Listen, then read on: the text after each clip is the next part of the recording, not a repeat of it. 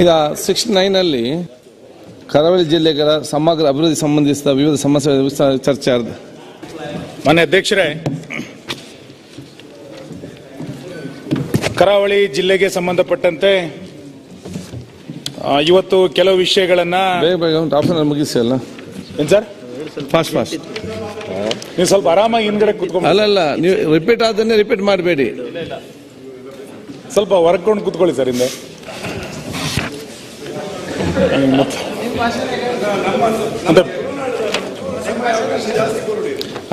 ಪಾತ್ರ ಪಾತ್ರ ರುಚಿ ಬಂದು ಮರ್ಯಾದೆ ಉರಿ ಓಡದ ಪಾತ್ರ ಇಟ್ಟು ಬೇಗ ಫಾಸ್ಟ್ ಸೇರ್ಸೋದು ಪಾತ್ರ. ಮಾನ್ಯ ಅಧ್ಯಕ್ಷರೇ, ಐಕೆ ಕೋರ್ ನಿಕ್ಲೆ ಪಾತ್ರ ಕರಾವಳಿ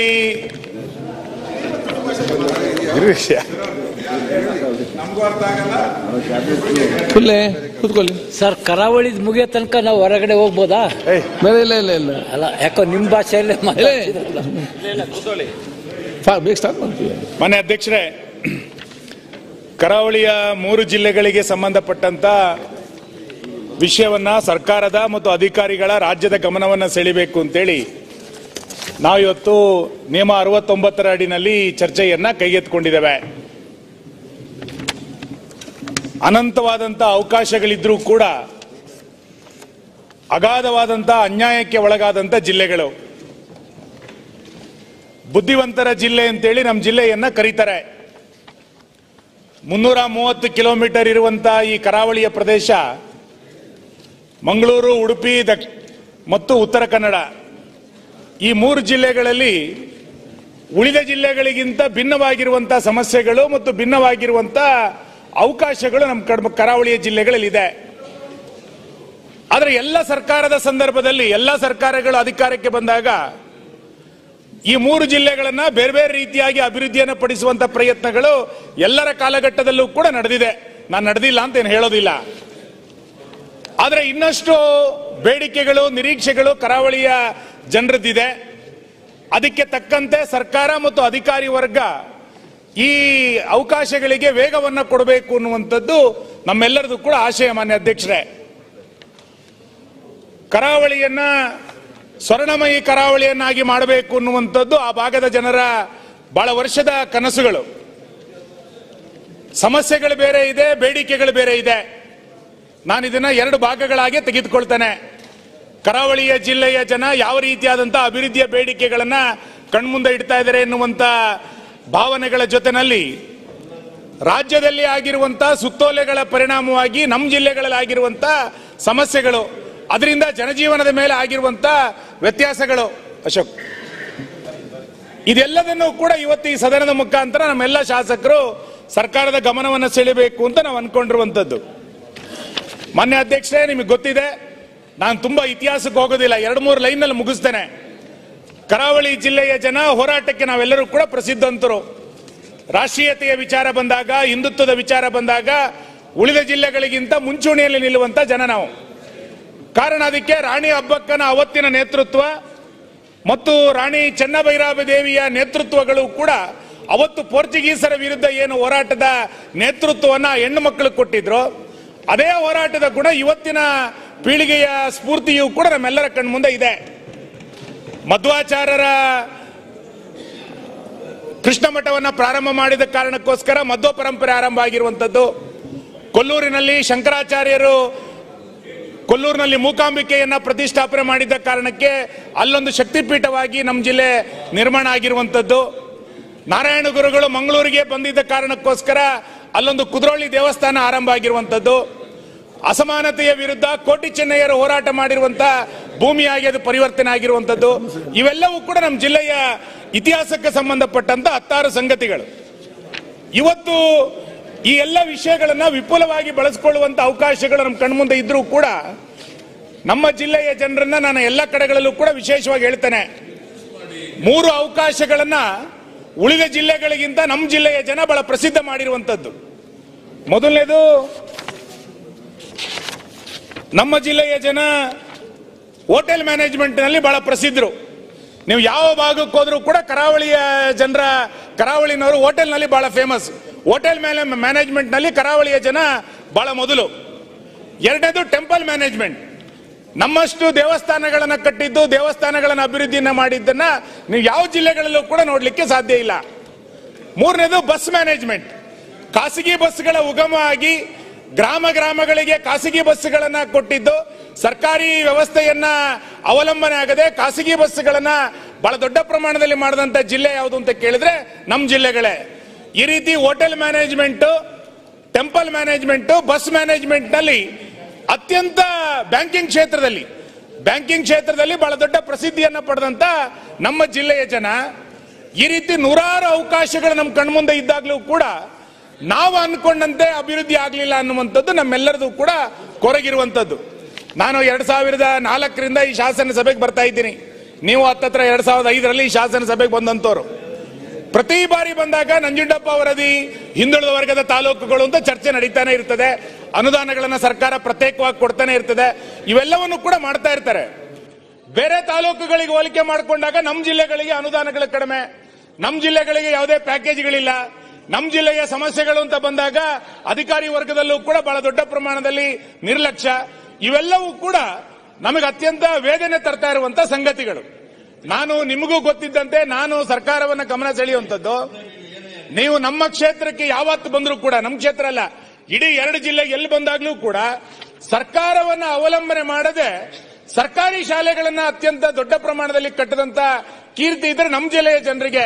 ಅದು ಶತಮಾನೋತ್ಸವ ಇರ್ಬೋದು, ದಶಮಾನೋತ್ಸವ ಇರ್ಬೋದು, ಬೇರೆ ಯಾವುದೇ ಸಂದರ್ಭಗಳಲ್ಲಿ ನಾವು ದಾನ ರೂಪದಲ್ಲಿ ಬಹಳ ದೊಡ್ಡ ಪ್ರಮಾಣದಲ್ಲಿ ಸರ್ಕಾರಿ ಶಾಲೆಗಳನ್ನು ಅಭಿವೃದ್ಧಿಯನ್ನ ಮಾಡಿದ್ದನ್ನ ನಾವು ಕಂಡಿದ್ದೇವೆ. ಹಾಗಾಗಿ ನಾನು ಇವತ್ತು ಸರ್ಕಾರವನ್ನ, ಮಾನ್ಯ ಮುಖ್ಯಮಂತ್ರಿಗಳೇ, ಅಲ್ಲ ಕರಾವಳಿ ಬಗ್ಗೆ ಇಷ್ಟು ಆಯ್ತಪ್ಪ ಕೇಳ್ತಿದ್ದಾರೆ, ಮಾತಾಡ್ತಾ ಇದ್ದಾರೆ, ಎಲ್ಲರೂ ಹಿಂಗ್ ಮಾತಾಡ್ಕೊಂಡು ನಿಂತ್ರೆ ಎಮರ್ಜೆನ್ಸಿ ವಿಷಯ ಇರ್ತದೆ. ನೀವು ಕೂತ್ಕೋ ಈಗ. ಅಲ್ಲ 1 ನಿಮಿಷ ನಾವು ನೋಡ್ತೇವೆ. ಆಗಳಿಂದ ಅವ್ರು 10 ನಿಮಿಷ ಮಾತಾಡಕತ್ತು. ಬೆಲ್ಲದವ್ರು ಟ್ರಾವೆಲ್ಸ್ ಮಾಡಿ ಕೂತ್ಕೊಳ್ಳಿ ಈಗ. ಅಲ್ಲಿ ನೀವು ಮಾಡ್ತೀರಿ, ಅವ್ರಿಗೆ ಹೇಳ್ರಿ, ಎದ್ದೋದ್ರೆ ಏನ್ ಮಾಡ್ತೀರಿ? ಅಲ್ಲ ಅವ್ರಿಗೆ ಮತ್ತೆ ಕೂತ್ಕೊಳ್ಳಿ ನೀವು ಅಲ್ಲಿ. ಅಲ್ಲಿ ಒಳಗೆ ಹೋಗಿ ಮಾತಾಡಿದ್ರೆ ಏನ್ ಮಾಡ್ತೀರಿ ನೀವು? ಅಂದ್ರೆ ಏನಾದ ಕೂತ್ಕೊಳ್ಳಿ ಈಗ. ಅಂದ್ರೆ ಈಗ ಏನ್ ಕಿಮ್ಮತ್ತಿಲ್ಲ, ಮಾತಾಡ್ಲಿ ಈಗ. ಅಲ್ಲ ಅವ್ರಿಗೆ ಹೇಳಿ ಮಂತ್ರಿಗಳಿಗೆ ಇದು ಯಾವುದೇ ಮುಖ್ಯಮಂತ್ರಿ ಕೂಡ ಕೆಲ ಎಮರ್ಜೆನ್ಸಿ ಕೆಲಸ ಇರ್ತಾವೆ. ಕೂತ್ಕೊಳ್ಳಿ ಅಲ್ಲಿ. ಆಯ್ತು ಕೂತ್ಕೊಳ್ಳಿ, ಮಾತಾಡ್ಬೇಕು, ಅರ್ಥ ಮಾಡಿಕೊಳ್ಳಿ ಪರಿಸ್ಥಿತಿ. ಮಾನ್ಯ ಅಧ್ಯಕ್ಷರೇ, ನಾವು ನಮ್ಮ ಜಿಲ್ಲೆಯ ಜನ ಅಪೇಕ್ಷೆ ಪಡ್ತಾ ಇರುವಂತ 7-8 ಬೇಡಿಕೆಗಳು, ನಾನು ಅದನ್ನ ನಿಮ್ಮ ಮುಂದೆ ಒಂದು 10 ನಿಮಿಷದಲ್ಲಿ ಇಟ್ಟು ನಂತರ ಒಂದು 2-3 ಸಮಸ್ಯೆಗಳ ಬಗ್ಗೆ ನಿಮ್ ಗಮನವನ್ನು ಸೆಳೀತೇನೆ ಅಷ್ಟೇ. ನಮಗೆ ಬಹಳ ಆಶ್ಚರ್ಯ ಮತ್ತು ಇವತ್ತು ನನಗೆ ನೀವು ಅಧ್ಯಕ್ಷ ಆಗಿದ್ದ ನಮ್ಮ ಪುಣ್ಯ. ಯಾಕೆ ಅಂತ ಕೇಳಿದ್ರೆ, ಬೆಳಗಾವಿಗೆ ಹೋದ್ರೆ ಅಲ್ಲಿ ಉತ್ತರ ಕರ್ನಾಟಕದ ಚರ್ಚೆಗಳು, ಬೆಂಗಳೂರಿಗೆ ಬಂದ್ರೆ ಗ್ರೇಟರ್ ಬೆಂಗಳೂರಿನ ಬಗ್ಗೆ ಚರ್ಚೆಗಳು, ಕರಾವಳಿಯ ಬಗ್ಗೆ ಯಾವತ್ತೂ ಕೂಡ ಚರ್ಚೆಗಳೇ ನಡೀಲಿಲ್ಲ. ಇವತ್ತು ಮೊದಲನೇ ಬಾರಿಗೆ ಕರಾವಳಿಯ ಚರ್ಚೆಗಳು ನಡೀತಾ ಇದೆ. ಉತ್ತರ ಕರ್ನಾಟಕ ನಾವು ಯಾವ ಚರ್ಚೆಯನ್ನು ವಿರೋಧ ಮಾಡಲಿಲ್ಲ, ನಾವು ಯಾವ ಚರ್ಚೆಯನ್ನು ಕೂಡ ವಿರೋಧ ಮಾಡಲಿಲ್ಲ, ನಾವು ಯಾವ ಚರ್ಚೆಯನ್ನು ಕೂಡ ವಿರೋಧ ಮಾಡಲಿಲ್ಲ. ಆದ್ರೆ ಕರಾವಳಿಗೆ ಸಂಬಂಧಪಟ್ಟಂತೆ ಮೊದಲನೇ ಬಾರಿಗೆ ಕರಾವಳಿಯ ವಿಷಯಗಳ ಚರ್ಚೆಗಳು ನಡೀತಾ ಇದೆ ಎನ್ನುವಂಥದ್ದು ನಮಗೆ ಸಮಾಧಾನ ತಂದಿರುವಂಥದ್ದು. ನಾನು ಸರ್ಕಾರವನ್ನ ಇವತ್ತು ಆಗ್ರಹ ಮಾಡುವಂಥದ್ದು, ನಮ್ಮ ಕರಾವಳಿ ಜಿಲ್ಲೆಯನ್ನ 3 ರೀತಿಯಾಗಿ ಪ್ರವಾಸೋದ್ಯಮದ ದೃಷ್ಟಿಯಿಂದ ಅಭಿವೃದ್ಧಿ ಪಡಿಸಬೇಕು ಅಂತ. ಮೊದಲನೇದು ಟೆಂಪಲ್ ಟೂರಿಸಂ ಅನ್ನಾಗಿ ಕರಾವಳಿಯನ್ನು ಅಭಿವೃದ್ಧಿ ಪಡಿಸಬೇಕು. ನಾಡಿನ ಎಲ್ಲ ಜನ ನಮ್ಮ ಕರಾವಳಿಗೆ ದೇವಸ್ಥಾನಕ್ಕೆ ಕೈ ಮುಗಿಲಿಕ್ಕೋಸ್ಕರ ಬರ್ತಾರೆ. 10 ದೇವಸ್ಥಾನಗಳು ಪ್ರಸಿದ್ಧಿಯನ್ನು ಹೊಂದಿರುವಂತದ್ದು. ನಾನು ಎಲ್ಲ ದೇವಸ್ಥಾನಗಳಿಗೆ ವಿವರಗಳಿಗೆ ಹೋಗಲ್ಲ. ನಿನ್ನೆ ಸುಬ್ರಹ್ಮಣ್ಯಕ್ಕೆ ಬಂದಂತ ಚಿತ್ರನಟಿಯನ್ನು ಕೂಡ ನೀವು ನೋಡಿದಿರಿ. ಬಹಳ ದೊಡ್ಡ ಪ್ರಮಾಣದಲ್ಲಿ ಟೆಂಪಲ್ ಟೂರಿಸಂ ಅನ್ನ ಅದು ಸುಬ್ರಹ್ಮಣ್ಯದಿಂದ ಆರಂಭ ಮಾಡಿ ನೀವು ಉಡುಪಿ, ಕೊಲ್ಲೂರು, ಧರ್ಮಸ್ಥಳವನ್ನ ಮುಂದುವರಿಸಿಕೊಂಡು ಭಟ್ಕಳ, ಇಡಗುಂಜಿಯ ತನಕವೂ ಕೂಡ ಹೋಗಬೇಕಾದಂತ ಅವಕಾಶಗಳು ನಮ್ಮ ಕಣ್ಮುಂದೆ ಇದೆ. ಹಾಗಾಗಿ ಟೆಂಪಲ್ ಟೂರಿಸಂ ಅನ್ನು ಅಭಿವೃದ್ಧಿ ಪಡಿಸಬೇಕು. ಆ ಟೆಂಪಲ್ ಟೂರಿಸಂಗೆ ಬೇಕಾದಂತ ಮೂಲಭೂತ ಸೌಕರ್ಯಗಳನ್ನು ಒದಗಿಸಬೇಕು. ಎರಡನೇದು ಇಕೋ ಟೂರಿಸಂ. ಕರಾವಳಿ ಅಂತಂದಾಗ ಕೇವಲ ಬೀಚ್ ಮಾತ್ರ ಅಲ್ಲ, ನಮ್ಮ ಕ್ಷೇತ್ರದಲ್ಲಿ ಇರುವಂತ ಆಗುಂಬೆ ಘಾಟಿಯ ತನಕ, ಈ ಕಡೆ ಬೆಳ್ತಂಗಡಿಯ ತನಕ, ಆ ಕಡೆ ಸಿರ್ಸಿ ಘಾಟಿಯ ತನಕ, ಇವೆಲ್ಲವೂ ಕೂಡ ಕರಾವಳಿಯ ಪ್ರದೇಶಗಳು. ಒಂದು ಇಕೋ ಟೂರಿಸಂ ಅನ್ನ ಮಾಡಲಿಕ್ಕೆ ಬೇಕಾದಂತ ಒಳ್ಳೆಯ ಅವಕಾಶ, ಪರಿಸರ, ಹಸಿರು ಹೊದಿಕೆಯ ಪ್ರದೇಶಗಳು ಇವೆಲ್ಲವೂ ಕೂಡ ಅಲ್ಲಿದೆ. ಇದನ್ನ ಗಮನಿಸಬೇಕು ಅಂತ. ಮೂರನೇದು 330 ಕಿಲೋಮೀಟರ್ ಇರುವಂತ ಬೀಚ್ ಟೂರಿಸಂ ಅನ್ನ ಸರ್ಕಾರ ಅಭಿವೃದ್ಧಿ ಪಡಿಸಬೇಕು ಅನ್ನುವಂಥದ್ದು. ಮೊದಲನೇದು ಟೆಂಪಲ್ ಟೂರಿಸಂ, ಎರಡನೇದು ಇಕೋ ಟೂರಿಸಂ, ಮೂರನೇದು ಬೀಚ್ ಟೂರಿಸಂ. ಇದು ಮೂರನ್ನು ಕೂಡ ಸರ್ಕಾರ ಆದ್ಯತೆಯಾಗಿ ತೆಗೆದುಕೊಂಡ್ರೆ ದೊಡ್ಡ ಪ್ರಮಾಣದಲ್ಲಿ ಈ ಭೂಮಿಯ ಸ್ವರ್ಗ ಅನ್ನುವಷ್ಟರ ಮಟ್ಟಿಗೆ ಕರಾವಳಿಯನ್ನ ಬೆಳೆಸಲಿಕ್ಕೆ ನಮಗೆ ಸಾಧ್ಯ ಆಗುತ್ತೆ. ಆ ಹಿನ್ನೆಲೆಯಲ್ಲಿ ಪ್ರವಾಸೋದ್ಯಮವನ್ನ ಈ ಮೂರನ್ನ ಗಮನದಲ್ಲಿ ಇಟ್ಟುಕೊಂಡು ಅಭಿವೃದ್ಧಿಯನ್ನು ಪಡಿಸಬೇಕು ಅನ್ನುವಂತ ಆಗ್ರಹವನ್ನು ನಾನು ಮಾಡ್ತೇನೆ. ಎರಡನೇದು, ಬೇರೆ ರಾಜ್ಯಗಳಿಗೆ ಹೋಲಿಸಿದಾಗ ನಮ್ಮ ರಾಜ್ಯದ ಬಂದರುಗಳ ಅಭಿವೃದ್ಧಿಗಳು ಉಳಿದ ರಾಜ್ಯಗಳಿಗೆ ಹೋಲಿಕೆ ಮಾಡಿಕೊಂಡಾಗ ನಮಗೆಲ್ಲ ಸ್ವಲ್ಪ ಕಡಿಮೆ ಇದೆ ಅಂತ ಅನ್ಸುತ್ತೆ. ಮಂಗಳೂರಿನಲ್ಲಿರುವಂತಹ ಮಂಗಳೂರು ಬಂದರು NMPTK ಅಂತ ನಾವು ಕರಿತೀವಿ. ಅದು ಬಿಟ್ರೆ ಮಲ್ಪೆನಲ್ಲಿರುವಂತಹ ಒಂದು ಸ್ವಲ್ಪ ಅವಕಾಶ, ನಂತರ ಬೇಲೆಕೇರಿನಲ್ಲಿರುವಂತಹ ಅವಕಾಶ, ಇದು ಇಷ್ಟು ಬಿಟ್ರೆ ಈ 330 ಕಿಲೋಮೀಟರ್ ವ್ಯಾಪ್ತಿನಲ್ಲಿ ಬಂದರುಗಳಿಗೆ ಹೆಚ್ಚು ಅವಕಾಶಗಳನ್ನ ನಾವು ಈ ಕಾಲಘಟ್ಟದಲ್ಲಿ ಮಾಡಿಕೊಳ್ಳಿಕ್ ಆಗಲಿಲ್ಲ. ಹಾಗಾಗಿ ಬಂದರುಗಳ ಅಭಿವೃದ್ಧಿಗಳು ದೊಡ್ಡ ಪ್ರಮಾಣದಲ್ಲಾದ್ರೆ ನೂರಾರು ಕೋಟಿ ರೂಪಾಯಿಯ ವ್ಯಾಪಾರ ವಹಿವಾಟದ ಚಟುವಟಿಕೆಗಳು ನಡೆದು ನಮ್ಮೂರಿನಲ್ಲಿ ಅದರ ಉಪಯುಕ್ತವಾದಂತಹ ಚಟುವಟಿಕೆಗಳು, ಉದ್ಯೋಗದ ಅವಕಾಶಗಳು, ಇನ್ವೆಸ್ಟ್ಮೆಂಟಿನ ಅವಕಾಶಗಳು ಇವೆಲ್ಲವೂ ಕೂಡ ಒದಗಲಿಕ್ಕೆ ಸಾಧ್ಯ ಆಗುತ್ತೆ. ಹಾಗಾಗಿ ಪೋರ್ಟ್ ಡೆವಲಪ್ಮೆಂಟಿನ ದೃಷ್ಟಿಯಿಂದ ಸರ್ಕಾರ ಗಮನಿಸಬೇಕು ಅನ್ನುವಂತ ಆಗ್ರಹವನ್ನು ನಾನು ಮಾಡ್ತೇನೆ. ಮೂರನೇದು, ನಾವು ಕರಾವಳಿಯ ಜನ ಬಹಳ ವಿಶಾಲ ಮನಸ್ಸಿನಲ್ಲಿ ಇರುವಂತವ್ರು. ಮಾನ್ಯ ಮುಖ್ಯಮಂತ್ರಿಗಳ ಹತ್ರ ನಾನು ಒಂದು ನಿಮಿಷದಲ್ಲಿ ಗಮನ ಸೆಳೀತಾನೆ. ನಾವು ನೇತ್ರಾವತಿ ತಿರುವು ಅಂತ ಬಂದಾಗ, ಎತ್ತಿನ ಹೊಳೆ ಎನ್ನುವಂತ ವಿಷಯಗಳು ಬಂದಾಗ ನಾವು ಕುಡಿಯುವ ನೀರಿನ ಯೋಜನೆ ಎನ್ನುವ ಕಾರಣಕ್ಕೋಸ್ಕರ ನಾವೆಲ್ಲೂ ಕೂಡ ವಿರೋಧ ಮಾಡಲೇ ಇಲ್ಲ. ನಾವು ಕುಡಿಯುವ ನೀರು ಕೋಲಾರಕ್ಕೆ ಹೋಗ್ತಾರೆ, ತುಮಕೂರಿಗೆ ತೆಗೆದುಕೊಂಡು ಹೋಗ್ತಾರೆ ಅಂತಂದ್ರೆ ವಿರೋಧ ಮಾಡಲೇ ಇಲ್ಲ. ಅವಾಗ ಸರ್ಕಾರ ಏನ್ ಹೇಳಿತ್ತು ನಮಗೆ ಅಂತ ಕೇಳಿದ್ರೆ, ಎತ್ತಿನ ಹೊಳೆ ನೀರಾವರಿ ಯೋಜನೆಯನ್ನು ಮಾಡಬೇಕಾದ್ರೆ ನಮ್ಮ 2-3 ಜಿಲ್ಲೆಗಳಿಗೆ ಪಶ್ಚಿಮ ವಾಹಿನಿಯನ್ನು ಕೊಡ್ತೇವೆ, ಕಿಂಡಿ ಅಣೆಕಟ್ಟೆಗಳನ್ನು ಕೊಡ್ತೇವೆ, ನಮ್ಮ 3 ಜಿಲ್ಲೆಗಳಲ್ಲಿ ಹರಿಯುವಂತಹ ಸಣ್ಣ ಪುಟ್ಟ ನದಿಗಳಿಗೆ ನದಿ ಜೋಡಣೆಯನ್ನು ಮಾಡ್ತೇವೆ ಅಂತೇಳಿ ಅವತ್ತಿನ ಸರ್ಕಾರದಲ್ಲಿ ಪ್ರತಿ ವರ್ಷ 500 ಕೋಟಿ ರೂಪಾಯಿಯನ್ನ ಪಶ್ಚಿಮ ವಾಹಿನಿಗೋಸ್ಕರ ಸರ್ಕಾರ ಇಡ್ತಾ ಇತ್ತು. ಈ ಸರ್ಕಾರದಲ್ಲಿ 2 ವರ್ಷದಲ್ಲಿ ಪಶ್ಚಿಮ ವಾಹಿನಿಗೋಸ್ಕರ ಹಣ ಇಡ್ಲಿಲ್ಲ. ದಯಮಾಡಿ ಪಶ್ಚಿಮ ವಾಹಿನಿಗೋಸ್ಕರ ಹಣವನ್ನು ಇಡೋದ್ರ ಮುಖಾಂತರ ದೊಡ್ಡ ಪ್ರಮಾಣದಲ್ಲಿ ಕಿಂಡಿ ಅಣೆಕಟ್ಟೆಗಳ ನಿರ್ಮಾಣ ಮಾಡಿ ನಮಗೆ ಮಳೆ ನೀರನ್ನ ಸಂಗ್ರಹಿಸುವಂತ, ಆ ಸಂಗ್ರಹಿಸಿದಂತ ನೀರನ್ನ ಎಲ್ಲ ರೀತಿಯಾದಂತಹ ಉಪಯೋಗಕ್ಕೆ ಬಳಸಲಿಕ್ಕೆ ಬೇಕಾದಂತ ಅವಕಾಶಗಳನ್ನು ಕೊಡಬೇಕು ಅಂತೇಳಿ ನಾನು ಪಶ್ಚಿಮ ವಾಹಿನಿಗೆ ಹಣವನ್ನು ಕೊಡಬೇಕು ಅಂತೇಳಿ ಸರ್ಕಾರವನ್ನು ಒತ್ತಾಯಿಸ್ತೇನೆ. ನಾಲ್ಕನೇದು, ಮಾನ್ಯ ಅಧ್ಯಕ್ಷರೇ, ನಮಗೆ ಎಷ್ಟು ಬಿಸಿಲಾಗುತ್ತೋ ಅಷ್ಟೇ ದೊಡ್ಡ ಪ್ರಮಾಣದಲ್ಲಿ ಮಳೆ ಆಗುತ್ತೆ. ನಿಮಗೆ ಗೊತ್ತಿದೆ, ನಮಗೆ ಇತ್ತೀಚಿನ ದಿನಗಳಲ್ಲಿ ಗ್ರಾಮೀಣ ಪ್ರದೇಶದಲ್ಲಿ ಗ್ರಾಮೀಣಾಭಿವೃದ್ಧಿಯಲ್ಲಿ ರಸ್ತೆಗಳು ಎಷ್ಟು ದೊಡ್ಡ ಹಾಳಾಗಿದೆ ಎನ್ನುವಂಥದ್ದು ಎಲ್ಲ ಸಭೆಗಳಲ್ಲೂ ಕೂಡ ಬರ್ತಾ ಇದೆ. ನಾನು ಸುಮ್ಮನೆ ಹೇಳ್ತೇನೆ, 2022ರಲ್ಲಿ 4672 ಮಿಲಿಮೀಟರ್ ಉಡುಪಿ ಜಿಲ್ಲೆನಲ್ಲಿ ಮಳೆ ಆಗಿತ್ತು, 23ರಲ್ಲಿ 3500 ಆಗಿತ್ತು, 24ರಲ್ಲಿ 5260 ಮಿಲಿಮೀಟರ್ ಉಡುಪಿ ಜಿಲ್ಲೆನಲ್ಲಿ ಮಳೆ ಆಗಿದೆ. ದಕ್ಷಿಣ ಕನ್ನಡ ಜಿಲ್ಲೆನಲ್ಲಿ 22ರಲ್ಲಿ 4383, 23ರಲ್ಲಿ 3824, 24ರಲ್ಲಿ 5880 ಮಿಲಿಮೀಟರ್ ಮಳೆ ಆಗಿದೆ. ಇಷ್ಟು ದೊಡ್ಡ ಪ್ರಮಾಣದಲ್ಲಿ ಮಳೆ ಆದಾಗ ಅಲ್ಲಿಯ ಭೌಗೋಳಿಕ ಪರಿಸರದ ಕಾರಣಕ್ಕೆ ಎಲ್ಲ ರಸ್ತೆಗಳು ಕೂಡ ಕೊಚ್ಕೊಂಡು ಹೋಗಿದೆ. ಹಾಗಾಗಿ ಕೊಡಗುಗೆ ಹಿಂದೆ ಯಾವ ರೀತಿ ರಸ್ತೆಗೋಸ್ಕರ ಪ್ಯಾಕೇಜ್ಗಳನ್ನು ಸರ್ಕಾರ ಕೊಟ್ಟಿತ್ತು, ನಮಗೂ ಅಷ್ಟೇ ನಮ್ಮ 2-3 ಜಿಲ್ಲೆಗಳಿಗೆ ರಸ್ತೆಯ ನಿರ್ವಹಣೆಗೆ ಅಂತೇಳಿ ಪ್ರತಿ ಬಜೆಟ್ನಲ್ಲಿ ಒಂದು ವಿಶೇಷವಾದಂತಹ ಪ್ಯಾಕೇಜ್ ಅನ್ನು ಕೊಡೋದ್ರ ಮುಖಾಂತರ ನಮ್ಮ ರಸ್ತೆಗಳನ್ನ ಗಟ್ಟಿಗೊಳಿಸುವಂತ ಪ್ರಯತ್ನವನ್ನು ಮಾಡಬೇಕು ಅನ್ನುವಂತ ವಿನಂತಿಯನ್ನು ಮಾಡ್ತೇನೆ. ನಾವು ಪ್ರತಿ ಬಾರಿ ಅಧಿವೇಶನದಲ್ಲಿ ಅಥವಾ ಮೀಟಿಂಗ್ಗಳಲ್ಲಿ ಜಗಳ ಮಾಡೋದು ಏನಂತ ಕೇಳಿದ್ರೆ, ಶಾಲಾ ಕಟ್ಟಡಗಳು, ಹಾಸ್ಟೆಲ್ ಕಟ್ಟಡಗಳು, ಕಚೇರಿಯ ಕಟ್ಟಡಗಳ ವಿನ್ಯಾಸವನ್ನ ಬೆಂಗಳೂರಿನಲ್ಲಿ ಕೂತ್ಕೊಂಡು ಮಾಡಿಬಿಡ್ತಾರೆ. ಆ ವಿನ್ಯಾಸ ನಮ್ಮೂರಿಗೆ ಅಡ್ಜಸ್ಟೇ ಆಗೋದಿಲ್ಲ. ನಮಗಲ್ಲಿ ಬರುವಂತಹ ವ್ಯಾಪಕವಾದಂತಹ ಮಳೆಯ ಕಾರಣಕ್ಕೆ ಬೆಂಗಳೂರಿನಲ್ಲಿ ಕಟ್ಟುವಂತಹ ಕಟ್ಟಡಗಳ ವಿನ್ಯಾಸಗಳು ನಮ್ಮ ಜಿಲ್ಲೆಗಳಿಗೆ ಆಗೋದೇ ಇಲ್ಲ. ಹಾಗಾಗಿ ನಮ್ಮ ಜಿಲ್ಲೆಯ ಭೌಗೋಳಿಕ, ಉಪ್ಪು ನೀರು, ಮಳೆಗೆ ಸಂಬಂಧಪಟ್ಟಂತೆ ಗಮನಿಸಿ ನಮ್ಮ ಜಿಲ್ಲೆಗೆ ಬೇಕಾದಂತಹ ವಿನ್ಯಾಸದಲ್ಲಿ ಸರ್ಕಾರಿ ಕಟ್ಟಡಗಳನ್ನು ಕಟ್ಟಲಿಕ್ಕೆ ಬೇಕಾದಂತಹ ವ್ಯವಸ್ಥೆಯನ್ನ ಅಧಿಕಾರಿಗಳು ಮಾಡಬೇಕು. ರಾಜ್ಯದ ಪ್ಯಾಕೇಜು, ರಾಜ್ಯದ ಒಂದೇ ಡಿಸೈನ್ ಅಂತ ಹೇಳ್ಕೊಂಡು ಒಂದೇ ರೀತಿಯಾದಂತಹ ಕಟ್ಟಡಗಳನ್ನು ಸರ್ಕಾರ ಮಾಡಲಿಕ್ಕೆ ಹೊರಟು ಬಿಟ್ಟಿದೆ. ಇನ್ನು ಈ ಬಜೆಟ್ನಲ್ಲೇ ನಾವು ನಿರೀಕ್ಷೆ ಮಾಡಿದ್ವಿ ಮಾನ್ಯ ಅಧ್ಯಕ್ಷರೇ, ನಾನು ಕಳೆದ ಬಾರಿ ಅಧಿವೇಶನದಲ್ಲೂ ಕೂಡ ಹೇಳಿದ್ದೆ, ನಮ್ಮ 3 ಜಿಲ್ಲೆಗಳಲ್ಲಿ ಹಾದು ಹೋಗುವಂತಹ ಕೊಂಕಣ್ ರೈಲ್ವೆ ಅದನ್ನ ಭಾರತೀಯ ರೈಲ್ವೆಗೆ ಸೇರಿಸ್ಬಿಡಿ, ಅದಕ್ಕಿರುವಂತಹ ಕಾನೂನು ತೊಡಕುಗಳ ನಿವಾರಣೆ ಮಾಡಿ ಅದಕ್ಕಿರುವಂತಹ ಶೇರ್ಸ್ಗಳನ್ನ ಭಾರತೀಯ ರೈಲ್ವೆ ಜೊತೆ ವಿಲೀನಗೊಳಿಸಬಿಡಿ ಅಂತ ಹೇಳಿತ್ತು.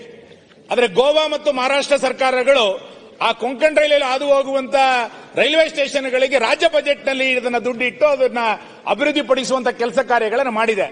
ನಾನು ಹಾಗಾಗಿ ಮುಖ್ಯಮಂತ್ರಿಗಳಿಗೆ ವಿನಂತಿ ಮಾಡ್ತೇನೆ, ನಮ್ಮ 3 ಜಿಲ್ಲೆಗಳಲ್ಲಿ ಕೊಂಕಣ್ ರೈಲ್ವೆ ಎಲ್ಲಿ ಹಾದು ಹೋಗ್ತಾ ಇದೆ ಆ ಎಲ್ಲ ರೈಲ್ವೆ ನಿಲ್ದಾಣಗಳನ್ನು ಅಭಿವೃದ್ಧಿಪಡಿಸಲಿಕ್ಕೆ ಸರ್ಕಾರ ಒಂದು ವಿಶೇಷವಾದಂತಹ ಗಮನವನ್ನು ಕೊಡಬೇಕು ಅನ್ನುವಂತ ಆಗ್ರಹವನ್ನು ನಾನು ಮಾಡ್ತೇನೆ. ಇನ್ನು ಸಾಂಸ್ಕೃತಿಕವಾಗಿ ನಾವು ಬಹಳ ಶ್ರೀಮಂತರು ಅಂತ ನಮಗನ್ಸುತ್ತೆ. ಅದು ಯಕ್ಷಗಾನ ಇರ್ಬೋದು, ಹುಲಿ ವೇಷ ಇರ್ಬೋದು, ಕಂಬಳ ಇರ್ಬೋದು, ಇವೆಲ್ಲವೂ ಕೂಡ ನಮ್ಮ ಕರಾವಳಿಯ ಒಂದು ಶ್ರೀಮಂತವಾದಂತಹ ಸಂಸ್ಕೃತಿ. ಇದಕ್ಕೆ ಇನ್ನಷ್ಟು ಪ್ರೋತ್ಸಾಹಗಳು ಬಹಳ ದೊಡ್ಡ ಪ್ರಮಾಣದಲ್ಲಿ ಕೊಡಬೇಕು. ಕಂಬಳಕ್ಕೆ 5 ಲಕ್ಷ ರೂಪಾಯಿಯನ್ನ ಹಿಂದಿನ ಸರ್ಕಾರಗಳು ಕೊಟ್ಟಿತ್ತು, ಪ್ರತಿ ಕಂಬಳಕ್ಕೆ 5 ಲಕ್ಷ ಕೊಡಬೇಕು ಅಂತ. ನಡುವೆ ಸ್ವಲ್ಪ ಕಡಿಮೆ ಆಯ್ತು, ನೀವು ಸ್ವಲ್ಪ ಮುಂದೆ ಬಂದಿದ್ಯಾಕೋ ಸ್ವಲ್ಪ ಇದಾಯ್ತು. ಹಾಗಾಗಿ ಕಂಬಳಕ್ಕೆ 5 ಲಕ್ಷ ರೂಪಾಯಿಯನ್ನ ಎಲ್ಲ ವರ್ಷಗಳು ಕೂಡ ಕೊಡಬೇಕು. ಕಂಬಳದ ಅಭಿವೃದ್ಧಿಯನ್ನು ಮಾಡೋದ್ರ ಮುಖಾಂತರ ನಮ್ಮ ರೈತಾಪಿ ಚಟುವಟಿಕೆಗಳಿಗೆ ಉತ್ತೇಜನವನ್ನ ಕೊಡಬೇಕು, ಯಕ್ಷಗಾನಕ್ಕೆ ಉತ್ತೇಜನವನ್ನು ಕೊಡಬೇಕು, ಹುಲಿ ವೇಷಕ್ಕೆ ಉತ್ತೇಜನವನ್ನು ಕೊಡಬೇಕು ಅನ್ನುವಂತ ವಿನಂತಿಯನ್ನು ನಾನು ಮಾಡ್ತೇನೆ ಮಾನ್ಯ ಅಧ್ಯಕ್ಷರೇ. ಇನ್ನು ಬೇಡಿಕೆಗೆ ಸಂಬಂಧಪಟ್ಟಂತೆ ಕೊನೆಯದು ನಂದು, ಬಂಟರ ಅಭಿವೃದ್ಧಿ ನಿಗಮವನ್ನ ಸರ್ಕಾರ ಮಾಡುತ್ತೆ ಅಂತೇಳಿ ಸರ್ಕಾರ ಒಪ್ಕೊಂಡಿತ್ತು. ಆದ್ರೆ ಈ ಬಜೆಟ್ ನಲ್ಲಿ ಬಂಟರ ಅಭಿವೃದ್ಧಿ ನಿಗಮವನ್ನ ಮಾಡಲಿಲ್ಲ. ದೊಡ್ಡ ಸಮಾವೇಶದಲ್ಲಿ ಮುಖ್ಯಮಂತ್ರಿಗಳೇ ಒಪ್ಕೊಂಡಿದ್ರು, ನಾವು ಬಂಟರ ಅಭಿವೃದ್ಧಿಯನ್ನು ನಿಗಮ ಮಾಡ್ತೀವಿ ಅಂತೇಳಿ ಪ್ರಣಾಳಿಕೆನಲ್ಲೂ ಕೂಡ ಹೇಳಿದ್ರು. ಹಾಗಾಗಿ ಬಂಟರ ಅಭಿವೃದ್ಧಿ ನಿಗಮವನ್ನು ಮಾಡೋದ್ರ ಜೊತೆನಲ್ಲಿ ನಾರಾಯಣಗುರು ಅಭಿವೃದ್ಧಿ ನಿಗಮಕ್ಕೆ ನಿಗಮ ಆಗಿದೆ, ಅದಕ್ಕೆ ಹಣವನ್ನ ಕೊಡಲಿಲ್ಲ ಇಲ್ಲಿಯ ತನಕ. 1.5 ವರ್ಷದಲ್ಲಿ ನಿಗಮ ಮಾತ್ರ ಇದೆ, ಹಣ ಬರಲಿಲ್ಲ. ಹಾಗಾಗಿ ನಾರಾಯಣಗುರು ಅಭಿವೃದ್ಧಿ ನಿಗಮಕ್ಕೆ ಅಧ್ಯಕ್ಷರ ನೇಮಕ ಮತ್ತು ಹಣ ಬಿಡುಗಡೆ ಮಾಡಬೇಕು ಅನ್ನುವಂತ ಒತ್ತಾಯವನ್ನು ಈ ಸಂದರ್ಭದಲ್ಲಿ ನಾನು ಮಾಡ್ತಾ, ಇನ್ನು 3 ಸಮಸ್ಯೆಗಳು ಮಾನ್ಯ ಅಧ್ಯಕ್ಷರೇ, 3 ಸಮಸ್ಯೆಗಳು ನಾನು ಬಹಳ ಇವತ್ತು ವಿಷಯಕ್ಕೆ ಬಂದಿರ್ತಾ ಇರೋದು. ಅದಕ್ಕೆ ಮೊದಲನೇದು ಏಕವಿನ್ಯಾಸದ ಸಮಸ್ಯೆಗಳು, 9/11 ಸಮಸ್ಯೆ. ಕಳೆದ ಬಾರಿ ಅಧಿವೇಶನದಲ್ಲೂ ಕೂಡ ಇದ್ರ ಬಗ್ಗೆ ಚರ್ಚೆಗಳಾಗಿತ್ತು. ಎಷ್ಟು ಬಾರಿ ಇದನ್ನ ಚರ್ಚೆ ಮಾಡಿದ್ರೂ ಕೂಡ ಸರ್ಕಾರ ಗಮನಿಸ್ತಾ ಇಲ್ಲ ಅನ್ನುವಂತ ನೋವು ನನಗಿವತ್ತು. ಏಕವಿನ್ಯಾಸ 9/11 ಅನ್ನು ತೆಗೆದುಕೊಳ್ಬೇಕಾದ್ರೆ ಎಷ್ಟು ಒದ್ದಾಟವನ್ನ ಕರಾವಳಿ ಜಿಲ್ಲೆಯ ಜನ ನಾವು ಮಾಡ್ತಾ ಇದೀವಿ ಅಂತ. ನಮ್ಮಲ್ಲಿ ತುಂಡು ಭೂಮಿಗಳು ಜಾಸ್ತಿ. ನಾವು 5 ಸೆನ್ಸ್ 10 ಸೆನ್ಸ್ಗಳಲ್ಲಿ ಮನೆ ಕಟ್ಟಿ ಕುತ್ಕೋಬೇಕು ಅಂತಂದ್ರೆ ಕನ್ವರ್ಷನ್ ಮಾಡಲಿಕ್ಕೆ ಇವತ್ತು ಅವಕಾಶಗಳಿಲ್ಲ ಅಂತ ಆಗಿದೆ. ಅದಕ್ಕೆ ಪ್ರಾಧಿಕಾರಗಳನ್ನ ಮಾಡಿ ಮತ್ತು ಪ್ರಾಧಿಕಾರವನ್ನ ಮಾಡಿ ಮೊದಲು ಇಲ್ಲಿಯ ತನಕ ಗ್ರಾಮ ಪಂಚಾಯಿತಿಗಳಲ್ಲಿ ಮತ್ತು ತಾಲೂಕ್ ಪಂಚಾಯಿತಿಗಳಿಗಿದ್ದಂತ ಅವಕಾಶವನ್ನ ಪ್ರಾಧಿಕಾರಕ್ಕೆ ತೆಗೆದುಕೊಂಡೋಗಿ ಕೊಟ್ಟು ಎಲ್ಲ ವಿಷಯಗಳನ್ನ ಪ್ರಾಧಿಕಾರದಲ್ಲಿ ಇವತ್ತು ಕನ್ವರ್ಷನ್ ಮಾಡಬೇಕು, 9/11 ಸಮಸ್ಯೆಗಳನ್ನ ಅಲ್ಲಿ ಬಗೆಹರಿಸಿಕೊಳ್ಳಿ ಅಂತ ಹೇಳಿದ ಕಾರಣಕ್ಕೆ ಯಾರೂ ಮನೆ ಕಟ್ಟದಲ್ಲೇ ಇರುವಂತಹ ಪರಿಸ್ಥಿತಿ ಇವತ್ತು ನಮ್ಮ 2 ಜಿಲ್ಲೆಗಳಲ್ಲಿ ಆಗಿದೆ. ನಾನು ಸುಮ್ಮನೆ ನಿಮ್ಗೆ ಮಾಹಿತಿಗೋಸ್ಕರ ಹೇಳ್ತೇನೆ, ಈ ಸರ್ಕಾರದ ಹೊಸ ಆದೇಶ ಬರಲಿಕ್ಕಿಂತ ಮುಂಚೆ ಅಂದ್ರೆ ಜನವರಿ 2023ರಿಂದ ಡಿಸೆಂಬರ್ 23ರ ತನಕ ಏಕವಿನ್ಯಾಸ ನಿವೇಶನಗಳ ಸಂಖ್ಯೆ ನಮ್ಮ ಉಡುಪಿ ಜಿಲ್ಲೆನಲ್ಲಿ 11,693 ಜನರಿಗೆ ನಾವು ಕೊಟ್ಟಿದ್ದು. 11,693 ಜನರಿಗೆ. ಈ ಆದೇಶ ಬಂದ ನಂತರ ಎಷ್ಟು ಕೊಟ್ಟಿದ್ದಾರೆ ಅಂತ ಕೇಳಿದ್ರೆ 1,008 ಜನರಿಗೆ ಮಾತ್ರ ಕೊಡ್ಲಿಕ್ಕಾಗಿದೆ. 11,000 ಎಲ್ಲಿಗೆ ಅಂದ್ರೆ ಸುಮಾರು ನಮ್ಗೆ ಆ ಲೆಕ್ಕ ತೆಗೆದುಕೊಂಡ್ರು ಕೂಡ ಒಂದು 10,000 ಜನ ಮನೆ ಕಟ್ಟಲಿಕ್ಕೆ ಅನುಮತಿ ಇಲ್ಲದೆ ಒದ್ದಾಟ ಮಾಡುವಂತ ಪರಿಸ್ಥಿತಿ. ಇದರ ಹಿಂದೆ ಸರ್ಕಾರದ ಬೊಕ್ಕಸಕ್ಕೂ ಕೂಡ ಎಷ್ಟು ನಷ್ಟ ಆಗಿದೆ ಅನ್ನೋದು ನೀವು ಗಮನಿಸ್ತಾ ಇದ್ದೀರಿ. ಯಾವುದೇ ಏಕವಿನ್ಯಾಸ ನಕ್ಷೆಗಳನ್ನು ತೆಗೆದುಕೊಳ್ಳಲಿಕ್ಕೆ ಕನ್ವರ್ಷನ್ ಮಾಡಿಕೊಳ್ಳಿಕ್ಕೆ ಆಗದಲ್ಲೇ ಇರುವಂತಹ ಪರಿಸ್ಥಿತಿ ಇದೆ. ಹಾಗಾಗಿ ಗ್ರಾಮೀಣಾಭಿವೃದ್ಧಿ ಸಚಿವರು, ಕಂದಾಯ ಸಚಿವರು ಮತ್ತು ನಗರಾಭಿವೃದ್ಧಿ ಸಚಿವರು 3 ಜನ ಒಟ್ಟಿಗೊಂದ್ಸರಿ ಕೂತ್ಕೊಂಡು ಇಲಾಖೆ ಒಳಗೆ ನಡೆಯುವಂತಹ ಹೊಂದಾಣಿಕೆಯನ್ನು ಮಾಡಿಕೊಂಡ್ರೆ ಇದು ಖಂಡಿತ ನಮ್ಮ 2 ಜಿಲ್ಲೆಗೆ ಅನುಕೂಲ ಆಗುತ್ತೆ. ಇಲ್ಲ ಅಂತಂದ್ರೆ ಇವತ್ತು ಕರಪ್ಷನ್ ಅದರಿಂದ ಜಾಸ್ತಿ ಆಗಿರುವಂತದ್ದು, ಮನೆ ಕಟ್ಟಲಿಕ್ಕೆ ಆಗದಲ್ಲೇ ಇರುವಂತಹ ಪರಿಸ್ಥಿತಿ ನಿರ್ಮಾಣ ಆಗಿರೋದನ್ನು ಕೂಡ ನಾನು ಈ ಸಭೆಯ ಗಮನಕ್ಕೆ ತರ್ತಾ ಇದ್ದೇನೆ ಮಾನ್ಯ ಅಧ್ಯಕ್ಷರೇ. ಸುನಿಲ್, ಎರಡನೇದು ಅಭಯಾರಣ್ಯದಲ್ಲಿರುವಂತಹ ಸಮಸ್ಯೆ ಮಾನ್ಯ ಅಧ್ಯಕ್ಷರೇ, ಬಹಳ ಗಂಭೀರವಾಗಿರುವಂತದ್ದು. ಅಭಯಾರಣ್ಯದಲ್ಲಿರುವಷ್ಟು ಸಮಸ್ಯೆಗಳನ್ನ ನಾವು ಎದುರಿಸ್ತಾ ಇಲ್ಲ. ಕರಾವಳಿಯ ಒಂದು ಸಮಸ್ಯೆ ಮಾತಾಡಲಿಕ್ಕೆ ಪಾಯಿಂಟ್ ಕೊಡಿ, ಎಲ್ಲ ನೀವೇ ಬೇರೆ ಬೇರೆ ಹಂಚ್ಕೊಂಡಿದೀವಿ, ನಮ್ಮಲ್ಲಿ ಹೊಂದಾಣಿಕೆ ಮಾಡ್ಕೊಂಡು ಹಂಚ್ಕೊಂಡಿದ್ದೀವಿ. ಎಲ್ಲ ಸಮಸ್ಯೆ ಬಂದಾಗಿದೆ. ಅಭಯಾರಣ್ಯದಲ್ಲಿರುವಂತಹ ಸಮಸ್ಯೆಗಳು ಮಾನ್ಯ ಅಧ್ಯಕ್ಷರೇ, ನಮ್ಮಲ್ಲಿ ಕರಾವಳಿ ಬೀಚಿನ ಜೊತೆನಲ್ಲಿ ಒಂದು ಕಡೆ ಕುದುರೆಮುಖ ಅಭಯಾರಣ್ಯ, ಇನ್ನೊಂದು ಕಡೆ ಮೂಕಾಂಬಿಕಾ ಅಭಯಾರಣ್ಯ, ಇನ್ನೊಂದು ಕಡೆ ಸೋಮೇಶ್ವರ ಅಭಯಾರಣ್ಯ, 3 ಅಭಯಾರಣ್ಯಗಳನ್ನು ಮಾಡಿಕೊಂಡು ಜನಜೀವನ ಅಸ್ತವ್ಯಸ್ತ ಆಗಿರುವಂತಹ ಪರಿಸ್ಥಿತಿಗಳು. ಕಾಡನ್ನು ರಕ್ಷಣೆ ಮಾಡ್ತಾ ಇರೋರು ನಾವೇ, ಕಾಡಿನಿಂದ ಆಗ್ತಾ ಇರುವಂತಹ ಸಮಸ್ಯೆಗಳನ್ನು ಎದುರಿಸ್ತಾ ಇರೋದು ಕೂಡ ನಾವು. ಹಾಗೆ ನಾನು ಮಾನ್ಯ ಅರಣ್ಯ ಸಚಿವರ ಗಮನಕ್ಕೆ ತರುವಂತದ್ದು, ಇಕೋ ಸೆನ್ಸಿಟಿ ಝೋನ್ ಅನ್ನ 3 ಕಿಲೋಮೀಟರ್ 9 ಕಿಲೋಮೀಟರ್ ಅಂತೆಲ್ಲ ಮಾಡಿ ಅಲ್ಲೀಗ ಯಾವುದೇ ಮನೆ ಕಟ್ಟಲಿಕ್ಕೆ ಅದು ಇನ್ಯಾವುದೇ ವ್ಯವಹಾರಗಳನ್ನು ಮಾಡಲಿಕ್ಕೆ ಪರ್ಮಿಷನ್ ಅನ್ನ ಕೊಡದಲೇ ಇರುವಂತಹ ಪರಿಸ್ಥಿತಿಗಳು ಇಕೋ ಸೆನ್ಸಿಟಿ ಝೋನ್ ನ ಮುಖಾಂತರ ಇವತ್ತು ಸರ್ಕಾರ ಮಾಡಿಟ್ಟಿದೆ. ಅದು ಕೇಂದ್ರ ಸರ್ಕಾರದ ಮೇಲೆ ಒತ್ತಡವನ್ನು ನಾವು ತರಬೇಕು.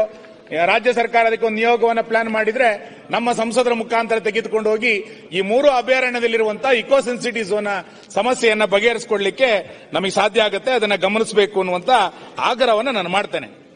ಇನ್ನು ಕೊನೆಯದು ನಿಮ್ ಗಮನಕ್ಕೆ ತರ್ತಾ ಇರುವಂತದ್ದು ಸಿಆರ್ಝೆಡ್ನ ಸಮಸ್ಯೆಗಳು ಮಾನ್ಯ ಅಧ್ಯಕ್ಷರೇ. ಕೇರಳದಲ್ಲಿ ಸಿಆರ್ಝೆಡ್ಗೆ ಬಹಳ ರಿಯಾಯಿತಿಯನ್ನ ಕೊಟ್ಟಿದ್ದಾರೆ. ಗೋವಾದಲ್ಲಿ ಸಿಆರ್ಝೆಡ್ನ ರಿಯಾಯಿತಿಯನ್ನ ಕೊಟ್ಟ ಕಾರಣಕ್ಕೆ ಎಷ್ಟು ದೊಡ್ಡ ಪ್ರಮಾಣದಲ್ಲಿ ಪ್ರವಾಸೋದ್ಯಮ ಬೆಳೆದಿದೆ ಅಂತ ನಿಮಗೆ ಗೊತ್ತಿದೆ. ಸಿಆರ್ಝೆಡ್ ನಂಗಿಂತ ಚೆನ್ನಾಗಿ ನಿಮಗೆ ಗೊತ್ತಿದೆ.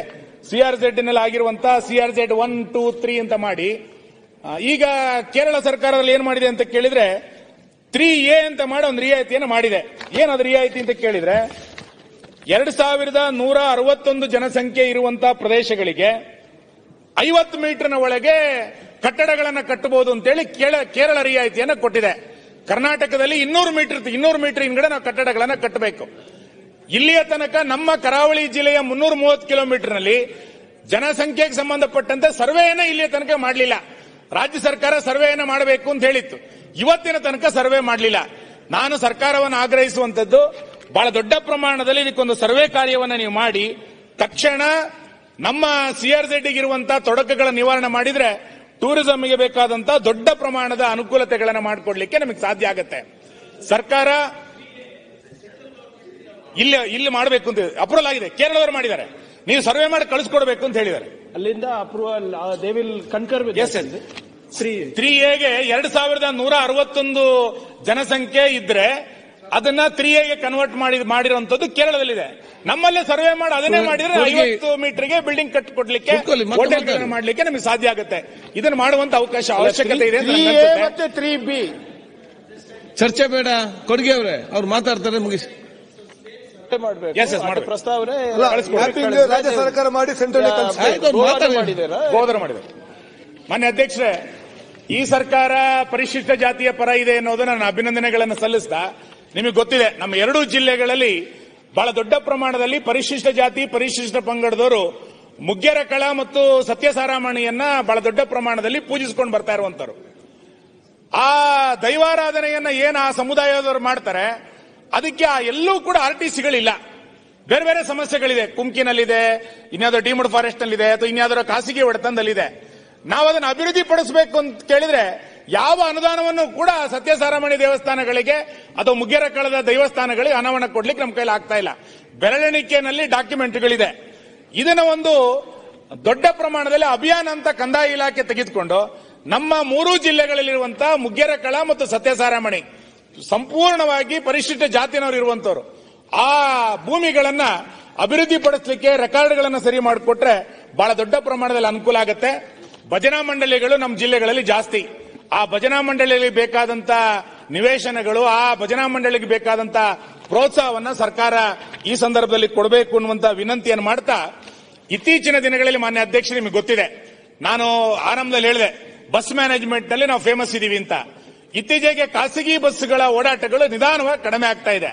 ನಮ್ಮಲ್ಲೂ ಸರ್ಕಾರಿ ಬಸ್ಗಳು ಬೇಕು ಗ್ರಾಮೀಣ ಪ್ರದೇಶಕ್ಕೆ ಅಂತ ಒತ್ತಾಯಗಳು ಕೇಳಿ ಬರ್ತಾ ಇದೆ. ಶಾಲೆಗೆ ಹೋಗುವಂತ ಮಕ್ಕಳಿಗೆ ಅಥವಾ ಉದ್ಯೋಗಕ್ಕೆ ಹೋಗುವಂತ ಉದ್ಯೋಗಿಗಳಿಗೆ, ಇವರಿಗೆಲ್ಲರಿಗೂ ಕೂಡ ದಿನ 1-2 ಸರ್ಕಾರಿ ಬಸ್ಗಳು ಬೇರೆ ಬೇರೆ ಗ್ರಾಮೀಣ ಪ್ರದೇಶಗಳಿಗೆ ಬೇಕು ಅನ್ನುವಂತ ಒತ್ತಾಯಗಳು ಬರ್ತಾ ಇರುವಂತಹ ಸಂದರ್ಭದಲ್ಲಿ ನಮ್ಮ 2 ಜಿಲ್ಲೆಗಳಲ್ಲಿ ಸರ್ಕಾರಿ ಬಸ್ಗಳ ಓಡಾಟ ಕಡಿಮೆ ಆಗಿರುವಂತಹ ಸಂದರ್ಭದಲ್ಲಿ ಸರ್ಕಾರ ತಕ್ಷಣ ಸರ್ಕಾರಿ ಬಸ್ಗಳನ್ನು ಓಡಾಟ ಮಾಡಲಿಕ್ಕೆ ಬೇಕಾದಂತ ಅನುವನ್ನು ಮಾಡಿಕೊಡಬೇಕು ಅನ್ನುವಂತ ವಿನಂತಿಯನ್ನು ಮಾಡಿ ಕರಾವಳಿಯನ್ನ ಸ್ವರ್ಣಮಯಿ ಕರಾವಳಿಯನ್ನಾಗಿ ಮಾಡಲಿಕ್ಕೆ, ಕನ್ನಡದ ವಿಕಾಸ ಲಕ್ಷ್ಮಿಯಾಗಿ ಕರಾವಳಿಯನ್ನು ಅಭಿವೃದ್ಧಿ ಪಡಿಸಲಿಕ್ಕೆ ಒಂದು ವಿಶೇಷವಾದಂತಹ ಪ್ಯಾಕೇಜ್ ಅನ್ನ, ಮಹತ್ವವನ್ನ ಸರ್ಕಾರ ಗಮನಿಸಬೇಕು. ಕೇವಲ ಸರ್ಕಾರ ಮಾತ್ರ ಅಲ್ಲ, ನಮ್ಮ 3 ಜಿಲ್ಲೆಗಳ ಸಮಸ್ಯೆಗಳು ಉಳಿದ ಜಿಲ್ಲೆಗಳಿಗಿಂತ ಭಿನ್ನ ಆಗಿದೆ ಅನ್ನೋದನ್ನ ಅರ್ಥ ಮಾಡಿಕೊಂಡು ಸುತ್ತೋಲೆಗಳಲ್ಲಿ, ಕಾನೂನುಗಳಲ್ಲೂ ಕೂಡ ಸಣ್ಣ ಪುಟ್ಟ ಸಡಿಲತೆಯನ್ನ ಮಾಡಬೇಕು ಅಧಿಕಾರಿ ವರ್ಗದವರು ಅನ್ನುವಂತ ವಿನಂತಿಯನ್ನು ಮಾಡಿ ಅವಕಾಶ ಕೊಟ್ಟಂತೆ ನಿಮಗೆ ಅಭಿನಂದನೆಗಳು. ಮಾನ್ಯ ಅಧ್ಯಕ್ಷರೇ, ನಮೂನೆ 69ರಲ್ಲಿ ಕರಾವಳಿಯ ಬಗ್ಗೆ ಮಾತಾಡಲಿಕ್ಕೆ ಅವಕಾಶ ಕಲ್ಪಿಸಿದ್ದಕ್ಕೆ ಧನ್ಯವಾದಗಳು ಅಧ್ಯಕ್ಷರೇ. ಈಗ ಒಂದಷ್ಟು ವಿಚಾರಗಳನ್ನು ಸುನೀಲ್ ಅವರು ಹೇಳಿದ್ದಾರೆ ಸಭಾಧ್ಯಕ್ಷರೇ. ತಮಗೆ ಗೊತ್ತಿದೆ, ಪಾಯಿಂಟ್ಗೆ ಬನ್ನಿ ಅಶೋಕ್, ಪಾಯಿಂಟ್ಗೆ ಬನ್ನಿ. ತಮಗೆ ಗೊತ್ತಿದೆ ಸಭಾಧ್ಯಕ್ಷರೇ, we are the second highest tax payers in the state. ನಾವು ಹೈಯೆಸ್ಟ್ ಟ್ಯಾಕ್ಸ್ ಕೊಡೋರು, ಆದರೆ ನಮಗೆ ಬಜೆಟಿನಲ್ಲಿ ಸಿಗುವಂತ ಅನುದಾನ ಭಾರಿ ಕಡಿಮೆ ಸಭಾಧ್ಯಕ್ಷರೇ. ಯಾರು ಕೂಡ ಮಾತಾಡಿದ್ರೆ ಹೇಳುವಂತದ್ದು, ಕರಾವಳಿ ಭಾಗ ಶ್ರೀಮಂತ ಜಿಲ್ಲೆ, ಅವರಿಗೆ ಬೇಕಾದಷ್ಟು ಅಲ್ಲಿದೆ, ಅವರೆಲ್ಲ ವಿದ್ಯಾವಂತರು ಬುದ್ಧಿವಂತರು ಅಂತ ಹೇಳ್ತಾರೆ ಸಭಾಧ್ಯಕ್ಷರೇ.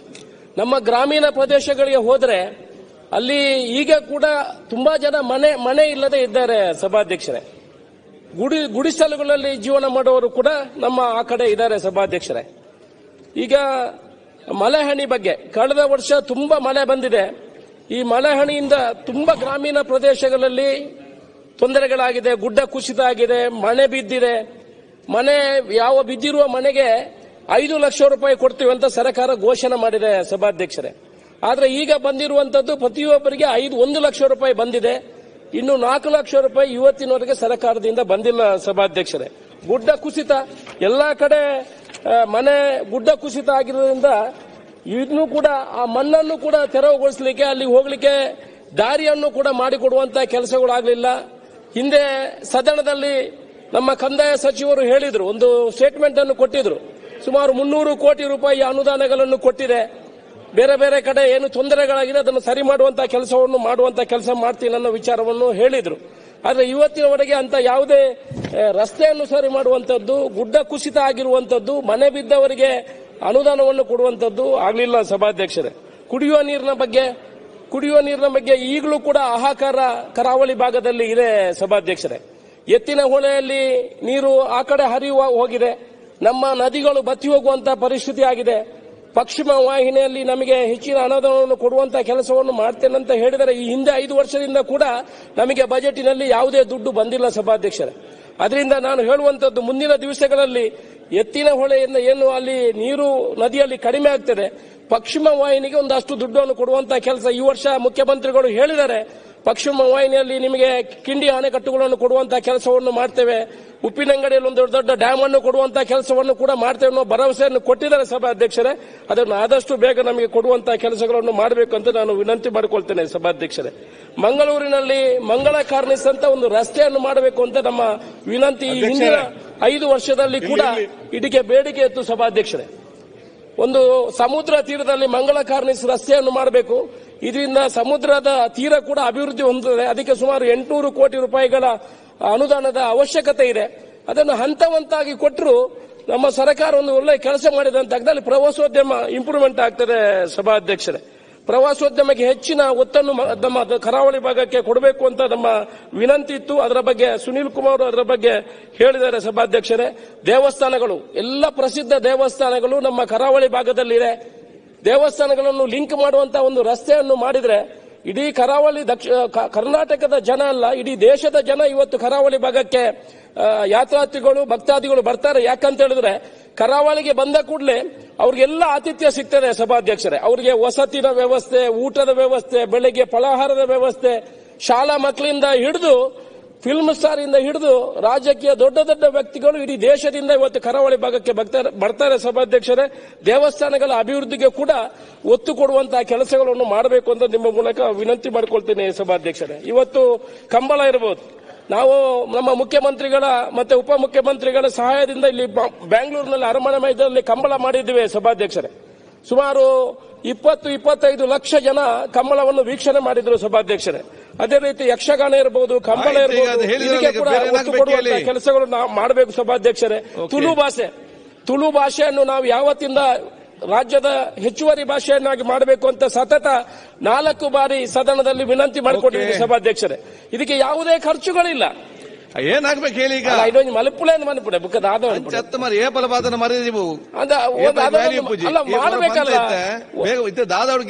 ಅದಕ್ಕೆ ಯಾವಾಗಲೂ ಇದೆಲ್ಲ ಆಗಿದೆ ಸಭಾಧ್ಯಕ್ಷರೇ. ಬೇರೆ ರಾಜ್ಯದಿಂದ ಯಾವ ರೀತಿ ಮಾಡಿದ್ದಾರೆ ಅದನ್ನೊಂದು ಮಾಡಬೇಕಂತ ನಾನು ಮುಖ್ಯಮಂತ್ರಿ ಹತ್ರ ವಿನಂತಿ ಮಾಡಿಕೊಳ್ಳುವುದು ಸಭಾಧ್ಯಕ್ಷರೇ. ಪಶುವೈದ್ಯಕೀಯ ಕಾಲೇಜು ಬಗ್ಗೆ, ಪಶುವೈದ್ಯಕೀಯ ಕಾಲೇಜು ಕೊಯ್ಲದಲ್ಲಿ ಆರಂಭ ಆಗಬೇಕು. ಸುಮಾರು 5 ವರ್ಷದಿಂದ ಸಭಾಧ್ಯಕ್ಷರು ಹೇಳಿ ಲಾಸ್ಟ್ ಪಾಯಿಂಟ್ ಅಲ್ಲ, ಒಂದು 2 ನಿಮಿಷ ಮುಗಿಸ್ತೀನಿ. ನಮಗೆ ಯಾವಾಗಲೂ ಸಭಾಧ್ಯಕ್ಷ ನಮಗೆ ಯಾವಾಗಲೂ ಟೈಮ್ ಅಗತ್ಯದ ಮಾತಾಡಿ. ಬಾಕಿ ಅವರು ಒಂದು ನೋಡಿ ಸಭಾಧ್ಯಕ್ಷ ಬಾಕಿ ಅವರು ಅಲ್ಲ, 1 ನಿಮಿಷ ಬಾಕಿ ಅವರು ಮಾತಾಡುವಾಗ ಇಲ್ಲಿಂದ ಕೆಎಸ್ಆರ್ಟಿಸಿ 1 ನಿಮಿಷ ಇರ್ರಿ. ಬಾಕಿ ಅವರು ಮಾತಾಡುವಾಗ ಇಲ್ಲಿಂದ ಕೆಎಸ್ಆರ್ಟಿಸಿಗೆ ಹೋಗ್ತೇನಂತೆ ಮಾತಾಡುದಿದ್ರೆ ಕೆಎಸ್ಆರ್ಟಿಸಿಗೆ ಹೋದೆ, ಬಸ್ಸಿಗೆ ಹತ್ತಿದೆ, ನಾವು ಡೈರೆಕ್ಟ್ ಪಾಯಿಂಟ್ ಇಂದ ಮಾತಾಡ್ತೀವಿ ಸಭಾಧ್ಯಕ್ಷ. ಮಾತಾಡಿ, ಸ್ವಲ್ಪ ಟೈಮ್ ಕೊಡಿ. ಆಯ್ತು. ಪಶುವೈದ್ಯಕೀಯ ಕಾಲೇಜು ಬಗ್ಗೆ ಸಭಾಧ್ಯಕ್ಷರೇ, ಪಶುವೈದ್ಯಕೀಯ ಕಾಲೇಜಿಗೆ ಕಳೆದ ಹಿಂದೆ 5 ವರ್ಷದಿಂದ 1 ರೂಪಾಯಿ ಕೊಡಲಿಲ್ಲ. ಈ ಸಲ ಬಜೆಟಿನಲ್ಲಿ ಮುಖ್ಯಮಂತ್ರಿಗಳು ಅದಕ್ಕೆ 24 ಕೋಟಿ ಇಡುವ ಮುಖಾಂತರ ಬಜೆಟಿನಲ್ಲಿ ಅದನ್ನು ಈ ವರ್ಷದಲ್ಲಿ ಈ ಅಕಾಡೆಮಿಕ್ ಇಯರ್ ಅಲ್ಲಿ ಆರಂಭ ಮಾಡ್ತೇವೆ ಅನ್ನೋ ವಿಚಾರವನ್ನು ಹೇಳಿದರೆ ಸಭಾಧ್ಯಕ್ಷರೇ. ನಾನು ಎಲ್ಲರ ಕರಾವಳಿ ಭಾಗದ ಪರವಾಗಿ ಮುಖ್ಯಮಂತ್ರಿಗಳಿಗೆ ಸರ್ಕಾರಕ್ಕೆ ಅಭಿನಂದನೆ ಹೇಳಲಿಕ್ಕೆ ಇಷ್ಟಪಡ್ತೇನೆ ಸಭಾಧ್ಯಕ್ಷರೇ. ಆನಂತರ ವೈದ್ಯಕೀಯ ಕಾಲೇಜು ಪುತ್ತೂರಿನಲ್ಲಿ ಬೇಕಂತ ನಾನು ವಿನಂತಿ ಮಾಡಿಕೊಂಡಿದ್ದೆ. ಈ ಬಜೆಟಿನಲ್ಲಿ ಮುಖ್ಯಮಂತ್ರಿಗಳು, ಉಪಮುಖ್ಯಮಂತ್ರಿಗಳು ಮತ್ತೆ ನಿಮ್ಮೆಲ್ಲ ಸಹಕಾರದಿಂದ ಪುತ್ತೂರಿಗೆ ವೈದ್ಯಕೀಯ ಕಾಲೇಜನ್ನು ಕೊಡ್ತೀನಿ ಅನ್ನೋ ವಿಚಾರವನ್ನು ಉಲ್ಲೇಖ ಮಾಡಿದ್ದಾರೆ. ನಾನೆಲ್ಲ ಕರಾವಳಿ ಭಾಗದ ಜನರ ಪರವಾಗಿ ಅಭಿನಂದನೆಗಳನ್ನು ಹೇಳುವಂತಹ ಕೆಲಸವನ್ನು ಮಾಡ್ತೀನಿ ಸಭಾಧ್ಯಕ್ಷರೇ. ಪುತ್ತೂರಿಗೆ ಎಸ್ಪಿ ಆಫೀಸ್ ಶಿಫ್ಟ್ ಆಗಬೇಕು ಅಂತ ಎಸ್ಪಿ ಕರಾವಳಿ ಬಗ್ಗೆ ಸಭಾಧ್ಯಕ್ಷರೇ ನಾವಿರೋದು ಈಗ ಎಸ್ಪಿ ಆಫೀಸ್ ಇರುವಂತದ್ದು ಇಲ್ಲಿ ಮಂಗಳೂರಲ್ಲಿ. ಅದನ್ನು ಎಲ್ಲ ಬೇಕಾಗಿರುವಂತದ್ದು ಬೆಳ್ತಂಗಡಿ, ಪುತ್ತೂರು, ಈ ಭಾಗಕ್ಕೆ ಅದನ್ನು ಕೂಡ ಪುತ್ತೂರಿಗೆ ಶಿಫ್ಟ್ ಮಾಡಬೇಕು ಅಂತ ಮುಂದಿನ ದಿವಸಗಳಲ್ಲಿ ಮಾತಾಡಲಿಕ್ಕೆ ಟೈಮ್ ಕೊಟ್ಟು ಮುಗಿಸಬೇಕು. 2 ನಿಮಿಷ ಅಲ್ಲಿ ಮುಗಿಸ್ತೀನಿ ಸಭಾಧ್ಯಕ್ಷ. ಆನಂತರ ಏರ್ಪೋರ್ಟ್ಗೆ ಜಾಗ ಕೊಡಬೇಕು ಅಂತ ಮುನ್ನೆ ಕೂಡ ವಿನಂತಿ ಮಾಡಿಕೊಟ್ಟಿದೆ. ಯಾಕಂದ್ರೆ ಜೀವದ ಮೇಲೆ ಇರುವಂತಹ ವಿಚಾರ ಸಭಾಧ್ಯಕ್ಷರೇ. ಅದು ರನ್ವೇ ಅನ್ನು ಇಂಪ್ರೂವ್ ಮಾಡಲಿಕ್ಕೆ ಒಂದು ಸರ್ಕಾರದಕ್ಕೆ ನಮ್ಮ ರಾಜ್ಯ ಸರ್ಕಾರ ಕೊಡಬೇಕು, ಇಲ್ಲ ಕೇಂದ್ರ ಸರ್ಕಾರ ಕೊಡಬೇಕು, ಇಲ್ಲ ಯಾರಾದ್ರೂ ಅಲ್ಲಿ ಏಜೆನ್ಸಿ ಅವರು ಮಾಡ್ತಾ ಇದ್ದಾರೆ, ಅದಾನಿ ಅವರು ಮಾಡೋದಿದ್ರೆ ಅವರಿಗೆ ಸರಿಯಾದ ಕಾನೂನನ್ನು ತಂದು ಅದನ್ನು ಎಕ್ಸ್ಟೆಂಡ್ ಮಾಡುವಂತಹ ಕೆಲಸಗಳನ್ನು ಕೂಡ ಮಾಡಲಿಕ್ಕೆ ನಾನು ಈ ನಿಮ್ಮ ಮೂಲಕ ವಿನಂತಿ ಮಾಡ್ಕೊಳ್ತೀನಿ ಸಭಾಧ್ಯಕ್ಷರೇ. ಉಪ್ಪಿನಂಗಡಿಗೆ ಒಂದು ಉಪ್ಪಿನಂಗಡಿ ಬಸ್ ಆಯ್ತು ಸಭಾಧ್ಯಕ್ಷ, ಬರಬೇಕಲ್ಲ ನಮಗೆ ಇರುವಂತದ್ದು ನಮ್ಮ. ಆನಂತರ ಉದ್ಯಮಗಳು ಕೂಡ ಸರೋಜಿನಿ ಮಹೇಶ್ ವರದಿಯನ್ನು ಜಾರಿಗೆ ತರಬೇಕು. ಆ ಮುಖಾಂತರ ಏನು PSUಗಳಿದೆ, ಪಬ್ಲಿಕ್ ಸೆಕ್ಟರ್ ಯೂನಿವರ್ಸಿಟಿಗಳಿದೆ, ಅದರಲ್ಲಿ ಕೂಡ ನಮ್ಮ ಲೋಕಲ್ನವರಿಗೆ ಉದ್ಯೋಗ ಸಿಗುವಂತದ್ದನ್ನು ಮಾಡಬೇಕು ಸಭಾಧ್ಯಕ್ಷರೇ. ಆನಂತರ ಐಟಿಗೆ ಹೆಚ್ಚಿನ ಒತ್ತನ್ನು ಕೊಡು IT ಪಾರ್ಕ್ ಅನ್ನು ಕೂಡ ಮಂಗಳೂರಲ್ಲಿ ಆರಂಭ ಮಾಡುವಂತಹ ಕೆಲಸಗಳನ್ನು ಮಾಡಬೇಕು ಸಭಾಧ್ಯಕ್ಷರೇ. ಅದಕ್ಕೆ ಒಂದು ಸಬ್ಜೆಕ್ಟ್ ಮಾಡಿ ನನ್ನ ಮಾತನ್ನು ಮುಗಿಸ್ತೇನೆ ಸಭಾಧ್ಯಕ್ಷರೇ. ಹಳದಿ ರೋಗಕ್ಕೆ, ಎಳೆಚುಕ್ಕಿ ರೋಗಕ್ಕೆ ಇಡೀ ನಮ್ಮ ದಕ್ಷಿಣ ಕನ್ನಡ ಜಿಲ್ಲೆ ಇವತ್ತು ನಿಂತಿರುವಂತದ್ದು ಅಡಿಕೆ ಕೃಷಿಯಿಂದ ಸಭಾಧ್ಯಕ್ಷರೇ. ಹಳದಿ ರೋಗ ಬಂದಿರುವುದರಿಂದ ಅರ್ಧ ಕೃಷಿ ಹಾಳಾಗ್ತಾ ಹೋಗ್ತಾ ಇದೆ ಸಭಾಧ್ಯಕ್ಷರೇ. ಈ ಸಲ ಬಜೆಟ್ನಲ್ಲಿ ಮುಖ್ಯಮಂತ್ರಿಗಳು ಅದಕ್ಕೆ ಇಷ್ಟರೊಳಗೆ ಯಾರು ದುಡ್ಡು ಕೊಟ್ಟಲಿಲ್ಲ, 62 ಕೋಟಿ ರೂಪಾಯಿಯನ್ನು ನಿಗದಿ ಮಾಡಿದ್ದಾರೆ. ಆ 62 ಕೋಟಿ ರೂಪಾಯಿಯಲ್ಲಿ ಹೆಚ್ಚಿನ ಅನುದಾನವನ್ನು ಈ ಹಳದಿ ರೋಗದಿಂದ, ಎಲೆಚುಕ್ಕಿ ರೋಗದಿಂದ ಯಾರು ಕೃಷಿ ಹಾನಿಯಾಗಿದೆ ಅವರಿಗೆ ಅದನ್ನು ಕೊಡುವಂತಹ ಕೆಲಸಗಳನ್ನು ಮಾಡಬೇಕು ಅಂತ ನಾನು ವಿನಂತಿ ಮಾಡಿಕೊಳ್ತೀನಿ ಸಭಾಧ್ಯಕ್ಷರೇ. ಆನಂತರ ಬಂಟ್ ನಿಗಮವನ್ನು ಮಾಡುವಂತಹ ಪ್ರಸ್ತಾವವನ್ನು ಹೇಳಿದ್ದಾರೆ, ಅದನ್ನು ಮಾಡಬೇಕು. ನಾರಾಯಣ ಗುರು ನಿಗಮವನ್ನು ಮಾಡುವ ವಿಚಾರವನ್ನು ಹೇಳಿದ್ದಾರೆ, ಜಾರಿ ನಿಗಮವನ್ನು ಮಾಡುವಂತಹ ವಿಚಾರವನ್ನು ಹೇಳಿದ್ದಾರೆ, ಅದನ್ನು ಕೂಡ ಮಾಡಬೇಕು ಅಂತ ವಿನಂತಿ ಮಾಡ್ಕೊಳ್ತೀನಿ ಸಭಾಧ್ಯಕ್ಷರೇ. ಒಂದು ನಿಮಿಷ ಮುಗಿತೆ. ಆನಂತರ ಕುಮ್ಕಿ ಹಕ್ಕು ಸಭಾಧ್ಯಕ್ಷ ಇದು ಕುಮ್ಕಿ ಹಕ್ಕು ಸಭಾಧ್ಯಕ್ಷರೇ, ಒಂದೇ ಮುಗಿಸಿಬಿಡ್ತೇನೆ. ಕುಮ್ಕಿ ಹಕ್ಕು ಬಗ್ಗೆ ಈಗಲೇ ನೋಡಿ, ಅಕ್ರಮ ಸಕ್ರಮದ ಪ್ರಕಾರ ನಾವು ಬಾಕಿ ಜಾಗವನ್ನು ಮಾಡ್ತೀವಿ ಸಭಾಧ್ಯಕ್ಷರೇ. ಕುಮ್ಕಿ ಯಾವಷ್ಟೇ ವರ್ಷದಿಂದ ಅದರಲ್ಲಿ ಯಾರಾದ್ರೂ ಕುಮ್ಕಿ ಜಾಗದಲ್ಲಿ ಎಲ್ಲಿಯೂ ಕೂಡ ಕುಮ್ಕಿ ಅಂತ ಆರ್ಟಿಸಿಯಲ್ಲಿ ಬರ್ದಿಲ್ಲ ಸಭಾಧ್ಯಕ್ಷರೇ. ಆದ್ರೆ ಸರ್ಕಾರ ಅದನ್ನು ಇದು ಕುಮ್ಕಿ ಜಾಗ, ಇದು ಸರ್ಕಾರಿ ಜಾಗ ಅಂತ ಉಲ್ಲೇಖ ಮಾಡ್ತಾ ಇದೆ. ಯಾರು ರೈತರು ಅದರಲ್ಲಿ ಕೃಷಿ ಮಾಡಿದ್ರು ಆ ಜಾಗ ಅವರಿಗೆ ಸೇರುವುದಿಲ್ಲ. ನಾನು ಹೇಳುವಂತದ್ದು ಅದಕ್ಕೊಂದು ಕಾನೂನನ್ನು ತಂದು, ಈಗ ಸರ್ಕಾರ ಏನ್ ಮಾಡ್ತದೆ ಅಂತ ಹೇಳಿದ್ರೆ ಕುಮ್ಕಿಯನ್ನು ಲೀಸ್ ಕೊಡುವ ಅಂತ ಹೇಳ್ತಾರೆ 25 ವರ್ಷಕ್ಕೆ ಲೀಸ್ ಕೊಟ್ಟರು ಆ ಜಾಗ ಅವರಿಗೆ ಆಗ್ತದೆ. ಅದರಿಂದ ಅದಕ್ಕೆ ಸರಿಯಾದ ದಾಖಲೆಯನ್ನು ಮಾಡಿ ಅಕ್ರಮ ಸಕ್ರಮದ ಅಡಿಯಲ್ಲಿ ತಂದು ಆ ಜಾಗವನ್ನು ಕೃಷಿಕರಿಗೆ ಕೊಟ್ಟರೆ ಅದು ಪ್ರಯೋಜನ ಆಗ್ತದೆ ಸಭಾಧ್ಯಕ್ಷರೇ. ಅದನ್ನು ಕೂಡ ಮಾಡಬೇಕು ಅಂತ ನಿಮ್ಮ ಮೂಲಕ ವಿನಂತಿ ಮಾಡ್ಕೊಳ್ತೀನಿ ಸಭಾಧ್ಯಕ್ಷರೇ. ಒಳ್ಳೆ ಮಾತಾಡಲಿಕ್ಕೆ ಅವಕಾಶ ಮಾಡಿಕೊಂಡ ನಿಮಗೆ ನಮಗೆ ನೀವೆಲ್ಲರ ಪರವಾಗಿ ಕರಾವಳಿಯ 3 ಜಿಲ್ಲೆಗೆ 1,000 ಕೋಟಿ ರೂಪಾಯಿಯನ್ನ ಕೊಡ್ತೀವಿ 3 ಜಿಲ್ಲೆಗೆ ಅಂತ ಅನೌನ್ಸ್ ಮಾಡಿದ್ರೆ ನಾವು ಮಾತಾಡಲ್ಲ. ನೀವು ಅದನ್ನೇನಾರು ಒಂದು ಇನ್ಫ್ಲೂಯೆನ್ಸ್ ಮಾಡಿ, ಯಾಕೆಂದ್ರೆ ಎಲ್ಲ ಕಾರ್ಪೊರೇಷನ್ಗಳಿಗೆ ಉಳಿದು ಕೊಟ್ಟಿದ್ದಾರೆ. ನಮಗೆ ಕರಾವಳಿ ಅಭಿವೃದ್ಧಿ ನಿಗಮ ಅಷ್ಟು ಕಡಿಮೆ ಕೇಳಿದ್ದೀರಿ, ನಾನು ಜಾಸ್ತಿ ಕೇಳ್ತೇನೆ ಅನಿಸಿದೆ ಅಲ್ಲ. ಧನ್ಯವಾದಗಳು ಸನ್ಮಾನ್ಯ ಅಧ್ಯಕ್ಷರೇ. ತುಳುನಾಡಿನ ಆಚಾರ ವಿಚಾರ ಸಂಸ್ಕೃತಿಗಳು ಬಹುಶಃ ಈ ಜಗತ್ತಲ್ಲೇ ವಿಭಿನ್ನ ಅಂತ ಭಾವಿಸ್ತೇನೆ. ಒಬ್ಬ ಅಶ್ವಕವಿ ಒಂದ್ ಕಡೆ ಬಹಳ ಸುಂದರವಾಗಿ ಬರೀತಾನೆ ಅಧ್ಯಕ್ಷರೇ. ಎತ್ತ ನೋಡಿದರತ್ತ ಹಸಿರು ಹೊಸನ ಒಟ್ಟ ಬೂರಮೆಯ ಸೊಬಗು, ತೆಂಗು ಕಂಗುಗಳ ಬಾನೆತ್ತರದ ನೋಟ, ಮತ್ಸ್ಯ ರಾಶಿಗಳ ಬೆಟ್ಟ, ನಾಗಾರಾಧನೆ, ಭೂತಾರಾಧನೆ, ಯಕ್ಷಗಾನ, ಬಯಲಾಟ ಮೊದಲಾದ ಗಂಧರ್ವ ನಾಟ, ಹರಿವ ನದಿ ತೊರೆಗಳ ಜರಿಜಲ್ಲೆಗಳ ಚಿತ್ತಾಕರ್ಷಕ ನೋಟ, ಬ್ಯಾಂಕಿಂಗ್, ಶೈಕ್ಷಣಿಕ, ಹೋಟೆಲ್ ಉದ್ಯಮ, ಮತ್ಸ್ಯೋದ್ಯಮ, ಕ್ಷೀರೋದ್ಯಮ ಮುಂತಾದ ಸಾಮಾಜಿಕ ಆರ್ಥಿಕ ಮುನ್ನೋಟ, ಹರಿವ ನದಿ ತೊರೆಗಳ ಜರಿಜಲ್ಲೆಗಳ ಚಿತ್ತಾಕರ್ಷಕ ನೋಟ, ನಾಗಬನ ಮಸೀದಿ ಚರ್ಚ್ ಮಠ ಮಂದಿರಗಳ ಧಾರ್ಮಿಕ ಕೂಟ, ಗಮ್ಯದರಿಗೆ ಗುರಿಟ್ಟು ಓಡುವ ಕಂಬಳದ ಕೋಣಗಳ ನಾಗಾಲೋಟ, ಇಂತಹ ಸುಂದರ ಬಂಧುರ ಪರಿಸರದಲ್ಲಿ ಉದಯಿಸುವುದು ಅದೃಷ್ಟ ಅದೃಷ್ಟ ಅದೃಷ್ಟ ಅಂತಕ್ಕಂಥ ಮಾತನ್ನ ಕವಿ ಒಂದ್ ಕಡೆ ಬರೀತಾನೆ ಸ್ನೇಹಿತರೆ. ಸನ್ಮಾನ್ಯ ಸುನಿಲ್ ಕುಮಾರ್ ಅವರು ಕೂಲಂಕುಷವಾಗಿ ಹೇಳಿದ್ದಾರೆ, ಅಶೋಕ್ ರೈ ಅವರು ಕೂಡ ಮಾತನ್ನು ಹೇಳಿದ್ದಾರೆ. ನಾನು ವಿಶೇಷವಾಗಿ ಅಲ್ಲಿ ಸಾಂಪ್ರದಾಯಿಕ ಮರಳುಗಾರಿಕೆ ಮೊದಲಿನ ಅನಾದಿ ಕಾಲದಿಂದ ನಡೆದು ಬರ್ತಾ ಇತ್ತು ಸನ್ಮಾನ್ಯ ಅಧ್ಯಕ್ಷರೇ. ಈಗ ಅದನ್ನು ನಿಲ್ಲಿಸುವಂತ ಪ್ರಯತ್ನ ಆಗ್ತದೆ. ಒಂದಷ್ಟು ನಮ್ಮ ಕಡಲ ತಡಿಯ ಜನ ಅದರ ಮೂಲಕ ತನ್ನ ಮೂಲಕ ಬದುಕನ್ನು ಕಟ್ಟಿಕೊಂಡಿದ್ದಾರೆ. ಅದು ಇವತ್ತು ಎಲ್ಲೊಂದು ಕಡೆ ತೊಡಕಾಗ್ತಿದೆ. ಅದೇ ರೀತಿ ಸನ್ಮಾನ್ಯ ಮುಖ್ಯಮಂತ್ರಿಗಳು ಆ ಮಳೆಗಾಲ ಸಮಯದಲ್ಲಿ ಅಲ್ಲಿಗೆ ಭೇಟಿಯನ್ನು ಕೊಟ್ಟಿದ್ದಾರೆ, ಕಣ್ಣಾರೆ ನೋಡಿದ್ದಾರೆ, ಪರಂಪರಿಸಿ ನೋಡಿದ್ದಾರೆ.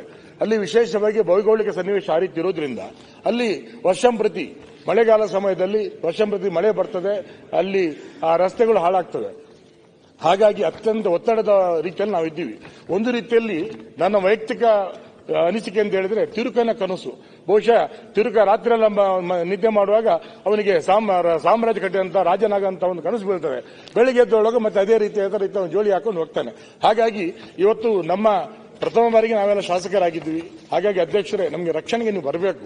ಕರಾವಳಿಯ ಒಂದು 250 ಕೋಟಿಯನ್ನು ಕೊಡ್ತೀವಿ ಅಂತ ಮೊದಲು ಸರ್ಕಾರ ವಾಗ್ದಾನ ಮಾಡಿತ್ತು. ಆದರೆ ಮೊನ್ನೆ ಬಜೆಟ್ ನೋಡುವಾಗ ನಿರಾಶೆ ಆಗಿದೆ. ನಿಮಗೂ ಕೂಡ ಗೊತ್ತಿದೆ. ಹಾಗಾಗಿ ನೀವು ಕೂಡ ಅದರಲ್ಲಿ ಪಾಲ್ದಾರ ಎಂದು ಮಾತನ್ನು ಹೇಳ್ತಾನೆ. ಹಾಗಾಗಿ ಖಂಡಿತವಾಗಿಯೂ ಒಂದು ಸಾಮರಸ್ಯದ ಬದುಕಿಗೆ ಈ ಕರಾವಳಿ ಇವತ್ತು ಭಾಗಿಯಾಗ ಜನ ಹೇಳ್ತಾರೆ. ನಡೆಯುವುದೊಂದೇ ದಾರಿ, ಕುಡಿಯುವುದೊಂದೇ ನೀರು, ಸುಡುವಾಗ್ನಿ ಒಂದಿರಲು ನಡುವೆ ಕುಲ ಗೋತ್ರ ದೆತ್ತಣೆ ಅಂತ ಮಾತನ್ನು ಹೇಳಿದ್ದಾರೆ. ಸರ್ಕಾರ ಈ ನಿಟ್ಟಿನಲ್ಲಿ ಪೂರಕವಾಗಿ ಎಲ್ಲ ಸಮಾಜವನ್ನ, ಎಲ್ಲ ಜಾತಿಗಳನ್ನ, ಎಲ್ಲ ಧರ್ಮವನ್ನ ಏಕರೀತಿಯಲ್ಲಿ ಕಂಡಾಗ ಮತ್ತಷ್ಟು ಸಾಮರಸ್ಯ ಬದುಕಲ್ಲಿ ಸಾಧ್ಯ ಆಗ್ತದೆ ಇವನಂತ ಮಾತನ್ನು ಹೇಳ್ತಾ, ಇನ್ನೊಂದು ಉಪ್ಪು ನೀರು ನಮ್ಮ ಹೊಲಗದ್ದೆಯಲ್ಲಿ ನುಗ್ತಾ ಇದೆ. ಹಾಗಾಗಿ ಕಾರ್ಲ್ಯಾಂಡ್ ಯೋಜನೆ ಅತ್ಯಂತ ಅಗತ್ಯವಾಗಿ ನಾನು ಮತ್ತೆ ಇದನ್ನು ಪ್ರಸ್ತಾಪ ಮಾಡಿದ್ದೇನೆ. ಹಾಗಾಗಿ ನಮ್ಮ ಭೂಮಿ ಎಲ್ಲ ಹಾಳಾಗ್ತದೆ, ಅಲ್ಲಿ ಫರ್ಟಿಲಿಟಿ ಹಾಳಾಗ್ತದೆ. ಆ ನಿಟ್ಟಿನಲ್ಲಿ ತುಂಬಾ ಸೀರಿಯಸ್ ಆಗಿ ತಾವು ಕೂಡ ಸೇರಿಸಿ ಇದ್ರ ಬಗ್ಗೆ ಚಿಂತನೆ ಮಾಡಬೇಕು ಅಂತೇಳಿ ನಾನು ಹೇಳ್ತಾ, ನಾನು ತುಂಬಾ ಜನ ಮಾತಾಡಲಿಕ್ಕೆ ಜಾಸ್ತಿ ಮಾತಾಡಿ ಹೋಗಿದ್ದಲ್ಲ. ಧನ್ಯವಾದಗಳು. ಮಹೇಂದರ್ ಮಾನ್ಯ ಸಭಾಧ್ಯಕ್ಷರೇ, ಮುಗಿಸಿ. ಸುರೇಶ್ ಶೆಟ್ಟಿ ಇಷ್ಟು ಬೇಗ ಮುಗಿಸಿದ್ರು. ಅಷ್ಟೇ, ಅದಕ್ಕಿಂತಲೂ ಕಮ್ಮಿ ಇದೆ. ಸಭಾಧ್ಯಕ್ಷರ, ನಮ್ಮಲ್ಲಿ ಒಂದು ಒಳ್ಳೆ SP ಅವರನ್ನು ಕೊಟ್ಟಿದ್ದಾರೆ, ನಾನ್ ಕರಪ್ಟ್ ಅಂತ ಹೇಳಿ ಅವ್ರ ಇಲ್ಲ, ಅದು ಕರಾವಳಿ ಸಮಸ್ಯೆ ಅಲ್ವಂತು. ನಮಗೇನ್ ಸಮಸ್ಯೆ ಆಗಿದೆ ಕೇಳಿದ್ರೆ ಅವರು ರೋಬೋಟ್ ತರ ಇದ್ದಾರೆ. ಯಾವುದೇ ಮನುಷ್ಯರ ಸಮಸ್ಯೆಗಳನ್ನು ಮಾತ್ರ ಅವ್ರ ಹತ್ರ ಹೇಳಲಿಕ್ಕಾಗುದಿಲ್ಲ. ನಮ್ಮಲ್ಲಿ ಕಾನೂನಿನ ಪ್ರಕಾರ ಹೊಯ್ಗೆಯ ವಿಷಯವನ್ನ ಮೈನ್ಸ್ ಅಂತ ಆಡ್ ಮಾಡಿ ಬಿಟ್ಟಿದ್ದಾರೆ. ಕೆಂಪು ಕಲ್ಲನ್ನ ಮೈನ್ಸ್ ಅಂತ ಆಡ್ ಮಾಡಿ ಬಿಟ್ಟಿದ್ದಾರೆ. ಆದ್ರೆ ನಮಗೆ ಅದು ಅಷ್ಟು ದೊಡ್ಡ ಮೈನ್ಸಿನ ವಿಷಯ ಅಲ್ಲ, ದಿನನಿತ್ಯದ ವಿಷಯ ಅದು. ಆದ್ರೆ ಅಲ್ಲಿಯ ಸಮಸ್ಯೆಯನ್ನ ಅಲ್ಲಿ ಸಾಲ್ವ್ ಮಾಡ್ಲಿಕ್ಕೆ ಆಗುದೇ ಇಲ್ಲ. ಅವರು ಎರಡನೇ ಚರ್ಚೆಗೆ ಅವಕಾಶ ಕೊಡೋದಿಲ್ಲ. ನೀವು ಅದನ್ನ ಮಿನಿಸ್ಟರ್ಗೆ ಹೇಳಿ ಕಾನೂನನ್ನು ಬದಲಾಯಿಸಿಕೊಂಡು ಬನ್ನಿ ಅಂತ ಹೇಳ್ತಾರೆ. ಹಂಚಿನ ಫ್ಯಾಕ್ಟರಿಗಳು ಸಾವಿರಾರು ಜನಕ್ಕೆ ಉದ್ಯೋಗ ಕೊಟ್ಟದ್ದು ಕರಾವಳಿಯಲ್ಲಿ ನಿಮ್ಗೆ ಅಂದಾಜಿದೆ. ಆದ್ರೆ ಅಲ್ಲಿಗೆ ಬೇಕಾದ ಆವೆ ಮಣ್ಣನ್ನ ಮೈನ್ಸ್ ಅಂತ ಕನ್ಸಿಡರ್ ಮಾಡಿ ಇಟ್ಟಿದ್ದಾರೆ. ಆ ಎಲ್ಲ ಫ್ಯಾಕ್ಟರಿಗಳು ಬಂದಾದ್ರೆ 1000 ಜನ ಬಡವರ ಮನೆಗೆ ತೊಂದರೆ ಆಗ್ತದೆ. ಸೊ ಇದನ್ನು ಸಹಿತ ಅಲ್ಲಿ ಗಮನಿಸಬೇಕು ಅಂತ ಹೇಳಿ ಅವ್ರು ಬಿಟ್ಟ ವಿಷಯಗಳನ್ನು ಹೇಳ್ತಾ ಇದ್ದೇನೆ. ಅದರಲ್ಲಿ ನಮಗೆ ಕಂದಾಯ ಸಚಿವರು ಮತ್ತೆ RDPR ಅಲ್ಲಿ ಗಮನಿಸಬೇಕಾದ್ದು, ನಮಗೆ 9/11 ಸಮಸ್ಯೆಯಿಂದಾಗಿ 16,000 ಮನೆಗಳ ಹೇಳಿದ್ರು. ಅದರಲ್ಲಿ VAಗಳು, ವೆಟರ್ನರಿ ಡಾಕ್ಟರು, PDO ಎಲ್ಲ ವಿಷಯಗಳ ಕೊರತೆ ಇದ್ದು, ಅನುದಾನಗಳು ಇಲ್ಲ, ಸಿಬ್ಬಂದಿಗಳು ಇಲ್ಲ ಅಂತೇಳಿ ಹೇಳುವಾಗ ಅಲ್ಲಿನ ಯಾವುದೇ ಕೆಲಸಗಳನ್ನು ಮಾಡ್ಲಿಕ್ಕೆ ಆಗುದಿಲ್ಲ. ಅದನ್ನ ಗಮನಿಸಬೇಕು ಅಂತ ಹೇಳ್ತೇನೆ. ಮತ್ತೆ ಮಳೆಗಾಲ ಬಂದಾಗ ಕಡಲ್ ಕೊರೆತದ ವಿಷಯ ಎತ್ತಲಿಕ್ಕೆ ಶುರು ಮಾಡ್ತೇವೆ. ಆಯ್ತು, ಈಗ ಮಳೆ ಬಂದಾಯ್ತು, ಕಡಲ್ ಕೊರೆತ ಶುರುವಾಗಿತ್ತು, ನೆಕ್ಸ್ಟ್ ಇಯರ್ ನೋಡುವ ಅಂತ ಹೇಳ್ತೇವೆ. ಪ್ರತಿ ವರ್ಷ ಇದನ್ನು ಹೇಳ್ತಾ ಮುಂದೆ ಹೋಗ್ತಾ ಇದೆ ಬಿಟ್ರೆ ಅದಕ್ಕೆ ಪರಿಹಾರ ಆಗ್ತಾ ಇಲ್ಲ. ಕಡಲಿನ ಸಮಸ್ಯೆ ನಮ್ಮೂರಿನವರು ಮಿನಿಸ್ಟರ್ ಆದಾಗ ನಾವು ಇದೆಲ್ಲ ಒಂದು ಹಂತಕ್ಕೆ ಬರ್ತದೆ ಅಂತ ಅಂದ್ಕೊಂಡಿದ್ದೇವೆ. ಇದು ಯಾವುದು ಪರಿಹಾರ ಆಗುವ ದೃಷ್ಟಿ ಕಾಣ್ತಾ ಇಲ್ಲ.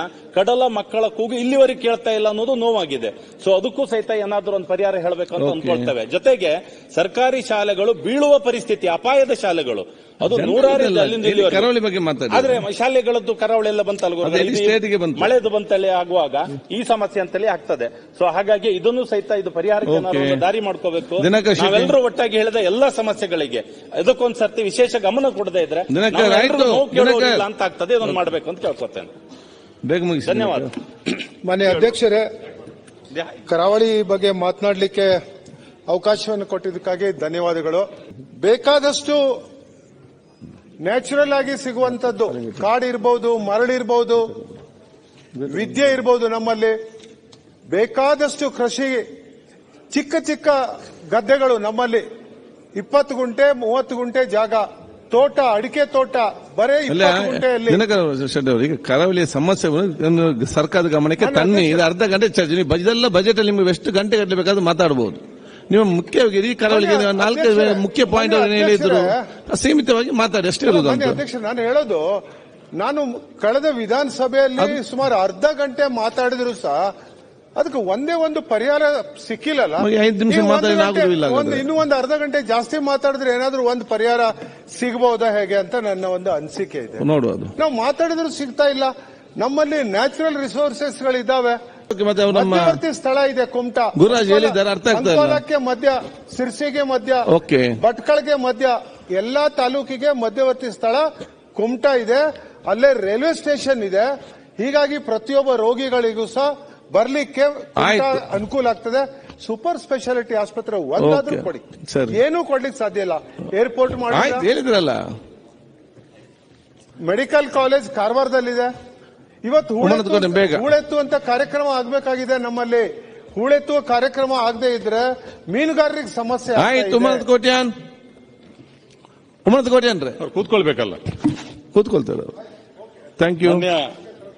ನೋಡಿ ಮತ್ತೆ ಇಡೀ ಕರಾವಳಿ ಸಂಬಂಧ ಏನು ಕೆಲವು ಪ್ರಮುಖ ವಿಚಾರ 4 ವಿಷಯ ಹೇಳಿದ್ದಾರೆ. ಅದರ ವಿಷಯ ಹೇಳಿಬಿಡಿ. ಮತ್ತೆ ಹೇಳಲಿಕ್ಕೆ ಬಯಸ್ತಾ ಇದ್ದೇನೆ, Karwar to Mangaluru sea port ಮಾಡಿದ್ರೆ, ಅಂದ್ರೆ ಬೋಟ್ ಮಾಡಿದ್ರೆ ಓಕೆ, ಅದು ಬಹಳ ಅನುಕೂಲ ಆಗ್ತದೆ ನಮ್ಮಲ್ಲಿ. ಈಗ ಸರ್ ಹೋಗ್ತಾ ಇದ್ದಾರೆ, ಅದು ಆಗಬೇಕು ಸರ್ ಅಧ್ಯಕ್ಷರೇ. ಯಾಕೆಂದ್ರೆ ಅದು ಆಯ್ತು. ಉಮನತ್ ಕೋಟ್ಯಾನ್ ಇಲ್ಲ ಬೇರೆ ಮಾತಾಡ್ತೇವೆ ನೀವು. ಮಾನ್ಯ ಸಭಾಧ್ಯಕ್ಷರೇ, ಇವತ್ತು ಕರಾವಳಿ ಜಿಲ್ಲೆಗಳ ಬಗ್ಗೆ, ಅಲ್ಲಿಯ ಸಮಸ್ಯೆಗಳ ಬಗ್ಗೆ ಮಾತಾಡಲಿಕ್ಕೆ ನಮ್ಮ ಜಿಲ್ಲೆಯ ಎಲ್ಲ ಶಾಸಕ ಮಿತ್ರರಿಗೆ ಅವಕಾಶ ಕೊಟ್ಟಿದ್ದೀರಿ. ನಿಮಗೆ ಅಭಿನಂದನೆಗಳನ್ನು ಸಲ್ಲಿಸ್ತೇನೆ, ಎಲ್ಲ ನಮ್ಮ ಕರಾವಳಿ ಜಿಲ್ಲೆಯ ಜನತೆಯ ಪರವಾಗಿ. ಯಾಕೆಂದ್ರೆ ತಾವು ಸಹ ಇದನ್ನೆಲ್ಲವನ್ನು ಅರಿತವರು. ಕರಾವಳಿ ಜಿಲ್ಲೆಯ ಸಮಸ್ಯೆಗಳು ಏನು ಅಂತ ತಮಗೆ ಗೊತ್ತಿದೆ.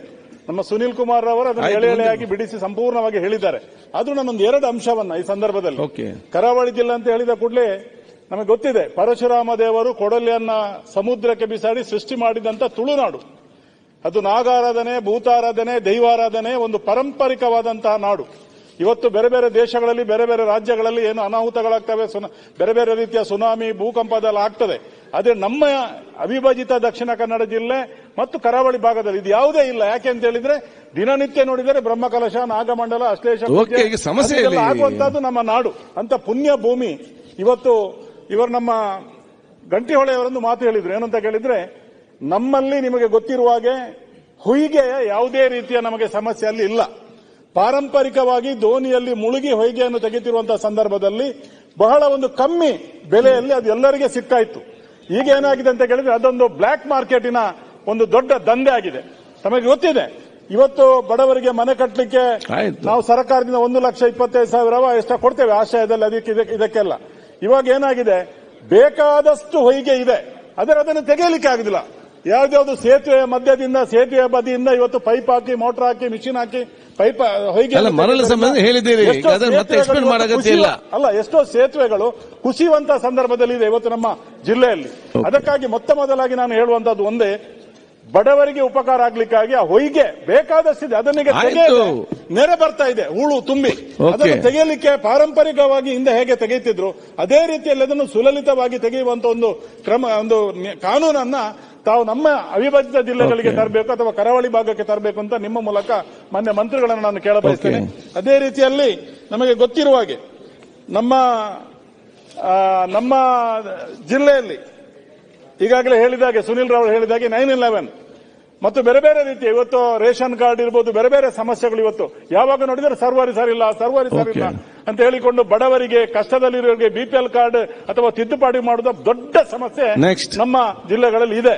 ಇದೆಲ್ಲ ಸರಿಯಾಗಬೇಕು. ಹಾಗೇನೆ ಇನ್ನೊಂದು ಅತಿ ಪ್ರಾಮುಖ್ಯವಾದ, ನಾವು ತುಳುನಾಡಿನವರು, ತಾವು ಸಹ ತುಳುನಾಡಿನವರು, ತುಳು ಭಾಷೆ 8ನೇ ಪರಿಚಯಕ್ಕೆ ಸೇರಬೇಕು ಅಂತ ಹೇಳಿಕೊಂಡು ಹಲವಾರು ವರ್ಷಗಳಿಂದ ನಾವೆಲ್ಲ ಜತೆಯಾಗಿ ಹೋರಾಟ ಮಾಡ್ತಾ ಇದ್ದೇವೆ. ಇವತ್ತು ತುಳು ಭಾಷೆ 8ನೇ ಪರಿಚಯಕ್ಕೆ ಸೇರಬೇಕಾದ್ರೆ ನಾನು ತುಳು ಸಾಹಿತ್ಯ ಅಕಾಡೆಮಿಯ ಅಧ್ಯಕ್ಷನಾಗಿ ಕೆಲಸ ಮಾಡಿದವ, ಅದರ ಬಗ್ಗೆ ಸ್ವಲ್ಪ ಅನುಭವವನ್ನು ಪಡೆದವ. ಆಗ್ಬೇಕಾದ್ರೆ ರಾಜ್ಯ ಮಟ್ಟದಲ್ಲಿ ನಮ್ಮ ಇಲ್ಲಿ ಕ್ಯಾಬಿನೆಟ್ಗೆ ಬಂದದ್ದು, ನಮ್ಮ ಈ ಸಭೆಯಲ್ಲಿ ಅದು ರಾಜ್ಯ ಭಾಷೆಯಾಗಿ ಅಂಗೀಕಾರ ಆಗಬೇಕು. ಕಳೆದ ಸಲ ನಾವೆಲ್ಲ ಒಟ್ಟಿಗೆ ಗೊತ್ತಾಯ್ತು. ಮೋಹನ್ ಆಳ್ವರ ಒಂದು ಸಮಿತಿಯ ಎಕ್ಸ್ಪ್ಲನೇಷನ್ ಬೇಡ, ಹೇಳಿ ಮೋಹನ್ ಆಳ್ವರ್ ಅವರ ಒಂದು ಸಮಿತಿಯನ್ನು ತಾವು ಮಾಡಿಸಿದ್ದೀರಿ, ಅವರೊಂದು ವರದಿಯನ್ನು ಕೊಟ್ಟಿದ್ದಾರೆ.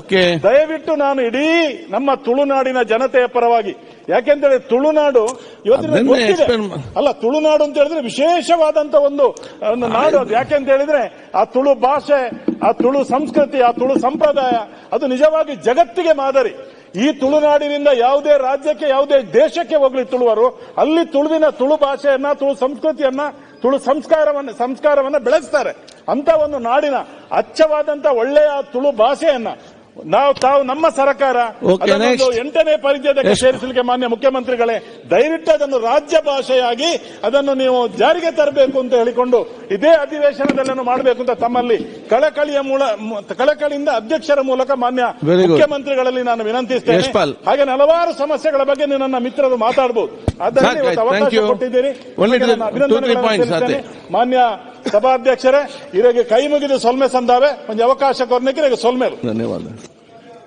ಸಭಾಧ್ಯಕ್ಷರೇ, ಕರಾವಳಿಯ ಪಾಯಿಂಟ್ ಇದ್ರೆ ಮಾತ್ರ ಚರ್ಚೆಗಾಗಿ ಧನ್ಯವಾದಗಳನ್ನು ಸಮರ್ಪಿಸುತ್ತಾ, ಬಹುಶಃ ಕರಾವಳಿಯ 3 ಜಿಲ್ಲೆಯ ಆರ್ಥಿಕತೆಗೆ ದೊಡ್ಡ ಕೊಡುಗೆ ನೀಡಿದ ಕ್ಷೇತ್ರ ನಮ್ಮ ಮೀನುಗಾರಿಕೆ.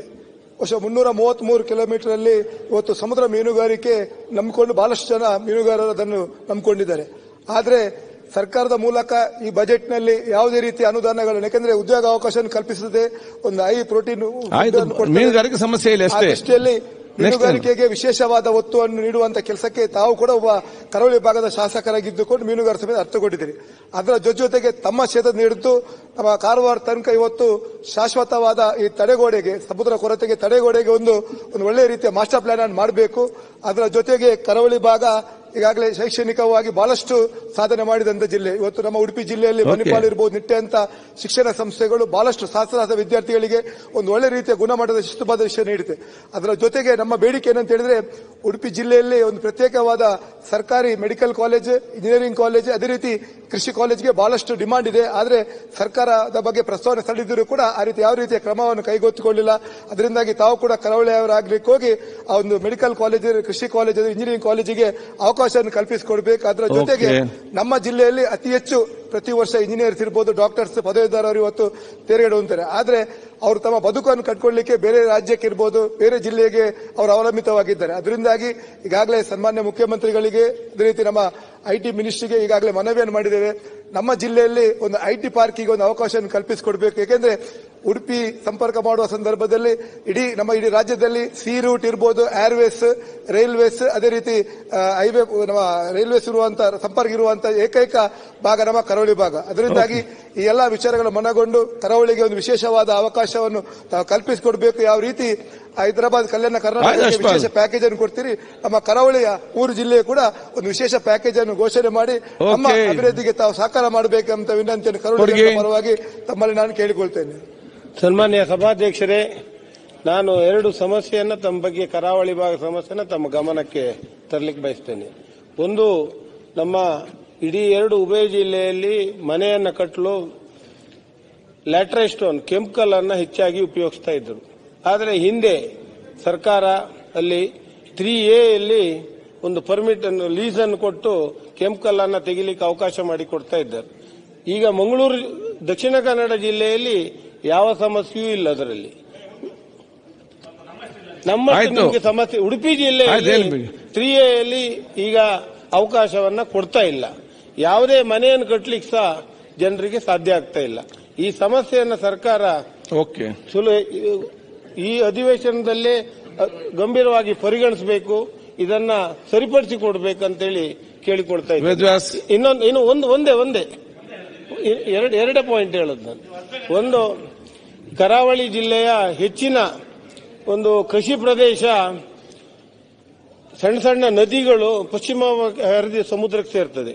ನದಿ ಪಾತ್ರ ಮತ್ತು ನಮ್ಮ ಕೃಷಿ ಭೂಮಿ ಎರಡು ಒಂದೇ ಲೆವೆಲ್ ಆಗಿದೆ. ಈಗ ಈ ನದಿಗಳನ್ನ ಹೂಳೆದ್ದೇ ಇದ್ರೆ ನಮ್ಮ ಇಡೀ ಕೃಷಿ ಯೋಗ್ಯವಲ್ಲದ ಭೂಮಿ ಆಗ್ತಾ ಇದೆ. ಈಗ ಭತ್ತದ ಕೃಷಿ ಮತ್ತೆ ಬೇರೆ ಬೇರೆ ಧಾನ್ಯಗಳನ್ನ ಮಾಡ್ತಾ ಇದೆ.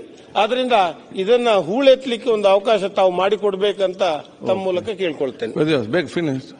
ಪಾಯಿಂಟ್ ಮಾತಾಡಿ ಅಷ್ಟೇ. ಅಧ್ಯಕ್ಷರೇ, ಕರಾವಳಿಯ ಭಾಗದ ಬಗ್ಗೆ, ಸಮಸ್ಯೆ ಬಗ್ಗೆ ನಮಗೆ ಅವಕಾಶವನ್ನ ಕೊಟ್ಟಿದ್ದೀರಿ. ತಮಗೆ ವಿಶೇಷವಾದಂತ ನಾನು ಧನ್ಯವಾದಗಳನ್ನು ಸಮರ್ಪಿಸ್ತಾ ಇದ್ದೇನೆ.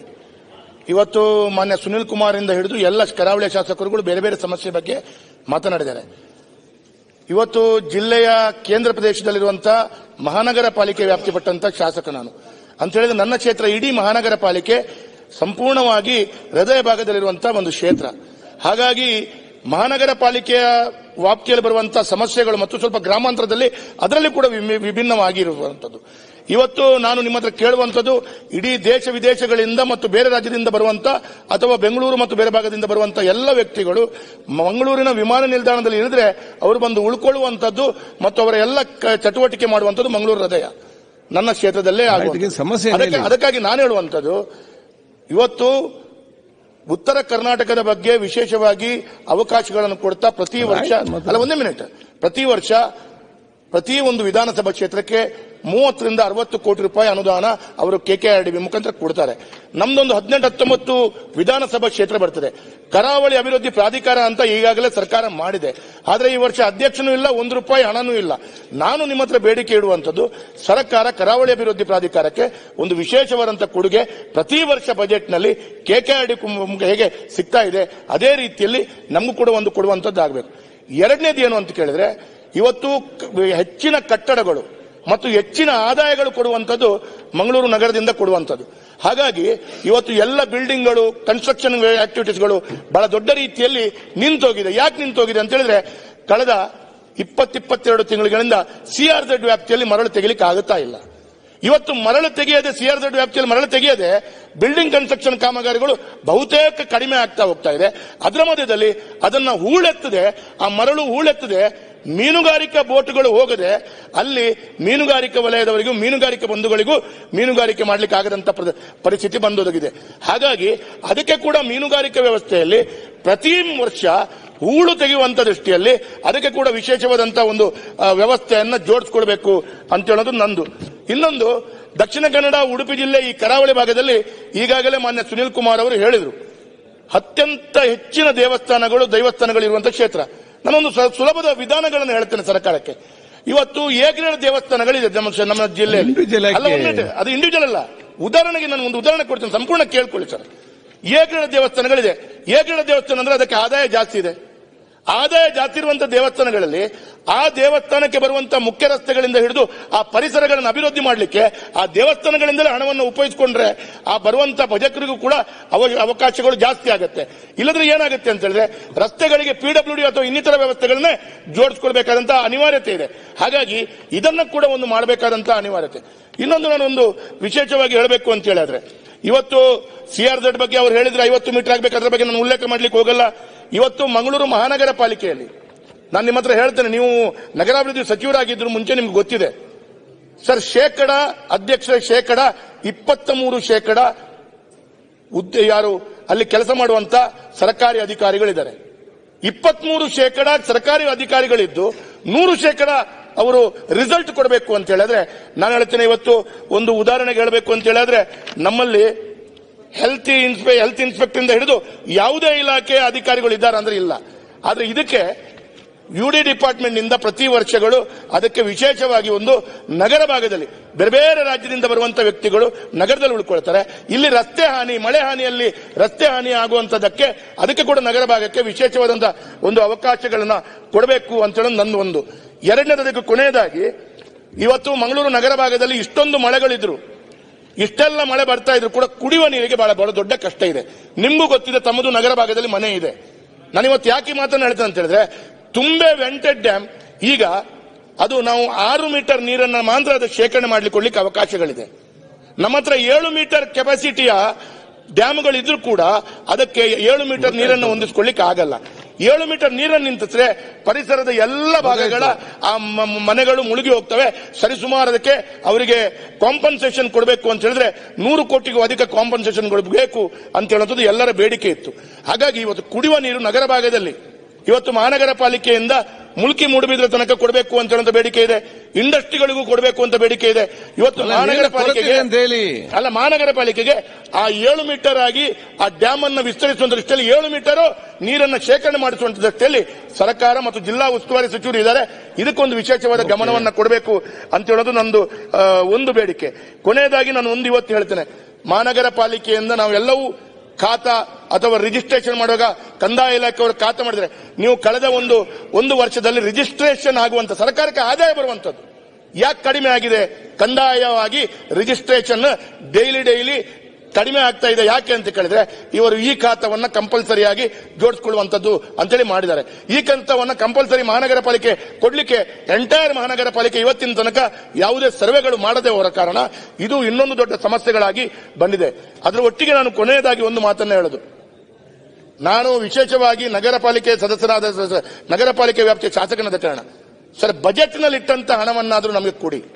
ಈ ಹಿಂದೆ ಬಜೆಟ್ ಒಂದೇ ಮಿನಿಟ್, ಈ ಹಿಂದೆ ಮಹಾತ್ಮ ಗಾಂಧಿ ನಗರ ವಿಕಾಸ ಯೋಜನೆ 1 ಅಂತೇಳಿ ಬಜೆಟ್ ನಲ್ಲಿ 125 ಕೋಟಿ ಕೊಟ್ಟರು ಸರ್. ಅರ್ಧಂಬರ್ಧ ರಸ್ತೆಗಳು ಮಾಡುವಂತ ಸಂದರ್ಭದಲ್ಲೇ ಈಗ ಹೊಸ ಸರ್ಕಾರ ಬಂದು ಅದನ್ನು ನಿಲ್ಲಿಸ್ಬಿಡ್ತು. ಅರ್ಧ ರಸ್ತೆ ಆಗಿದೆ, ಕಾಂಟ್ರಾಕ್ಟರ್ ಆ ಅರ್ಧ ರಸ್ತೆ ಮಾಡಿದಕ್ಕೆ ಹಣ ಸಿಗಲ್ಲ ಅಂತ ಹೇಳೋದು ಕಣ್ಣೀರಾಗ್ತಾನೆ. ಇನ್ನು ಉಳಿದ ಕಾಮಗಾರಿಗಳು 60 ಕೋಟಿ ಪೆಂಡಿಂಗ್ ಇದೆ, ಅದಾದ್ರೂ ಹೋಗ್ಲಿ. ಅದಕ್ಕೆ ಇದನ್ನು ಒಂದು ಜೋಡಿಸಿಕೊಳ್ಳುವಂತದ್ದು ಆಗಬೇಕು. ಮತ್ತು ಪ್ರವಾಸೋದ್ಯಮಕ್ಕೆ ವಿಪುಲವಾದ ಅವಕಾಶಗಳಿದೆ, ಅದರ ಬಗ್ಗೆ ನಾನು ಮಾತಾಡ್ಲಿಕ್ಕೆ ಹೋಗಲ್ಲ. ಶಾಸಕರು ಸುನಿಲ್ ಕುಮಾರ್ ಅವರು ಹೇಳಿದ್ದಾರೆ. ಮತ್ತೆ ಇನ್ನೊಂದು, ನಗರ ಭಾಗದಲ್ಲಿ ಬಿಲ್ಡಿಂಗ್ ಲೈಸೆನ್ಸ್ ಅನ್ನ ಮಾಡುವಂತದಕ್ಕೆ ಇದೊಂದು ಬಹಳ ವಿಶೇಷವಾದಂತಹ ಪರಿಸ್ಥಿತಿಯಲ್ಲಿ ನಾವಿದೆ. ಸರ್ಕಾರ ಇಲ್ಲಿ ಕೂತು ಸುನಿಲ್ ಕುಮಾರ್ ಅವರು ಹೇಳಿದ್ರು, ಬೆಂಗಳೂರಿನಲ್ಲಿ ಕೂತು ನೀವೇನೋ ಒಂದು ಪ್ಲಾನ್ ಅನ್ನ ಮಾಡ್ತೀರಿ, ಅದು ಅಲ್ಲಿ ಬಂದು ಅಪ್ಲೈ ಮಾಡ್ಲಿಕ್ಕೆ ಆಗಲ್ಲ. ನೀವು ನಗರದ ಭಾಗದ ಸಮಸ್ಯೆಗಳು ಬೇರೆ ಬೇರೆ ಇರುವಂತಹ ಸಂದರ್ಭದಲ್ಲಿ ಇಲ್ಲಿ ನಿರ್ಮಾಣ 1 ಒಂದು ಸಾಫ್ಟ್ವೇರ್ ಅನ್ನು ಮಾಡಿದ್ರು, ತಂತ್ರಾಂಶವನ್ನು ಮಾಡಿದ್ರು, ನಿರ್ಮಾಣ 2 ಇನ್ನೊಂದು ತಂತ್ರಾಂಶವನ್ನು ಮಾಡಿದ್ರು. ಅದು ನಮ್ಮ ಮಂಗಳೂರು ಮಹಾನಗರ ಪಾಲಿಕೆಗೆ ಇಂಪ್ಲಿಮೆಂಟ್ ಆಗಲ್ಲ. ನಮ್ಮ ಮಂಗಳೂರು ಮಹಾನಗರ ಪಾಲಿಕೆ ಅದನ್ನೇ ನಾವೇ ಒಂದು ಸಾಫ್ಟ್ವೇರ್ ಮಾಡ್ತೀರಿ ಅಂದ್ರೆ ಸರ್ಕಾರ ಬಿಡಲ್ಲ, ನಮ್ಮ ಕೈ ಕಟ್ಟಿ ಹಾಕ್ತೀರಿ. ಇಲ್ಲಿ ಬರುವಂತದ್ದನ್ನ ನೀವು ಒಂದಕ್ಕೊಂದು ಮಾಡಿಕೊಡ್ತೀರಿ. ಅದಕ್ಕಾಗಿ ಇದು ಒಂದು ಭಾಗ. ಎರಡನೇದು ನಂದು ಒಟ್ಟಾರೆ ಹೇಳುವಂತದ್ದು ಏನು ಅಂತ ಹೇಳಿದ್ರೆ, ಇದು ನಮ್ಮ ತುಳುನಾಡು, ನಾವು ತುಳು ಭಾಷೆಯನ್ನ 8ನೇ ಪರಿಷತ್ ಸೇರಿಸುವಂತಲ್ಲಿ ನಾನು ಇವತ್ತು ಕೊನೆಯದಾಗಿ ಒಂದು ಮಾತು ಹೇಳ್ತೇನೆ ಸರ್. ಕಳೆದ 2 ವರ್ಷಗಳಲ್ಲಿ ನೀವು 5-6 ಅಧಿವೇಶನದಲ್ಲಿ ಈ ಪ್ರಶ್ನೆಯನ್ನು ನಾನಿರಬಹುದು, ಅಶೋಕಣ್ಣ, ಹರೀಶ್ ಪೂಂಜರು, ಉಮಾನಾಥ್ ಕೋಟೆಂಡ್ರು ಎಲ್ಲರೂ ಮಾತಾಡ್ತಾ ಇದ್ದೇವೆ. ಇವತ್ತು ಸುನಿಲ್ ಕುಮಾರ್ ಅವರು ಕನ್ನಡ ಸಂಸ್ಕೃತಿ ಮಂತ್ರಿ ಇದ್ದಾಗ ಮಾನ್ಯ ಮೋಹನ್ ಆಳ್ವರ ವರದಿ ಇವತ್ತು ಸರ್ಕಾರಕ್ಕೆ ಬಂದು ಸಂಪೂರ್ಣ ಆಗಿದೆ. ಆ ವರದಿಯನ್ನು ಒಂದು ಕ್ಯಾಬಿನೆಟ್ ಇಡ್ಲಿಕ್ಕೆ 22 ತಿಂಗಳುಗಳಾಯ್ತು ಅಂತ ಹೇಳಿದ್ರೆ ಏನನ್ನ ಹೇಳಬೇಕು ನಾನು, ನನಗೆ ಗೊತ್ತಾಗಲ್ಲ. ತುಳು ಭಾಷೆಯನ್ನ ಇವತ್ತು ನೀವು ಆ ಪೀಠದಲ್ಲಿ ಇರುವಾಗಲೇ ಈ ತುಳು ಭಾಷೆ ನಮ್ಮದು ರಾಜ್ಯದ ಅಧಿಕೃತವಾಗಿ ಭಾಷೆಯಲ್ಲಿ ಆಗ್ಲಿಲ್ಲ ಅಂತ ಹೇಳಿದ್ರೆ ಇನ್ನು ಮತ್ತೆ ಯಾವಾಗ ಆಗೋದು? ಅದಕ್ಕಾಗಿ ನಾನು ನಿಮ್ಮ ಹತ್ರ ಕೇಳುವಂತದ್ದು ಇದಾಗಬೇಕು. ಅದರ ಒಟ್ಟಿಗೆ ನಾನು ವಿಶೇಷವಾಗಿ ನಿಮ್ಮ ಹತ್ರ ಕೇಳುವಂತದ್ದು, ಇವತ್ತು ನಮಗೆ NMPT ಪೋರ್ಟ್ ಇದೆ. NMPT ಪೋರ್ಟ್ ಒಂದು ಇಂಪಾರ್ಟೆಂಟ್ ಹೇಳಿದ ವಿಷಯ ಇಡೀ ಕರಾವಳಿಗೆ ಸಂಬಂಧಪಟ್ಟಾಗಿ ಎಂಟೈರ್ ಒಂದು ಕ್ಯಾಬಿನೆಟ್ ಇದಕ್ಕೆ ಕರಾವಳಿಗೆ ಸಂಬಂಧಪಟ್ಟ ಒಂದೇ ಮಿನಿಟ್.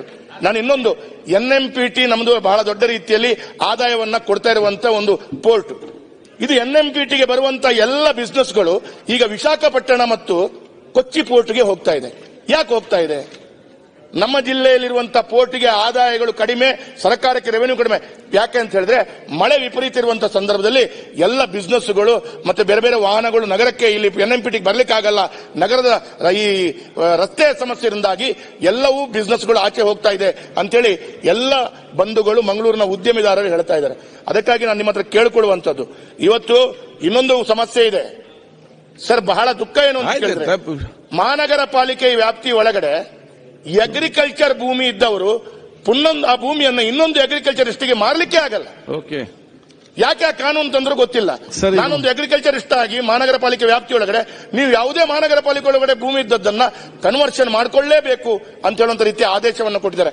ಅದನ್ನ ಹಿಂಪಡ್ಕೊಳ್ಬೇಕು ಅಂತ ಹೇಳುವಂತ ಕೂಡ ನಾನು ಇವತ್ತು ಹೇಳ್ತಾ, ಕೊನೆಯದಾಗಿ ನಾನು ಈ ತುಳುನಾಡಿಗೆ ವಿಶೇಷವಾದಂತಹ ಒಂದು ಅಭಿವೃದ್ಧಿ ಪ್ರಾಧಿಕಾರಕ್ಕೆ ಮತ್ತು ಅದರ ಒಟ್ಟಿಗೆ ನಾರಾಯಣಗುರು ನಿಗಮ ಮತ್ತು ಬನ್ಸ್ ನಿಗಮದ ಬಗ್ಗೆ ಅವರು ಹೇಳಿದ್ರು, ಅಧ್ಯಕ್ಷರು ಮಾಡಿಲ್ಲ ಸರ್, ಎರಡಕ್ಕೂ ಅಧ್ಯಕ್ಷರು ಮಾಡಿಲ್ಲ, ₹1 ಕೊಟ್ಟಿಲ್ಲ. ಹಾಗಾಗಿ ಇವತ್ತು ಅದು ಎಲ್ಲ ಬೇಡಿಕೆಯನ್ನು ಈಡೇರಿಸುವ ದೃಷ್ಟಿಯಲ್ಲಿ ಸರ್ಕಾರಕ್ಕೆ ತಾವು ವಿಶೇಷವಾದಂತಹ ಒತ್ತನ್ನು ಕೊಡಬೇಕು. ಇದರ ಒಟ್ಟಿಗೆ ಈ ಎಲ್ಲ ಅಭಿವೃದ್ಧಿ ಕಾರ್ಯಗಳಿಗೆ ಒಂದು ವರ್ಷಕ್ಕೆ 1,000 ಕೋಟಿ ಕರಾವಳಿ ಅಭಿವೃದ್ಧಿ ಪ್ರಾಧಿಕಾರದ ಮುಖಾಂತರ ಕೊಡುವಂತದ್ದು ನಿಮ್ಮ ನೇತೃತ್ವದಲ್ಲಿ ಆಗಲಿ ಅಂತ ಹೇಳೋದು ಕೇಳ್ತಾ ಅವಕಾಶಕ್ಕಾಗಿ ಧನ್ಯವಾದ. ಅಧ್ಯಕ್ಷರೇ 10 ನಿಮಿಷ ಕೊಡಬೇಕು. 10 ನಿಮಿಷ. ಕರಾವಳಿಯ ಭಾಗದ ಚರ್ಚೆಗೆ ಅವಕಾಶ ಮಾಡಿಕೊಟ್ಟಿರ್ತಕ್ಕಂಥ ಅಧ್ಯಕ್ಷರಿಗೆ ಅಭಿನಂದನೆಗಳನ್ನು ಸಲ್ಲಿಸ್ತಾ ಒಂದು ಸ್ವಲ್ಪ ಅಧ್ಯಕ್ಷರೇ ಇತಿಹಾಸವನ್ನು ಹೇಳುತ್ತೇನೆ. ರಾಜಕೀಯ ಇತಿಹಾಸ ನಮ್ಮ ಜಿಲ್ಲೆದು. ನಮ್ಮ ಜಿಲ್ಲೆಯಲ್ಲಿ ರಾಜ್ಯಕ್ಕೆ ಮತ್ತು ದೇಶಕ್ಕೆ ರಾಜಕಾರಣದಲ್ಲಿ ಸೇವೆ ಮಾಡಿರ್ತಕ್ಕಂಥ ಜಾರ್ಜ್ ಫೆರ್ನಾಂಡಿಸ್ ಅವರು ಇರ್ಬೋದು, ಆಸ್ಕರ್ ಫೆರ್ನಾಂಡಿಸ್ ಅವರು ಇರ್ಬೋದು, ಜನಾರ್ದನ್ ಪೂಜಾರಿ ಅವರು ಇರ್ಬೋದು, ಧನಂಜಯ ಕುಮಾರ್ ಅವರು ಇರ್ಬೋದು, ಶೋಭಾ ಕರಂದ್ಲಾಜೆ ಅವರು ಇರ್ಬೋದು. ಈ ರೀತಿ ಕೇಂದ್ರ ಸಚಿವರಾಗಿ ಸೇವೆ ಮಾಡಿರ್ತಕ್ಕಂಥವರು ನಮ್ಮ ಕರಾವಳಿ ಭಾಗದವರು.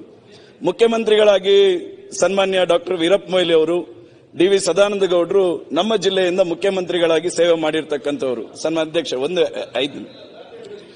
ಅದೇ ರೀತಿ ಹಿರಿಯ ರಾಜಕಾರಣಿಗಳ ಅಧ್ಯಕ್ಷರೇ, ಎ.ಜಿ. ಕೊಡ್ಗೆಯವರಂತ ಹಿರಿಯ ರಾಜಕಾರಣಿಗಳು, ಡಾಕ್ಟರ್ ವಿ.ಎಸ್. ಆಚಾರ್ಯ ಅಂತವರು, ಯು.ಟಿ. ಫರೀದ್ ಅಂತವರು, ವಸಂತ್ ಬಂಗೇರ್ ಅಂತವರು, ಅಮರನಾಥ್ ಶೆಟ್ಟಿ ಅಂತವರು, ಅನೇಕ ಜನ ಹಿರಿಯರು ರಾಜಕಾರಣವನ್ನು ಕರ್ನಾಟಕ ರಾಜ್ಯಕ್ಕೆ ರಾಜಕಾರಣದ ಸೇವೆ ಮಾಡಿರ್ತಕ್ಕಂಥ ಜಿಲ್ಲೆಯಿಂದ ಬಂದಂತಹ ರಾಜಕಾರಣದ ವ್ಯವಸ್ಥೆ. ಪ್ರಾಯಶಃ ಒಂದು ಸಹಕಾರಿ ವ್ಯವಸ್ಥೆಯಲ್ಲಿ ಕ್ಯಾಂಪ್ಕೋದಂತ ಸಂಸ್ಥೆಯನ್ನು ಅಂತಾರಾಷ್ಟ್ರೀಯ ಮಟ್ಟದಲ್ಲಿ ಗುರುತಿಸುವ ರೀತಿಯಲ್ಲಿ ವಾರಣಾಸಿ ಸುಬ್ರಾಯ ಭಟ್ರಂತ ಹಿರಿಯರು ಸ್ಥಾಪನೆ ಮಾಡಿರ್ತಕ್ಕಂಥ ಜಿಲ್ಲೆ ನಮ್ಮ ಜಿಲ್ಲೆ. ಈಗ ನೀವು ಜಿಲ್ಲೆ ವರ್ಣನೆ ಮಾಡ್ತೀರಾ, ಜಿಲ್ಲೆ ಸಮಸ್ಯೆ ಹೇಳ್ತೀರಾ? ಒಂದು ನಿಮಿಷ ಸಮಸ್ಯೆಗೆ ಬನ್ನಿ, ಬರ್ತೇನೆ ಅಲ್ಲಿಗೆ. ಒಂದು ಅವಕಾಶ ಕೊಡಿ. ಅಲ್ಲ, ಕರೆಕ್ಟ್ ವರ್ಣನೆ ಮಾಡ್ಲಿಕ್ಕೆ ಬೇರೆ ಟೈಮ್ ತಗೊಳ್ಬೇಕು, ಸಮಸ್ಯೆ ಬರೀ ಚರ್ಚೆ ಮಾಡ್ಲಿಕ್ಕೆ ಅದು ಹೇಳಿ. ಇವತ್ತು ನನಗೆ ಬಹಳ ಖುಷಿ ಇದೆ ಸನ್ಮಾನ್ಯ ಉಪಮುಖ್ಯಮಂತ್ರಿಗಳೇ, ನೀವು ಪ್ರವಾಸೋದ್ಯಮದ ಬಗ್ಗೆ, ದಕ್ಷಿಣ ಕನ್ನಡ ಜಿಲ್ಲೆಯ ಪ್ರವಾಸೋದ್ಯಮ, ಕರಾವಳಿ ಪ್ರವಾಸೋದ್ಯಮದ ಬಗ್ಗೆ ಬಹಳ ಉತ್ಸುಕತೆಯಿಂದ ಇವತ್ತು ನಾನು ಮಾಡ್ತೇನೆ, ಅದನ್ನು ಸಾಧಿಸಬೇಕೆನ್ನುವಂತ ಛಲವನ್ನು ಹಿಡ್ಕೊಂಡು ನಮ್ಮ ಬಗ್ಗೆ ಬಹಳ ಪ್ರೀತಿಯನ್ನು ಇಟ್ಟುಕೊಂಡಿದ್ದೀರಿ. ಪ್ರಾಯಶಃ ನನ್ನ ಹತ್ರ ಇಲ್ಲಿ ಒಂದು 3 ಬಜೆಟ್ ಪುಸ್ತಕ ಇದೆ ಸನ್ಮಾನ್ಯ ಉಪಮುಖ್ಯಮಂತ್ರಿಗಳೇ. ಇದರಲ್ಲಿ ಪ್ರತಿ ವರ್ಷ ಪ್ರವಾಸೋದ್ಯಮ ಅಂತ ಬಂದಾಗ ಬೀಚ್ ಟೂರಿಸಂ ಬಗ್ಗೆ ಪ್ರಸ್ತಾಪ ಆಗಿದೆ, ಕ್ರೂಸ್ ಬಗ್ಗೆ ಪ್ರಸ್ತಾಪ ಆಗಿದೆ, ಈ ಎಲ್ಲಾ ವ್ಯವಸ್ಥೆಯಲ್ಲಿ ಸರ್ಫಿಂಗ್ ಬಗ್ಗೆ ಪ್ರಸ್ತಾಪ ಆಗಿದೆ, ಬೇರೆ ಬೇರೆ ರೀತಿಯಾಗಿರ್ತಕ್ಕಂಥ ಟೂರಿಸಂ ಬಗ್ಗೆ ಪ್ರಸ್ತಾಪಗಳು ಆಗ್ತಾ ಇದೆ. ಪ್ರಾಯಶಃ ನಮ್ಮ ಜಿಲ್ಲೆಯಲ್ಲಿ ಗೋವಾ ಯಾವ ರೀತಿಯಾಗಿ ಅಭಿವೃದ್ಧಿ ಆಗಿದೆಯೋ, ಬೇರೆ ಬೇರೆ ಅಂತಾರಾಷ್ಟ್ರೀಯ ಮಟ್ಟದಲ್ಲಿ ನಾವು ಪ್ರವಾಸಿಗರನ್ನು ಆಕರ್ಷಣೆ ಮಾಡತಕ್ಕಂಥ ದೇಶದ ರೀತಿಯಲ್ಲೇ ಅಂತಾರಾಷ್ಟ್ರೀಯ ಮಟ್ಟದಲ್ಲಿ ಬೆಳೀತಕ್ಕಂಥ ಪ್ರವಾಸೋದ್ಯಮವನ್ನು ಆಕರ್ಷಣೆ ಮಾಡತಕ್ಕಂಥ ಪೊಟೆನ್ಷಿಯಲ್ ಇರ್ತಕ್ಕಂಥ ಜಿಲ್ಲೆ ನಮ್ಮ ಜಿಲ್ಲೆ. ಅದು ದಕ್ಷಿಣ ಕನ್ನಡ ಇರಬಹುದು, ಉಡುಪಿ ಇರಬಹುದು, ಕಾರವಾರ ಇರಬಹುದು. ದಯವಿಟ್ಟು ಈ ವರ್ಷನೂ ನೀವು ಕ್ರೂಸು ಈ ರೀತಿಯ ಪ್ರವಾಸೋದ್ಯಮದ ಬಗ್ಗೆ ನೀವು ಪ್ರಸ್ತಾಪ ಮಾಡಿದ್ದೀರಿ. ಪ್ರಾಯಶಃ ನಾನು ಇದನ್ನು ಒಂದಷ್ಟು ವಿಮರ್ಶೆ ಮಾಡತಕ್ಕಂಥ ಸಂದರ್ಭದಲ್ಲಿ, ಒಂದು ಕ್ರೂಸು ನಮ್ಮ ಕರಾವಳಿ ಭಾಗದಲ್ಲಿ ಬಂದು ನಿಂತ್ರೆ ಪ್ರಾಯಶಃ ಡೈರೆಕ್ಟ್ ಆಗಿ 4,000 ಉದ್ಯೋಗ ಸೃಷ್ಟಿಯಾಗ್ತಕ್ಕಂಥ ವ್ಯವಸ್ಥೆಗಳಾಗ್ತದೆ. 4,000 ಉದ್ಯೋಗ ನೇರವಾಗಿ ಸೃಷ್ಟಿಯಾದ್ರೆ ಸುಮಾರು 10,000ಕ್ಕಿಂತಲೂ ಹೆಚ್ಚು ಇಂಡೈರೆಕ್ಟ್ ಆಗಿರ್ತಕ್ಕಂಥ ಉದ್ಯೋಗಗಳು ನಮ್ಮ ಜಿಲ್ಲೆಯಲ್ಲಿ ಸೃಷ್ಟಿಯಾಗ್ತದೆ. ಪ್ರಾಯಶಃ ನಾನೊಂದೆರಡು ಈ ರೀತಿಯ ಪ್ರವಾಸೋದ್ಯಮದ ಬಗ್ಗೆ ಆಸಕ್ತಿ ಇರತಕ್ಕಂಥ ಉದ್ಯಮಿಗಳ ಹತ್ರ ಮಾತಾಡುವಾಗ ಹೇಳಿದ್ರು, ಒಂದು ಕ್ರೂಸ್ ಅಥವಾ 2 ಕ್ರೂಸ್ ಬಂದು ಒಂದು ಜಿಲ್ಲೆಯಲ್ಲಿ ಅಥವಾ ಒಂದು ನಗರದಲ್ಲಿ ನಿಂತ್ರೆ ಮಿನಿಮಮ್ ವಾರದಲ್ಲಿ 100ರಿಂದ 150 ಕೋಟಿ ರೂಪಾಯಿ ಆರ್ಥಿಕ ವ್ಯವಹಾರವನ್ನು ಮಾಡತಕ್ಕಂಥ ವ್ಯವಸ್ಥೆಗಳು ಆ ಜಿಲ್ಲೆಯಲ್ಲಿ ನಿರ್ಮಾಣ ಆಗ್ತದೆ ಅನ್ನುವಂತ ಮಾತನ್ನು ನಾನು ಕೇಳ್ಕೊಂಡೆ. ಪ್ರಾಯಶಃ ನಿಮ್ಮ ಹತ್ರ ವಿನಂತಿ ಮಾಡ್ತೇನೆ, ನಮ್ಮ ಜಿಲ್ಲೆಯ ಪರಿಸ್ಥಿತಿ ಯಾವ ರೀತಿಯಲ್ಲಿ ಆಗ್ತಾ ಇದೆ ಅಂತ ಹೇಳಿದ್ರೆ, ಎಲ್ಲ IT ಸಾಫ್ಟ್ವೇರ್ ಓದಿಸ್ತಕ್ಕಂಥ, ಅದೊಂದು ಬಡತನದಲ್ಲಿ ಇರ್ತಕ್ಕಂಥ ಕೂಲಿ ಕಾರ್ಮಿಕನ ಮಗನಿಗೂ ಅವರಿಗೆ ಏನಿರ್ತದೆ ಅಂತ ಹೇಳಿದ್ರೆ, ನನ್ನಾಗೆ ನನ್ನ ಮಗ ಆಗಬಾರದು, ಅವನು ವಿದ್ಯಾವಂತನಾಗಬೇಕೆನ್ನುವಂತಹ ದೃಷ್ಟಿಯಿಂದ ಕಷ್ಟಪಟ್ಟು ಅವನಿಗೆ ಇಂಜಿನಿಯರಿಂಗ್ ಕಲಿಸ್ತಕ್ಕಂಥ, ಹೈಯರ್ ಎಜುಕೇಶನ್ ಕೊಡಿಸ್ತಕ್ಕಂಥ ಕೆಲಸವನ್ನು ಮಾಡ್ತಾರೆ. ಆ ಕಾರಣಕ್ಕೋಸ್ಕರ ಉದ್ಯೋಗಕ್ಕೋಸ್ಕರ ಅವರು ಬೆಂಗಳೂರಿಗೆ ಬರ್ತಾ ಇದ್ದಾರೆ. ಸನ್ಮಾನ್ಯ ಉಪಮುಖ್ಯಮಂತ್ರಿಗಳೇ, ಬೆಂಗಳೂರಿಗೆ ಬಂದ ಕಾರಣಕ್ಕೋಸ್ಕರ ಇವತ್ತು ನಮ್ಮ ಜಿಲ್ಲೆಯಲ್ಲಿ ತಂದೆ ತಾಯಿ ಇಬ್ಬರೇ ಜೀವನ ಮಾಡತಕ್ಕಂಥ ವ್ಯವಸ್ಥೆ ಹೇಳ್ಕೊಂಡು ಬಂದ್ರೆ ಆಗ್ತದ? ಪ್ರಾಬ್ಲಮ್ಗೆ ಬನ್ನಿ, ಸಮಸ್ಯೆ IT ಸೆಕ್ಟರ್ ಇಂಪ್ರೂವ್ ಆಗಬೇಕು, ಅದು ಹೇಳ್ಬೇಕಲ್ಲ.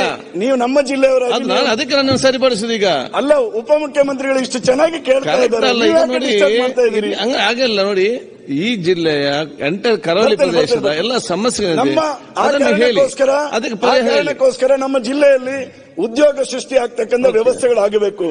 ಉದಾಹರಣೆಗೆ ನಮ್ಮಲ್ಲಿ ಟೆಕ್ಸ್ಟೈಲ್ ಇಂಡಸ್ಟ್ರಿಗೆ ವಿಪುಲವಾಗಿರ್ತಕ್ಕಂಥ ಅವಕಾಶಗಳಿದೆ.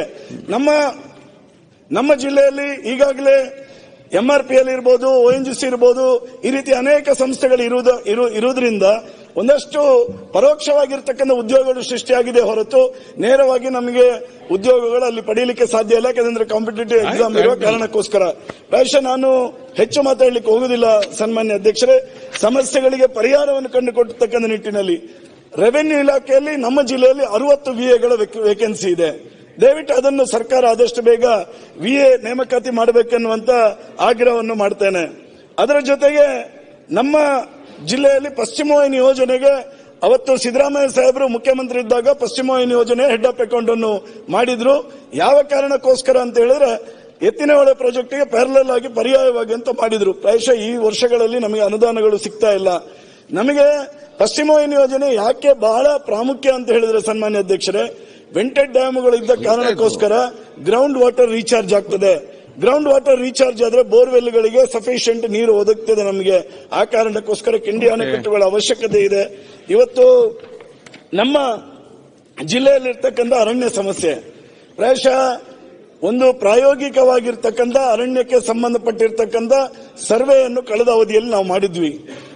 ರೆಕ್ಕೆ ಗ್ರಾಮ ಪಂಚಾಯತ್ ವ್ಯಾಪ್ತಿಯಲ್ಲಿರ್ತಕ್ಕಂಥ ಸರ್ವೆ ನಂಬರ್ 67ರನ್ನು ಜಂಟಿ ಸರ್ವೆ ಮಾಡಿಸಿ ಅದರಲ್ಲಿ ಹೆಚ್ಚುವರಿ ಭೂಮಿಯನ್ನು ಸರ್ಕಾರಕ್ಕೆ ಸರ್ಕಾರ ಅದನ್ನು ವಾಪಸ್ ತಕೊಂಡು ಬಡ ಜನರಿಗೆ ಕೊಡ್ತಕ್ಕಂಥ ವ್ಯವಸ್ಥೆಗೆ ನಾವು ಒಂದು ಸರ್ವೆ ಕಾರ್ಯ ಮಾಡಿದ್ವಿ. ಇವತ್ತು 2 ವರ್ಷ ಆಯಿತು ಸನ್ಮಾನ್ಯ ಸಭಾಧ್ಯಕ್ಷರೇ, ಇವತ್ತಿಗೂ ಅದು ಅರಣ್ಯ ಸಚಿವರ ಇಲಾಖೆಯಲ್ಲಿ ಅದು ಪೆಂಡಿಂಗ್ ಇದೆ. ಇದು ಒಂದು ಪ್ರಾಯೋಗಿಕವಾಗಿ ನಡೆದ್ರೆ ಕರಾವಳಿ ಭಾಗದ ಪ್ರತಿ ಒಂದು ಈ ರೀತಿಯ ಸಮಸ್ಯೆಗಳು ಪರಿಹಾರ ಆಗ್ತದೆ ಅನ್ನುವಂಥದ್ದನ್ನು ಈ ಸಂದರ್ಭದಲ್ಲಿ ಹೇಳ್ತೇನೆ. ನಮ್ಮ ಉಭಯ ಜಿಲ್ಲೆಗಳಿಗೆ ಪ್ರಮುಖವಾಗಿ ಇರತಕ್ಕಂಥ ಬೇಡಿಕೆ ಹೈಕೋರ್ಟಿನ ಒಂದು ಪೀಠ ನಮ್ಮ ಮಂಗಳೂರಿನಲ್ಲಿ ಆಗಬೇಕೆನ್ನುವಂತ ಬೇಡಿಕೆ ಎಲ್ಲ ನಮ್ಮ 2 ಜಿಲ್ಲೆಗಳ ವಕೀಲರು ಮತ್ತು ಎಲ್ಲರ ಜನಸಾಮಾನ್ಯರ ಒಂದು ಅಪೇಕ್ಷೆ ಆಗಿರ್ತಕ್ಕಂಥದ್ದು. ಪ್ರಾಯಶಃ ಈ ಹೈಕೋರ್ಟ್ ಪೀಠ ಮಂಗಳೂರಿನಲ್ಲಿ ಸ್ಥಾಪನೆ ಆಗಬೇಕೆನ್ನುವಂತ ಮನವಿಯನ್ನು ಸಹ ಈ ಸಂದರ್ಭದಲ್ಲಿ ಮಾಡಿಕೊಂಡು ಪ್ರಾಯಶಃ ವೆಸ್ಟರ್ನ್ ಘಾಟ್ನಲ್ಲಿ ಇರ್ತಕ್ಕಂಥ ಮಲೆಕುಡಿಯ ಸಮುದಾಯದವರಿಗೆ ಮೂಲಭೂತ ಸೌಕರ್ಯಗಳನ್ನು ಒದಗಿಸತಕ್ಕಂಥ ನಿಟ್ಟಿನಲ್ಲಿ ಹೆಚ್ಚಿನ ಪ್ರಾಧಾನ್ಯತೆಯನ್ನು ನಮ್ಮ ಸರ್ಕಾರ ಕೊಡಬೇಕೆನ್ನುವಂತ ಮನವಿ ಮಾಡ್ತೇನೆ. ಪ್ರಾಯಶಃ ಈ ಸಂದರ್ಭದಲ್ಲಿ ಹೆಚ್ಚು ಮಾತಾಡಲಿಕ್ಕೆ ಹೋಗುದಿಲ್ಲ. ಕರಾವಳಿ ಅಭಿವೃದ್ಧಿ ಪ್ರಾಧಿಕಾರ ಏನು KKRDB ಇದೆಯೋ ಅಥವಾ ಮಲೆನಾಡು ಅಭಿವೃದ್ಧಿ ಪ್ರಾಧಿಕಾರ ಇದೆಯೋ, ಕರಾವಳಿ ಅಭಿವೃದ್ಧಿ ಪ್ರಾಧಿಕಾರಕ್ಕೂ ಪ್ರತಿ ವರ್ಷ ಒಂದು ನಿಗದಿಪಡಿಸಿರ್ತಕ್ಕಂಥ ಮೊತ್ತವನ್ನು ಕರಾವಳಿ ಅಭಿವೃದ್ಧಿಯ ದೃಷ್ಟಿಯಿಂದ ರಾಜ್ಯ ಸರ್ಕಾರ ಕೊಡಬೇಕೆನ್ನುವಂತ ಆಗ್ರಹವನ್ನು ಮಾಡ್ತೇನೆ. ಪ್ರಾಯಶಃ ನಮ್ಮ ಜಿಲ್ಲೆಗೆ ಯಾವುದೇ ರೀತಿಯಾಗಿರ್ತಕ್ಕಂಥ ತಾರತಮ್ಯಗಳು ಮುಂದಿನ ದಿನಗಳಲ್ಲಿ ಆಗಬಾರದು. ಇವತ್ತು ನೋಡಿ ಅಧಿವೇಶನದಲ್ಲಿ ಮಾತಾಡ್ಲಿಕ್ಕೂ ನೀವು ಅರ್ಜೆಂಟ್ ಮಾಡ್ತಾ ಇದ್ದೀರಿ. ಈ ರೀತಿ ಅರ್ಜೆಂಟ್ ಮಾಡಿದ್ರೆ ನಾವು ಸಹ ಮಂಗಳೂರಿನಲ್ಲಿ ಒಂದು ವಿಧಾನಸೌಧ ಕಟ್ಟಿ ನಮಗೂ ಒಂದು ಮಾತಾಡಲಿಕ್ಕೆ ಹೆಚ್ಚಿನ ಅವಕಾಶ ಸಿಗಬಹುದು ಎನ್ನುವಂತ ನಿರೀಕ್ಷೆಯನ್ನು ಮಾಡತಕ್ಕಂಥ ವ್ಯವಸ್ಥೆಗೆ ಇಳಿಬೇಕಾಗ್ತದೆ ಅನ್ನುವಂಥದ್ದನ್ನು ಮತ್ತೊಮ್ಮೆ ತುಳು ಭಾಷೆಯನ್ನು ಮತ್ತೊಮ್ಮೆ ಕರ್ನಾಟಕದ ಅಧಿಕೃತ ಭಾಷೆಯನ್ನಾಗಿ ಮಾಡಬೇಕೆನ್ನುವಂತ ವಿನಂತಿಯನ್ನು ಮಾಡ್ತಾ ಪಾತ್ರ ಅವಕಾಶ ಮಂತ್ರಿಗೋರ್ನಂಚಿನ ಸನ್ಮಾನ್ಯ ಸಭಾಧ್ಯಕ್ಷರಿಗೆ ವಂದನೆ ಮಾಡುವುದು. ಪ್ರವಾಸೋದ್ಯಮದ ಬಗ್ಗೆ ಮಾನ್ಯ ಉಪಮುಖ್ಯಮಂತ್ರಿ ಹೆಚ್ಚಿನ ಆಸಕ್ತಿ ವಹಿಸೋದು ಮುಗಿಸವೆ. ನೀವು ನಮ್ ಜೊತೆಲೇ ಇರಬೇಕು, ಕರಾವಳಿನೂ ನಮ್ ಜೊತೆಲೇ ಇರಬೇಕು. ಯಾವುದೇ ಕಾರಣಕ್ಕೂ ಅಪಸ್ವರ ಬೇಡ. ಸಾಮಾನ್ಯ ನೀವು ನಮ್ ಜೊತೆಲೇ ಇರಬೇಕು. ಸನ್ಮಾನ್ಯ ಸಭಾಧ್ಯಕ್ಷರೇ, ಕರಾವಳಿ ಬಗ್ಗೆ ಮಾತಾಡಲಿಕ್ಕೆ ಅವಕಾಶ ಮಾಡಿಕೊಟ್ಟಿದ್ರಿ, ನಿಮ್ಗೆ ಧನ್ಯವಾದಗಳು. ಕರಾವಳಿ ಜನರ ಪರವಾಗಿ, ನಿಮ್ ಪರವಾಗಿ ಸಹ ನಾವೇ ಮಾತಾಡ್ತಾ ಇದ್ದೇವೆ ಇದರಲ್ಲಿ ನಾನು ಜಾಸ್ತಿ ನಾನು ಹೇಳಲಿಕ್ಕೆ ಹೋಗುದಿಲ್ಲ. ಎಲ್ಲರೂ ಸಹ ಮಾತಾಡಿದ್ದಾರೆ. ಕೆಲವು ಬಿಚ್ಚೋದ ಪಾಯಿಂಟ್ಸ್ ಗಳೇನಿದೆ ಅದನ್ನ ಹೈಲೈಟ್ ಮಾಡೋ ಪ್ರಯತ್ನವನ್ನ ನಾನು ಮಾಡ್ತಾ ಇದ್ದೇನೆ ಅಷ್ಟೇ. ಮೊದಲನೇದಾಗಿ ನಮ್ಮ GDP ರೇಟು ನಿಮ್ಗೆ ಗೊತ್ತಿರುವಂತೆ ಇಡೀ ಸ್ಟೇಟ್ ಅಲ್ಲಿ ಸೆಕೆಂಡ್ ಹೈಯೆಸ್ಟ್ GDP ರೇಟ್ ಇರುವುದು ನಮ್ಮ ಕರಾವಳಿ ಜಿಲ್ಲೆಗಳಲ್ಲಿ. ಹೈ ಲಿಟರಸಿ ರೇಟು ನಮ್ದು ನಿಮ್ಗೆ ಗೊತ್ತಿರುವಂತ ವಿಷಯ 96.5ಕ್ಕಿಂತ ಜಾಸ್ತಿ ಇದೆ ನಮ್ಮಲ್ಲಿ. ಆದ್ರೆ ನಮ್ಮಲ್ಲಿ ಸಣ್ಣ ಸಣ್ಣ ಸಮಸ್ಯೆಗಳು ಏನೆಲ್ಲ ಇದೆ ಅಂತ, ಒಂದು ಲಾ ಅಂಡ್ ಆರ್ಡರ್ ಅಲ್ಲಿ ಏನಾಗಿದೆ ಅಂತ ಹೇಳಿದ್ರೆ, ಒಂದು ಇಂಟೆಲಿಜೆನ್ಸ್ ಕಲೆಕ್ಷನ್ಗೆ ಲೋಕಲ್ ಲ್ಯಾಂಗ್ವೇಜ್ ಗೊತ್ತಿರುವಂತ ಪೊಲೀಸ್ ಕಾನ್ಸ್ಟೇಬಲ್ಸ್ ಇರ್ಬೋದು, ಅದು ದೊಡ್ಡ ಕಮ್ಮಿ ಸಂಖ್ಯೆಯಲ್ಲಿದೆ. ಹೊರ ರಾಜ್ಯ ಜಿಲ್ಲೆಗಳಿಂದ ಬರ್ತಾರೆ, ಅನಂತರ ಅವರು ಟ್ರಾನ್ಸ್ಫರ್ ಕೇಳ್ತಾರೆ. ನಮ್ಮಲ್ಲಿ ಪೊಲೀಸ್ ಕಾನ್ಸ್ಟೇಬಲ್ಸ್ ಮತ್ತು ಪೊಲೀಸ್ ಮೆನ್ ಯಾರು ವರ್ಕ್ ಅಲ್ಲಿ ಇದ್ದಾರೆ ಅವ್ರು ಸ್ವಲ್ಪ ಕಡಿಮೆ ಇದ್ದಾರೆ. ಒಂದು. ಎರಡನೇದು, ನಮ್ಮ ಇನ್ಸ್ಟಿಟ್ಯೂಷನ್ಸ್ ಎಲ್ಲದೂ ಪ್ರೈವೇಟ್ ಪ್ಲೇಯರ್ಸೇ ಮಾಡಿರುವಂತ ಇನ್ಸ್ಟಿಟ್ಯೂಷನ್ಸ್. ನಾವು ಅವರಿಗೆ ಸರಿಯಾದ ಎನ್ವೈರನ್ಮೆಂಟ್ ಮತ್ತು ಇನ್ಫ್ರಾಸ್ಟ್ರಕ್ಚರ್ ಕೊಟ್ರೆ ಅದು ಮತ್ತು ಥ್ರೈವ್ ಆಗ್ಲಿಕ್ಕೆ ಸಾಧ್ಯ. ಇದರಲ್ಲಿ ಮೇನ್ ಆಗಿ ಪೊಲೀಸ್ ಇಲಾಖೆಯಿಂದ ಡ್ರಗ್ಸ್ ನ ಹಾವಳಿಯನ್ನ ನಾವು ಕಂಟ್ರೋಲ್ ಮಾಡ್ಲಿಕ್ಕೆ ಆಗದಿದ್ರೆ ನಮ್ಮ ಕರಾವಳಿ ಜಿಲ್ಲೆಯಲ್ಲಿ ದೊಡ್ಡ ಸಮಸ್ಯೆಯನ್ನ ಮುಂದಕ್ಕೆ ನಾವು ಎದುರಿಸ್ತೇವೆ. ಉಡುಪಿಯಲ್ಲಿ ಇರ್ಬೋದು, ಮಂಗಳೂರಲ್ಲಿ ಇರ್ಬೋದು, ದೊಡ್ಡ ಸಂಖ್ಯೆಯಲ್ಲಿ ಇನ್ಸ್ಟಿಟ್ಯೂಷನ್ಸ್ ಇದೆ. ನಿಮ್ ಕ್ಷೇತ್ರದಲ್ಲಿ ಸಹ ದೊಡ್ಡ ಸಂಖ್ಯೆಯಲ್ಲಿ ಇನ್ಸ್ಟಿಟ್ಯೂಷನ್ಸ್ ಇದೆ.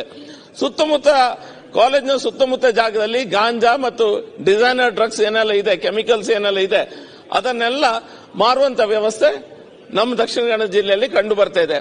ದೊಡ್ಡ ಡಿಗ್ರಿ ಕಾಲೇಜ್ ಬಿಡಿ ಸರ್, ಸಭಾಧ್ಯಕ್ಷರೇ, ಸಣ್ಣ SLC PUC ಮಕ್ಕಳು ಸಹ ಆ ನಶೆಗೆ ಬಲಿಯಾಗ್ತದೆ. ಅದ್ರ ಬಗ್ಗೆ ಇದು ನಾವು ಪ್ರತಿ ಸರಿ ಮಾತಾಡಿದ್ದೇವೆ. ಅದು ಇದ್ರ ಬಗ್ಗೆ ಒಂದು ಸೀರಿಯಸ್ ಆಗಿ ಆಕ್ಷನ್ ಆಗದಿದ್ರೆ ಸಮಸ್ಯೆ ಆಗ್ತದೆ. ಮೊನ್ನೆ ಮಾನ್ಯ ಉಪಮುಖ್ಯಮಂತ್ರಿಗೆ ಹೇಳಿದ್ರು 7 o'clock ಆದ ನಂತರ ನಿಮ್ಮ ಮಂಗಳೂರು ಡೆಡ್ ಆಗಿದೆ ಅನ್ನುವಂಥದ್ದು ಹೇಳಿದ್ರು. ಮಂಗಳೂರು ಜಿಲ್ಲೆ 7 o'clock ಇಂದ ಆದ ನಂತರ ಖಂಡಿತ ಡೆಡ್ ಆಗ್ಲಿಲ್ಲ. ನೀವು ಗ್ರಾಮಾಂತರಕ್ಕೆ ಹೋದ್ರೆ ಯಕ್ಷಗಾನ ಕೋಲ ಇದ್ದೇ ಇರ್ತದೆ. ಸಿಟಿಯಲ್ಲಿ ಬಂದ್ರೆ 12 ಗಂಟೆ ತನಕ ನಮ್ಮ ರೆಸ್ಟೋರೆಂಟ್ಸ್, ಲೌಂಜ್ ಬಾರ್ ಓಪನ್ ಇರ್ತದೆ. ಆ ಟೈಮನ್ನು ನೀವು ಜಾಸ್ತಿ ಮಾಡೋದಾದ್ರೆ ಪುನಃ ನಮಗೇನು ಸಮಸ್ಯೆ ಇಲ್ಲ. ಮಕ್ಕಳು ಯಾವುದೇ ಇನ್ಸ್ಟಿಟ್ಯೂಷನ್ಸ್ಗೆ ಹೋದ್ರು ಸಹ ಮಾನ್ಯ ಉಪಮುಖ್ಯಮಂತ್ರಿ ಹೇಳಿದ್ರು ಅಡ್ಮಿಷನ್ಸ್ ಆಗ್ತಾ ಇಲ್ಲ ಅಂತ. ನಮಗೆ ಎಲ್ಲ ಫೋನ್ ಬರ್ತಾ ಇದೆ, ಒಂದು ಸೀಟ್ ಸಮಸ್ಯೆ ಇಲ್ಲ. ನಮ್ಗೆ ಸಮಸ್ಯೆ ಇರೋದು IT ಕಂಪನೀಸ್, ನಮ್ಮ 225 IT ಕಂಪನೀಸ್ ನಮ್ಮ ಕರಾವಳಿ ಜಿಲ್ಲೆಯಲ್ಲಿದೆ. ನಾವು ಅವರಿಗೆ ಸರಿಯಾದ ವ್ಯವಸ್ಥೆ IT ಕಂಪನಿಗಳಿಗೆ ಏನೆಲ್ಲ ನಾವು ರಿಯಂಬರ್ಸ್ಮೆಂಟ್ ಮಾಡ್ತೇವೆ ಆ ವ್ಯವಸ್ಥೆನ ಸರಿ ಮಾಡಿ ಕೊಟ್ರೆ ಪುನಃ ದೊಡ್ಡ ಸಂಖ್ಯೆಯಲ್ಲಿ 20,000 ಟೆಕ್ನಿಷಿಯನ್ಸ್ ನಮ್ಮಲ್ಲಿ ಇವಾಗಲೇ ಕೆಲಸ ಮಾಡ್ತಾ ಇದ್ದಾರೆ. ಅದನ್ನ ಸರಿ ಮಾಡಲಿಕ್ಕೆ ಸಾಧ್ಯ. ಎರಡನೇದು, ಮಳೆಯ ಹಾವಳಿಯಿಂದಾಗಿ ನಮ್ಮಲ್ಲಿ ಏನೆಲ್ಲ ಆಗ್ತಾ ಇದೆ ಗೊತ್ತು ನಿಮ್ಗೆ. ಅದರ ಬಗ್ಗೆ ಸ್ವಲ್ಪ ಗಮನ ಹರಿಸಿ. ದೊಡ್ಡ ಸಂಖ್ಯೆಯಲ್ಲಿ ನಮಗೆ ದುಡ್ಡಿನ ಅಗತ್ಯ ಇರ್ತದೆ ರೋಡ್ ಮಾಡ್ಲಿಕ್ಕೆ, ಅದು ಮಾಡ್ಲಿಕ್ಕೆ. ಡ್ರಿಂಕಿಂಗ್ ವಾಟರ್ ಬಗ್ಗೆ ಹೇಳಿದ್ರು. ನಾವು ಏನು ಅರೆಕಾಳ ಬ್ರಿಡ್ಜ್ ನಿಮ್ಮ ಕ್ಷೇತ್ರ ತಾಗ್ತದೆ, ಅಲ್ಲಿಂದ ಒಂದು ಜಾಕ್ ವೆಲ್ ಮಾಡಿದ್ದಾರೆ. ಪೈಪ್ಲೈನ್ ಅನ್ನು ಮಾಡ್ಲಿಕ್ಕೆ ನೀವು ವ್ಯವಸ್ಥೆ ಮಾಡಿಕೊಡಿ. ಪೈಪ್ಲೈನ್ಗೆ ದುಡ್ಡಿಲ್ಲ, ಪೈಪ್ಲೈನ್ ಮಾಡಿಕೊಟ್ರೆ ನಮ್ಮ ಸಿಟಿಯ ಸಮಸ್ಯೆ ಅರ್ಧದಷ್ಟು ಸಮಸ್ಯೆ ಸರಿ ಆಗ್ತದೆ. ಮತ್ತು ಫಿಶಿಂಗ್ ಅಲ್ಲಿ ಸ್ವಲ್ಪ ಓವರ್ ಫಿಶಿಂಗ್ ಆಗ್ತಾ ಇದೆ. ಅದನ್ನು ಹೇಗೆ ಮಾಡುದಂತ ನಾವು ಬಹುಶಃ ಯಶ್ಪಾಲ್ರಿಗೆ ಕರೆಕ್ಟ್ ಆಗಿ ಗೊತ್ತಿರಬಹುದು. ಅದನ್ನ ಕಂಟ್ರೋಲ್ ಮಾಡದಿದ್ರೆ ಓವರ್ ಫಿಶಿಂಗ್, ಸಣ್ಣ ಸಣ್ಣ ಮೀನುಗಳನ್ನ ಕೆಲವು ಕಡೆ ಹಿಡಿಯುವಂತ ವ್ಯವಸ್ಥೆ ಆಗಿ ದೊಡ್ಡ ಮೀನುಗಳಿಗೆ ದೊಡ್ಡದಾಗುವುದೇ ಇಲ್ಲ. ಆ ಸಮಸ್ಯೆಯನ್ನ ಹೇಗೆ ಹ್ಯಾಂಡಲ್ ಮಾಡಬೇಕು ಅನ್ನೋದು ಸಹ ನಮ್ಗೆ ಹ್ಯಾಂಡಲ್ ಮಾಡಿ. ಎರಡನೇದ, ಲ್ಯಾಟ್ರಸ್ ಸ್ಟೋನ್ ಮೈನಿಂಗ್ ಅಲ್ಲಿ ಹೇಳಿದ್ರಲ್ಲ, ಲ್ಯಾಟ್ರಸ್ ಸ್ಟೋನ್ ಮೈನಿಂಗ್ ಹೇಳಲಿಲ್ಲ. ಅವರು ಹೇಳಿದ್ದು SP ಪ್ರಾಬ್ಲಮ್, ನಮ್ಮ ಪ್ರಾಬ್ಲಮ್ ಬೇರೆ. ದಕ್ಷಿಣ ಕನ್ನಡ ಜಿಲ್ಲೆಯಲ್ಲಿ ಲ್ಯಾಟ್ರಸ್ ಸ್ಟೋನ್ ಮೈನಿಂಗಿಗೆ ದೊಡ್ಡ ಸಮಸ್ಯೆ ಇದೆ. ನೀವು ಅದ್ರ ಬಗ್ಗೆ ಎಲ್ಲರನ್ನ ಕರೆದು ಸ್ಯಾಂಡ್ ಮೈನಿಂಗ್ ಮತ್ತು ಲ್ಯಾಟ್ರಸ್ ಸ್ಟೋನ್ ಮೈನಿಂಗ್ ಪಾಲಿಸಿ ಬಗ್ಗೆ ಮತ್ತೊಮ್ಮೆ ಡಿಸ್ಕಷನ್ ಆಗಬೇಕಾದಂತ ದೊಡ್ಡ ಅಗತ್ಯ ಇದೆ. ಮತ್ತೊಂದು ಸಮಸ್ಯೆ ಸರ್, 70 ವರ್ಷ ಮೇಲ್ಪಟ್ಟವರಿಗೆ, ಇದು ಇಡೀ ರಾಜ್ಯದಲ್ಲಿ ಅದೇ ಸಮಸ್ಯೆ. ಮಂಗಳೂರಲ್ಲಿ ಯಾಕೆ ಈ ಸಮಸ್ಯೆ ಅಂತ ಹೇಳಿದ್ರೆ, ನಮ್ಮದು ದೊಡ್ಡ ದೊಡ್ಡ ಆಸ್ಪತ್ರೆಗಳಿದೆ, ದೊಡ್ಡ ದೊಡ್ಡ ಆಸ್ಪತ್ರೆಗಳು. ಅಲ್ಲಿ 70 ವರ್ಷ ಪ್ಲಸ್ನವರು ಆಯುಷ್ಮಾನ್ ಅಲ್ಲಿ ನಮ್ಗೆ ವ್ಯವಸ್ಥೆ ಇದೆ ಅಂತ ಹೇಳಿದ್ರು. ಹೋದಾಗ ಅಲ್ಲಿ ಆಸ್ಪತ್ರೆಯಲ್ಲಿ ಹೇಳ್ತಾರೆ ಆಯುಷ್ಮಾನಿಗೆ ವ್ಯವಸ್ಥೆ ಇಲ್ಲ ಅಂತ. ಸಮಸ್ಯೆ ಯಾಕಂತ ಹೇಳಿದ್ರೆ, ಕೇರಳದಿಂದ ಬರ್ತಾರೆ, ಕೇರಳ ರಾಜ್ಯದಲ್ಲಿ ಅದನ್ನು ಇಂಪ್ಲಿಮೆಂಟ್ ಮಾಡಿದ್ದಾರೆ. ಕೇರಳದಿಂದ ಬಂದಂತ 3-4 ಪೇಷಂಟ್ಸ್ಗಳು ನನಗೆ ಗೊತ್ತಿದೆ, ನಾನು ಸ್ವತಃ ನೋಡಿದ್ದೇನೆ. ಅವರಿಗೆ ವ್ಯವಸ್ಥೆ ಇದೆ. 70 ವರ್ಷ ಮೇಲ್ಪಟ್ಟ ಕೇರಳದಿಂದ ಬಂದವರಿಗೆ ದಕ್ಷಿಣ ಕನ್ನಡ ಜಿಲ್ಲೆಯ ದೊಡ್ಡ ಆಸ್ಪತ್ರೆಯಲ್ಲಿ ಮದ್ದು ಕೊಡ್ತಾರೆ. ಆದ್ರೆ ನಮ್ಮ ಜಿಲ್ಲೆಯ ಜನರಿಗೆ 70 ವರ್ಷಕ್ಕಿಂತ ಮೇಲ್ಪಟ್ಟವರಿಗೆ ಯಾವುದೇ ವ್ಯವಸ್ಥೆ ಇಲ್ಲ. ಸರ್ಕಾರ ಅದ್ರ ಬಗ್ಗೆ ಇಮಿಡಿಯೇಟ್ ಆಗಿ ಗಮನ ಹರಿಸಬೇಕು. ಆಯುಷ್ಮಾನ್ ಭಾರತದ 70+ ಅವರಿಗೆ ಮಾಡಬೇಕು. ಟೈಮ್ ಆಯ್ತು. ಭಾಗ್ಯರಥಿ ಬಂದು ಮಾತಾಡ್ದಲ್ಲ, ಇದೆಲ್ಲ ಏನ್ ಜನರಲ್ ಆಗಿ ಹೇಳಿ. ಒಬ್ಬ ಕೇಸ್ ಹೇಳ್ಬೇಡಿ. ಸಮಸ್ಯೆ ಸರಿ ಮಾಡಿದ್ರೆ KSRTC ಬಸ್ ನಮಗೆ ಇಲ್ಲಿ ಮಾತಾಡ್ಲಿಕ್ಕೆ ಆಗ್ತದೆ. KSRTC ಬಸ್ ಟೂರಿಸಂ ಜಾಗಗಳಿಗೆ ಹೋಗುವಂತ ಮಾಡಿ. ನಮ್ದು ಅದು ಸಹ ಪ್ರಾಬ್ಲಮ್ಸ್. ಲಾಸ್ಟ್ ಕೊನೆಯದಾಗಿ ಸರ್, ಮಂಗಳೂರು ನಗರ ಪಾಲಿಕೆ ಇರ್ಬೋದು, ಉಡುಪಿಯಲ್ಲಿ ಇರ್ಬೋದು, ನಿಮ್ಮ ಪ್ರದೇಶದಲ್ಲಿ ಇರ್ಬೋದು, ನಮ್ಮ ಗ್ರೌಂಡ್ ವಾಟರ್ ಗಳೆಲ್ಲ ಹಾಳಾಗ್ತಾ ಇದೆ. ಯಾಕಂತ ಹೇಳಿದ್ರೆ ನಾವು ಲ್ಯಾಟ್ರಸ್ ಸ್ಟೋನ್ ಇಂದ ಮಾಡಿದಂತ ಮ್ಯಾನ್ಹೋಲ್ಸ್ ಗಳಿದೆ, ಅದಕ್ಕೆ ನಮಗೆ ಫಂಡ್ ಇಲ್ಲ. STP ಸರಿಯಾಗಿ ವರ್ಕ್ ಆಗ್ತಾ ಇಲ್ಲ ಸರ್. ದೊಡ್ಡ ಸಮಸ್ಯೆ ಅಂತ ಹೇಳಿದ್ರೆ, ಅನ್ಟ್ರೀಟೆಡ್ ವಾಟರ್ ಸೀದಾಗಿ ಇದಕ್ಕೆ ಹೋಗ್ತದೆ, ರಿವರಿಗೆ ಹೋಗ್ತದೆ. ಅನ್ಟ್ರೀಟೆಡ್ ವಾಟರ್ ನ ನೀವು STP ಆನ್ ಮಾಡಿ ಅಂತ ಹೇಳಿದ್ರೆ ಕರೆಂಟ್ ಹೋಗ್ತದೆ. ಕರೆಂಟ್ ಹೋದಾಗ ಡೀಸೆಲ್ ಇಲ್ಲ ಅವ್ರ ಹತ್ರ, ಡೀಸೆಲ್ ಇದ್ರೆ ಕರೆಂಟ್ ಇಲ್ಲ. ಎರಡೂ ಸರಿ ಇದ್ದಾಗ STP ಮಿಷಿನ್ ವರ್ಕ್ ಆಗ್ತಾ ಇಲ್ಲ. ಟರ್ಷರಿ ಟ್ರೀಟ್ಮೆಂಟ್ ಪ್ಲಾನ್ ಅಂತೂ ನಮ್ಮ ಹತ್ರ ಇಲ್ವೇ ಇಲ್ಲ. ಇದ್ರ ಬಗ್ಗೆ ದಯವಿಟ್ಟು ಗಮನ ಹರಿಸಬೇಕು. 1,000 2,000 ಹೇಳಿದ್ರು, 5,000 ಕಮ್ಮಿಕ್ಕಿಂತ ಪ್ಯಾಕೆಟ್ ಸಾಕಾಗುದಿಲ್ಲ ಸರ್. ದಯವಿಟ್ಟು ಸಭಾಧ್ಯಕ್ಷರು ಇದ್ರ ಬಗ್ಗೆ ಗಮನ ಹರಿಸಬೇಕು. ಮಾನ್ಯ ಸಭಾಧ್ಯಕ್ಷರೇ, ಇವತ್ತು ಕರಾವಳಿ ಭಾಗದ ಸಮಸ್ಯೆಗಳ ಬಗ್ಗೆ ಮಾತನಾಡಲಿಕ್ಕೆ ಅವಕಾಶ ಮಾಡಿಕೊಟ್ಟದಕ್ಕೆ ತುಂಬ ಕೃತಜ್ಞತೆ. ಇಂಪಾರ್ಟೆಂಟ್ ಮಾತ್ರ ಪೂರ ಲೋಕಲ್ ಸುದ್ದಿಯ ವಿಷಯ, ಕರಾವಳಿ ವಿಷಯ ಸೈನ್ಯ ಬಂಟ ಸರ್. ಬಗರುಕಂ ಯೋಜನೆ ಅಡಿಯಲ್ಲಿ ಮಂಜೂರಾದ ಜಮೀನುಗಳು ಮತ್ತು ಇತರ ಜಮೀನುಗಳ ಪ್ಲಾಂಟೇಶನ್ ಆಗದೆ ಹಾಗೆ ಇದೆ. ಅದನ್ನು ಆದಷ್ಟು ಬೇಗ ಎಲ್ಲಾ ಕಡೆಗಳಲ್ಲಿ ಮಾಡಿಕೊಡಬೇಕು ಅಂತ ಈ ಮೂಲಕ ವಿನಂತಿ ಮಾಡಿಕೊಳ್ತಿದ್ದೇನೆ. ಮತ್ತೊಂದು, ಅರಣ್ಯ ಮತ್ತು ಕಂದಾಯ ಜಮೀನುಗಳ ಗಡಿ ಗುರುತಿಸುವಿಕೆ, ಅಲ್ಲಿ ನಮಗೆ ಸಂಬಂಧಪಟ್ಟ ಜಂಟಿ ಸರ್ವೆಯನ್ನು ವಿಶೇಷವಾಗಿ ರೂಪಿಸಬೇಕು ಮತ್ತು ಕಸ್ತೂರಿ ರಂಗನ್ ವರದಿಯನ್ನು ಸಂಬಂಧಪಟ್ಟ ಜಂಟಿ ಸರ್ವೆಗಳ ಮೂಲಕ ಗಡಿ ಗುರುತಿಸಿ ಮಾಡಿ ಅಗತ್ಯದ ಕ್ರಮ ಕೈಗೊಂಡು ಆ ಸಮಸ್ಯೆಗಳನ್ನು ಪರಿಹರಿಸಿಕೊಳ್ಳಬೇಕು ಅಂತ ಈ ಮೂಲಕ ವಿನಂತಿ ಮಾಡಿಕೊಳ್ತೇನೆ. ಮತ್ತೊಂದು, ನಮ್ಮ ಕರಾವಳಿ ಭಾಗದಲ್ಲಿರುವ ವಿದ್ಯುತ್ ಸಮಸ್ಯೆಗಳು. ನಮಗೆ ನಿನ್ನೆಯಿಂದಲೇ ಮಳೆ ಸ್ಟಾರ್ಟ್ ಆಗಿದೆ. ಮಳೆ ಗಾಳಿ ಬಂದ ತಕ್ಷಣ ಮರ ಬಿದ್ದು ನಮ್ದು ಫಾರೆಸ್ಟ್ ಏರಿಯಾದ ಕಾರಣ ಎಲ್ಲಾ ಕಡೆ ವಿದ್ಯುತ್ ಸಂಪರ್ಕಗಳು ಕಡಿತ ಆಗ್ತದೆ. ಆದ್ದರಿಂದ ಆ ಸಮಸ್ಯೆಗೆ ಪೂರಕವಾದ ಪರಿಹಾರವನ್ನು ಸರ್ಕಾರ ಯೋಜನೆ ಮಾಡಿಕೊಳ್ಬೇಕಂತ ಈ ಮೂಲಕ ವಿನಂತಿ ಮಾಡಿಕೊಳ್ತೇನೆ. ನಮ್ಮ ಜಿಲ್ಲೆಯ ಹಳದಿ ಮತ್ತು ಎಲೆಚುಕ್ಕಿ ರೋಗದ ಸಮಸ್ಯೆಗಳು, ಅಡಿಕೆ ನಮ್ಮಲ್ಲಿ ಗೊತ್ತಿದೆ ಕೃಷಿಕರು ಜಾಸ್ತಿ ಇರುವಂತದ್ದು. ಆದ ಕಾರಣ ಅದಕ್ಕೆ ಸಮಗ್ರ ಒಂದು ಸಂಶೋಧನೆಯನ್ನು ಮಾಡಿ ಔಷಧಿಯನ್ನು ನೀಡಿ ಬೇರೆ ಬೆಳೆಗಳನ್ನು ಬೆಳೆಯಲಿಕ್ಕೆ ಸರ್ಕಾರ ಅವರಿಗೆ ಅನುದಾನವನ್ನು ಕೊಟ್ಟು ಬೇರೆ ಬದಲಿ ಬೆಳೆಗೆ ಕಾಫಿ ಬೆಳೆ ಬೆಳೆಸಬಹುದಂತ ಯೋಜನೆಯನ್ನು ಮಾಡಿಕೊಂಡು ಅದಕ್ಕೆ ಪೂರಕವಾದ ಏನು ಸಮಗ್ರ ಯೋಜನೆ ಮಾಡಲಿಕ್ಕೆ ಅನುದಾನವನ್ನು ಒದಗಿಸಿಕೊಡಬೇಕು ಅಂತ ಈ ಮೂಲಕ ಸರ್ಕಾರಕ್ಕೆ ವಿನಂತಿ ಮಾಡಿಕೊಳ್ತೇನೆ. ಅದೇ ರೀತಿ ಇವತ್ತು ಶಿಕ್ಷಕರು, ಇವತ್ತು ಅತಿಥಿ ಶಿಕ್ಷಕರು ಮತ್ತು ಅತಿಥಿ ಉಪನ್ಯಾಸಕರು ಬಹಳಷ್ಟು ಜನ ನಮ್ಮ ಜಿಲ್ಲೆಯಲ್ಲಿ ಕೆಲಸ ಮಾಡ್ತಿದ್ದಾರೆ. ಬರೇ ಸಂಬಳ, ನಿಮ್ಮ ಕಡೆ ಕೂಡ ಇದ್ದಾರೆ ಸರ್, ಸಂಬಳ ಕಡಿಮೆ ಇದೆ ಅವರಿಗೆ. ರಾಜ್ಯದೆಲ್ಲ ಅಲ್ಲಿ ನಾನು ಕರಾವಳಿ ಪ್ರದೇಶದವರು ಮಾತಾಡ್ತಿದ್ದೀನಿ, ಅವರೆಲ್ಲರಿಗೂ ಸಂಬಳ ಜಾಸ್ತಿ ಮಾಡಬೇಕು ಮತ್ತೆ ಅವರನ್ನೇ ಕಾಯಂ ಇನ್ನು ಏನು ಉಪನ್ಯಾಸ ಆಯ್ಕೆ ಮಾಡುವಾಗ ಅವರನ್ನೇ ಕಾಯಂ ಶಿಕ್ಷಕರಾಗಿ ನೇಮಕಗೊಳಿಸಿಕೊಳ್ಬೇಕು ಆದ್ಯತೆ ಮೇರೆಗೆ ಅಂತ ವಿನಂತಿ ಮಾಡಿಕೊಳ್ತಿದ್ದೇನೆ. ಅದೇ ರೀತಿ ನಮ್ಮ ಕ್ಷೇತ್ರದಲ್ಲಿ ಈಗಾಗಲೇ ನಮ್ಮ ಕರಾವಳಿಯ ಸಂಸ್ಕೃತಿಯನ್ನು, ಜನಪದ ಶೈಲಿಯ ಸಂಸ್ಕೃತಿಯನ್ನು ಉಳಿಸಿಕೊಳ್ಳಿಕ್ಕೆ ಏನು ಯುವಜನ ಮೇಳಗಳು ನಡೀತಾ ಇತ್ತು. ಇತ್ತೀಚೆಗೆ ತಾಲೂಕು ಮಟ್ಟದ ಯುವಜನ ಮೇಳಗಳು ನಡೆಯುತ್ತಿಲ್ಲ ಸರ್. ನಮ್ಮ ಯುವಕ ಯುವತಿ ಮಂಡಲಗಳ ಏನು ಯುವಕ ಯುವತಿಯರಿಗೆ ಈ ನಮ್ಮ ಸಂಸ್ಕೃತಿಯನ್ನು ಉಳಿಸಲಿಕ್ಕೆ, ಮುಂದಿನ ಪೀಳಿಗೆಗಳನ್ನು ಕೊಂಡೊಯ್ಯಲಿಕ್ಕೆ ಮತ್ತು ಜನಪದ ಶೈಲಿಯನ್ನು ಬೆಳೆಸಿ ಉಳಿಸಿಕೊಳ್ಳಲಿಕ್ಕೆ ಬೇಕಾಗಿ ನಮ್ಮ ತಾಲೂಕು ಮಟ್ಟದ ಯುವಜನ ಮೇಳಗಳನ್ನು ಪ್ರಾರಂಭಗೊಳಿಸಬೇಕು. ಅದಕ್ಕೆ ಕನಿಷ್ಠ 1 ಲಕ್ಷ ಅನುದಾನವನ್ನು ತಾಲೂಕು ಮಟ್ಟದ ಯೋಜನೆ ಮೇಳಕ್ಕೆ ಕಾರ್ಯರೂಪ ತರಲಿಕ್ಕೆ ಯೋಜನೆಯಲ್ಲಿ ಹಾಕಿಸಿಕೊಳ್ಬೇಕು ಅಂತ ನಾನು ಈ ಮೂಲಕ ವಿನಂತಿ ಮಾಡಿಕೊಳ್ತೇನೆ. ಅದೇ ರೀತಿ ಕೆಎಸ್ಆರ್ಟಿಸಿ ಸಮಸ್ಯೆ ಸರ್. ಕೆಎಸ್ಆರ್ಟಿಸಿ ಬಸ್ಸುಗಳಿಗೆ ಕಂಡಕ್ಟರ್ಗಳು ಮತ್ತು ಏನು ಡ್ರೈವರ್ಗಳು ಬರ್ತಾರೆ, ಬೇರೆ ರಾಜ್ಯದವರು ಬಂದು ಬೇರೆ ಜಿಲ್ಲೆಯವರು ಬಂದ ತಕ್ಷಣ ನಮಗೆ ಅಲ್ಲಿ ಸಮಸ್ಯೆ ಆಗ್ತದೆ. ಈಗಲೇ ಬಸ್ ಇಲ್ಲ, ಶಾಲೆ ಮಕ್ಕಳಿಗೆ ಬಸ್ ಇಲ್ಲ, ಎಲ್ಲ ಫ್ರೀ ಇಂದಾಗಿ ಮಹಿಳೆಯರು ಮತ್ತು ಸರ್ಕಾರಿ ಉದ್ಯೋಗಿದವರು ಎಲ್ಲರೂ ಅದರಲ್ಲೇ ಹೋಗುವ ಕಾರಣ ಶಾಲಾ ಮಕ್ಕಳಿಗೆ ಭಾರಿ ಕಷ್ಟ ಆಗಿದೆ. ನಮ್ಮ ಮಲೆನಾಡು ಪ್ರದೇಶದಲ್ಲಿ, ಕಾಡು ಪ್ರದೇಶದಲ್ಲಿ ಇದ್ದ ಸಂಜೆಗೆ ನನಗೆ ಫೋನ್ ಬರ್ಲಿಕ್ಕೆ ಈ ಹೊತ್ತಿಗೆ ಶುರು ಆಗ್ತದೆ. ಬಸ್ ಇಲ್ಲ, ಬಸ್ ಸ್ಟ್ಯಾಂಡ್ ಅಲ್ಲಿ ಹೆಣ್ಣು ಮಕ್ಕಳು ಬಾಕಿ ಆಗಿದ್ದಾರೆ, 100 ಜನ ಬಾಕಿ ಆಗಿದ್ದಾರೆ, 50 ಜನ ಬಾಕಿ, ನೀವು ಮನೆಗೆ ಹೋಗ್ಲಿಕ್ಕೆ ಕಾಡು. ಅದಕ್ಕೋಸ್ಕರ ಬಸ್ಸಿನ ವ್ಯವಸ್ಥೆಗೋಸ್ಕರ ಎಲ್ಲ ಕೆಎಸ್ಆರ್ಟಿಸಿಯ ಏನು ಸಿಬ್ಬಂದಿಗಳನ್ನ ಆದಷ್ಟು ಶೀಘ್ರದಲ್ಲಿ ನೇಮಕ ಮಾಡಿ ಸಮಸ್ಯೆ ಪರಿಹರಿಸಿಕೊಳ್ಳಬೇಕು. ಮತ್ತೆ ಒಂದು ವಿಷಯ, ಅವರಿಗೆ ಹೊಂದಿರುವಂತಹ ಸಮಸ್ಯೆ, ಕೆಎಸ್ಆರ್ಟಿಸಿಯ ಕಂಡಕ್ಟರ್ ಮತ್ತು ಡ್ರೈವರ್ಗಳು ಏನು ಗ್ರಾಮೀಣ ಪ್ರದೇಶದಲ್ಲಿ ಆಲ್ಟ್ ಆಗ್ತಾರೆ. ಅವರಿಗೆ ಸರ್ ಮಳೆಗಾಲದಲ್ಲಿ ನಮ್ಮ ಬಸ್ಸುಗಳು ಸೋರುವಂತ ಬಸ್ಸು ನಮ್ಮ ಹಳ್ಳಿ ಪ್ರದೇಶದಲ್ಲಿ ಬರುವುದು ಗೊತ್ತಿದೆ ನಿಮಗೆ. ಅದಕ್ಕೋಸ್ಕರ ಅವರು ಹಾಲ್ಟ್ ಆಗುವ ಪ್ರದೇಶದಲ್ಲಿ ಅವರಿಗೊಂದು ನಿವೇಶನ, ಅಲ್ಲಿ ವಾಸ್ತವ್ಯಕ್ಕೊಂದು ಕೊಠಡಿ ಮತ್ತು ಶೌಚಾಲಯದ ಒಂದು ವ್ಯವಸ್ಥೆಯನ್ನು ಮುಂದಿನ ದಿನದಲ್ಲಿ ಈ ಯೋಜನೆಯಲ್ಲಿ ಅಳವಡಿಸಿಕೊಂಡು ಯೋಜನೆಯನ್ನು ತರಬೇಕು ಅಂತ ಈ ಮೂಲಕ ವಿನಂತಿ ಮಾಡಿಕೊಳ್ತಿದ್ದೇನೆ. ಅದೇ ರೀತಿ ಒಂದೆರಡು ವಿಷಯ, ಮಹಿಳೆಯಾದ ಕಾರಣ ಎಲ್ಲರ ಪರವಾಗಿ ದಕ್ಷಿಣ ಕನ್ನಡದಲ್ಲಿ ಒಬ್ಬಳೇ ಮಹಿಳೆ ಇರುವಂತದ್ದು. ನಮ್ದು ಆರೋಗ್ಯ ಕೇಂದ್ರಗಳು ಈಗಾಗಲೇ ಡಾಕ್ಟರ್ ಇಲ್ಲದೆ ಇಡೀ ಕರಾವಳಿ ಬಗ್ಗೆ ಕರಾವಳಿಯಲ್ಲಿ ಆರೋಗ್ಯ ಕೇಂದ್ರಗಳು ಎಲ್ಲ ಪ್ರಾಥಮಿಕ ಹಳ್ಳಿಯಲ್ಲಿರುವಂತ ನೋಡಿ ಸರ್. ಬೆಳ್ತಂಗಡಿ ತಾಲೂಕು ಮಟ್ಟದ ಆರೋಗ್ಯ ಕೇಂದ್ರಗಳೇ ಸರಿ ಇರುವುದಿಲ್ಲ. ನಮ್ಮ ಸುಳ್ಯದಲ್ಲಿ ಇಲ್ಲ, ಪುತ್ತೂರಲ್ಲಿ ಡಾಕ್ಟರ್ ಇಲ್ಲ. ನಾವೇನ್ ಮಾಡ್ತೀವಿ, ಪುತ್ತೂರು, ಸುಳ್ಯ, ಬೆಳ್ತಂಗಡಿ ಅವರೆಲ್ಲ ಮಂಗಳೂರಿಗೆ ಹೋಗ್ಬೇಕು, ನಿಮ್ಮ ವೆಲ್ನಾಕ್ ಹಾಸ್ಪಿಟಲ್ಗೆ ಬರಬೇಕು. ಅಲ್ಲಿ ಬರುವಾಗ ಅರ್ಧದಲ್ಲಿ ಅವನ ಪ್ರಾಣ ಹೋಗ್ತದೆ.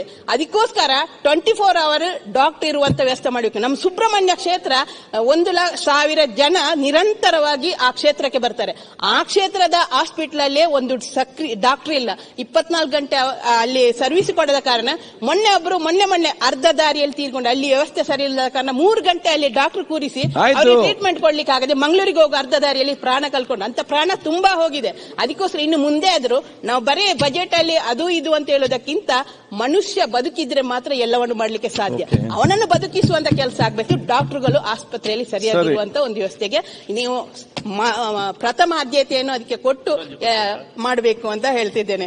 ಮತ್ತೊಂದು ನಮ್ದೊಂದು ಮತ್ತೆ ಲಾಸ್ಟ್ ಒಂದು ನಮ್ಮ ಕ್ಷೇತ್ರದೊಂದು ಬೇಡಿಕೆ, ಕುಕ್ಕೆ ಸುಬ್ರಹ್ಮಣ್ಯ, ಸುಳ್ಯ, ಅರಂತೋಡು, ತೊಡಿಕಾಣ, ಕರಿಕೆ, ಭಾಗಮಂಡಲ, ತಲಕಾವೇರಿಗೆ ಹೋಗುವ ರಸ್ತೆ. ಆ ರಸ್ತೆಗೆ ಈಗಾಗಲೇ ಒಂದು 5 ಕಿಲೋಮೀಟರ್ ಫಾರೆಸ್ಟ್ ಏರಿಯಾ ಬರ್ತದೆ.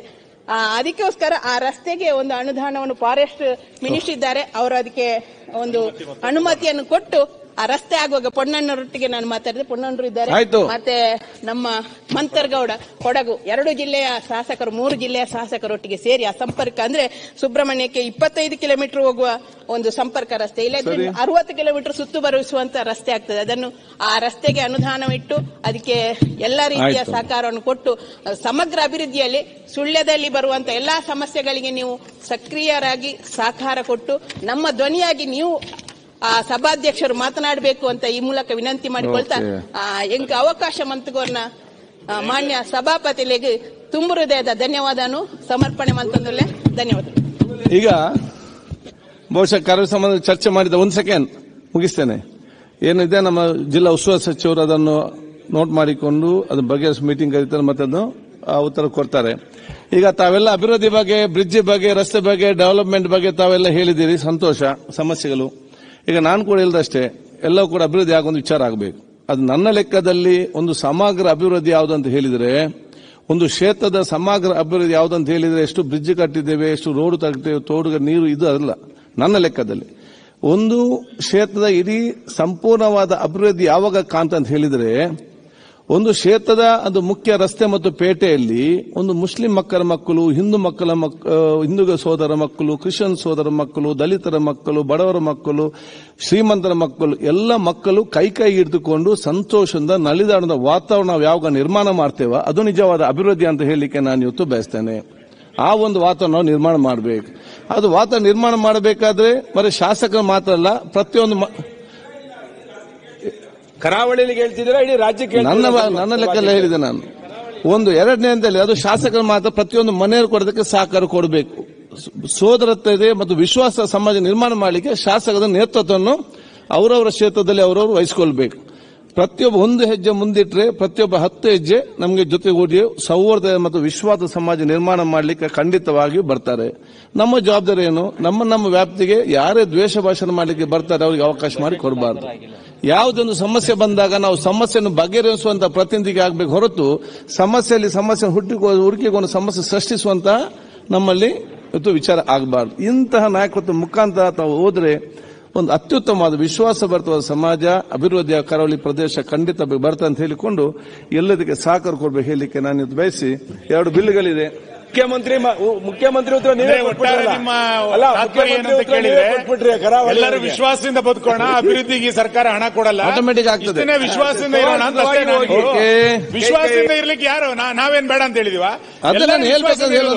ಇದರ ಹಿನ್ನೆಲೆಯಲ್ಲಿ ಒಂದು ಪ್ಯಾಕೇಜ್ ಅನ್ನ ಕೊಡಬೇಕು, ಇಡೀ ಸಮಗ್ರ ಅಭಿವೃದ್ಧಿ ಆಗಬೇಕು ಅಂತೇಳಿ ಇಷ್ಟು ಭಾಷಣ ಮಾಡಿದ್ರು. ಸಾಮರಸ್ಯದಿಂದ ಬದುಕಬೇಕು ಅಂತ ಹೇಳಲಿಕ್ಕೆ ನಮಗೆ ಗೊತ್ತಿಲ್ಲ. ನಿಮ್ಮನ್ನ ಅಧ್ಯಕ್ಷರಾಗಿ ಒಪ್ಕೊಂಡಿದ್ರೆ ಸಾಮರಸ್ಯ ಅಲ್ಲೇನು? ಅದನ್ನ ಎಲ್ಲ ಕಡೆ ಆಗ್ಲಿ. ಅದು ಈಗ ಬಿಲ್ ಒಂದು ನಿಮಿಷ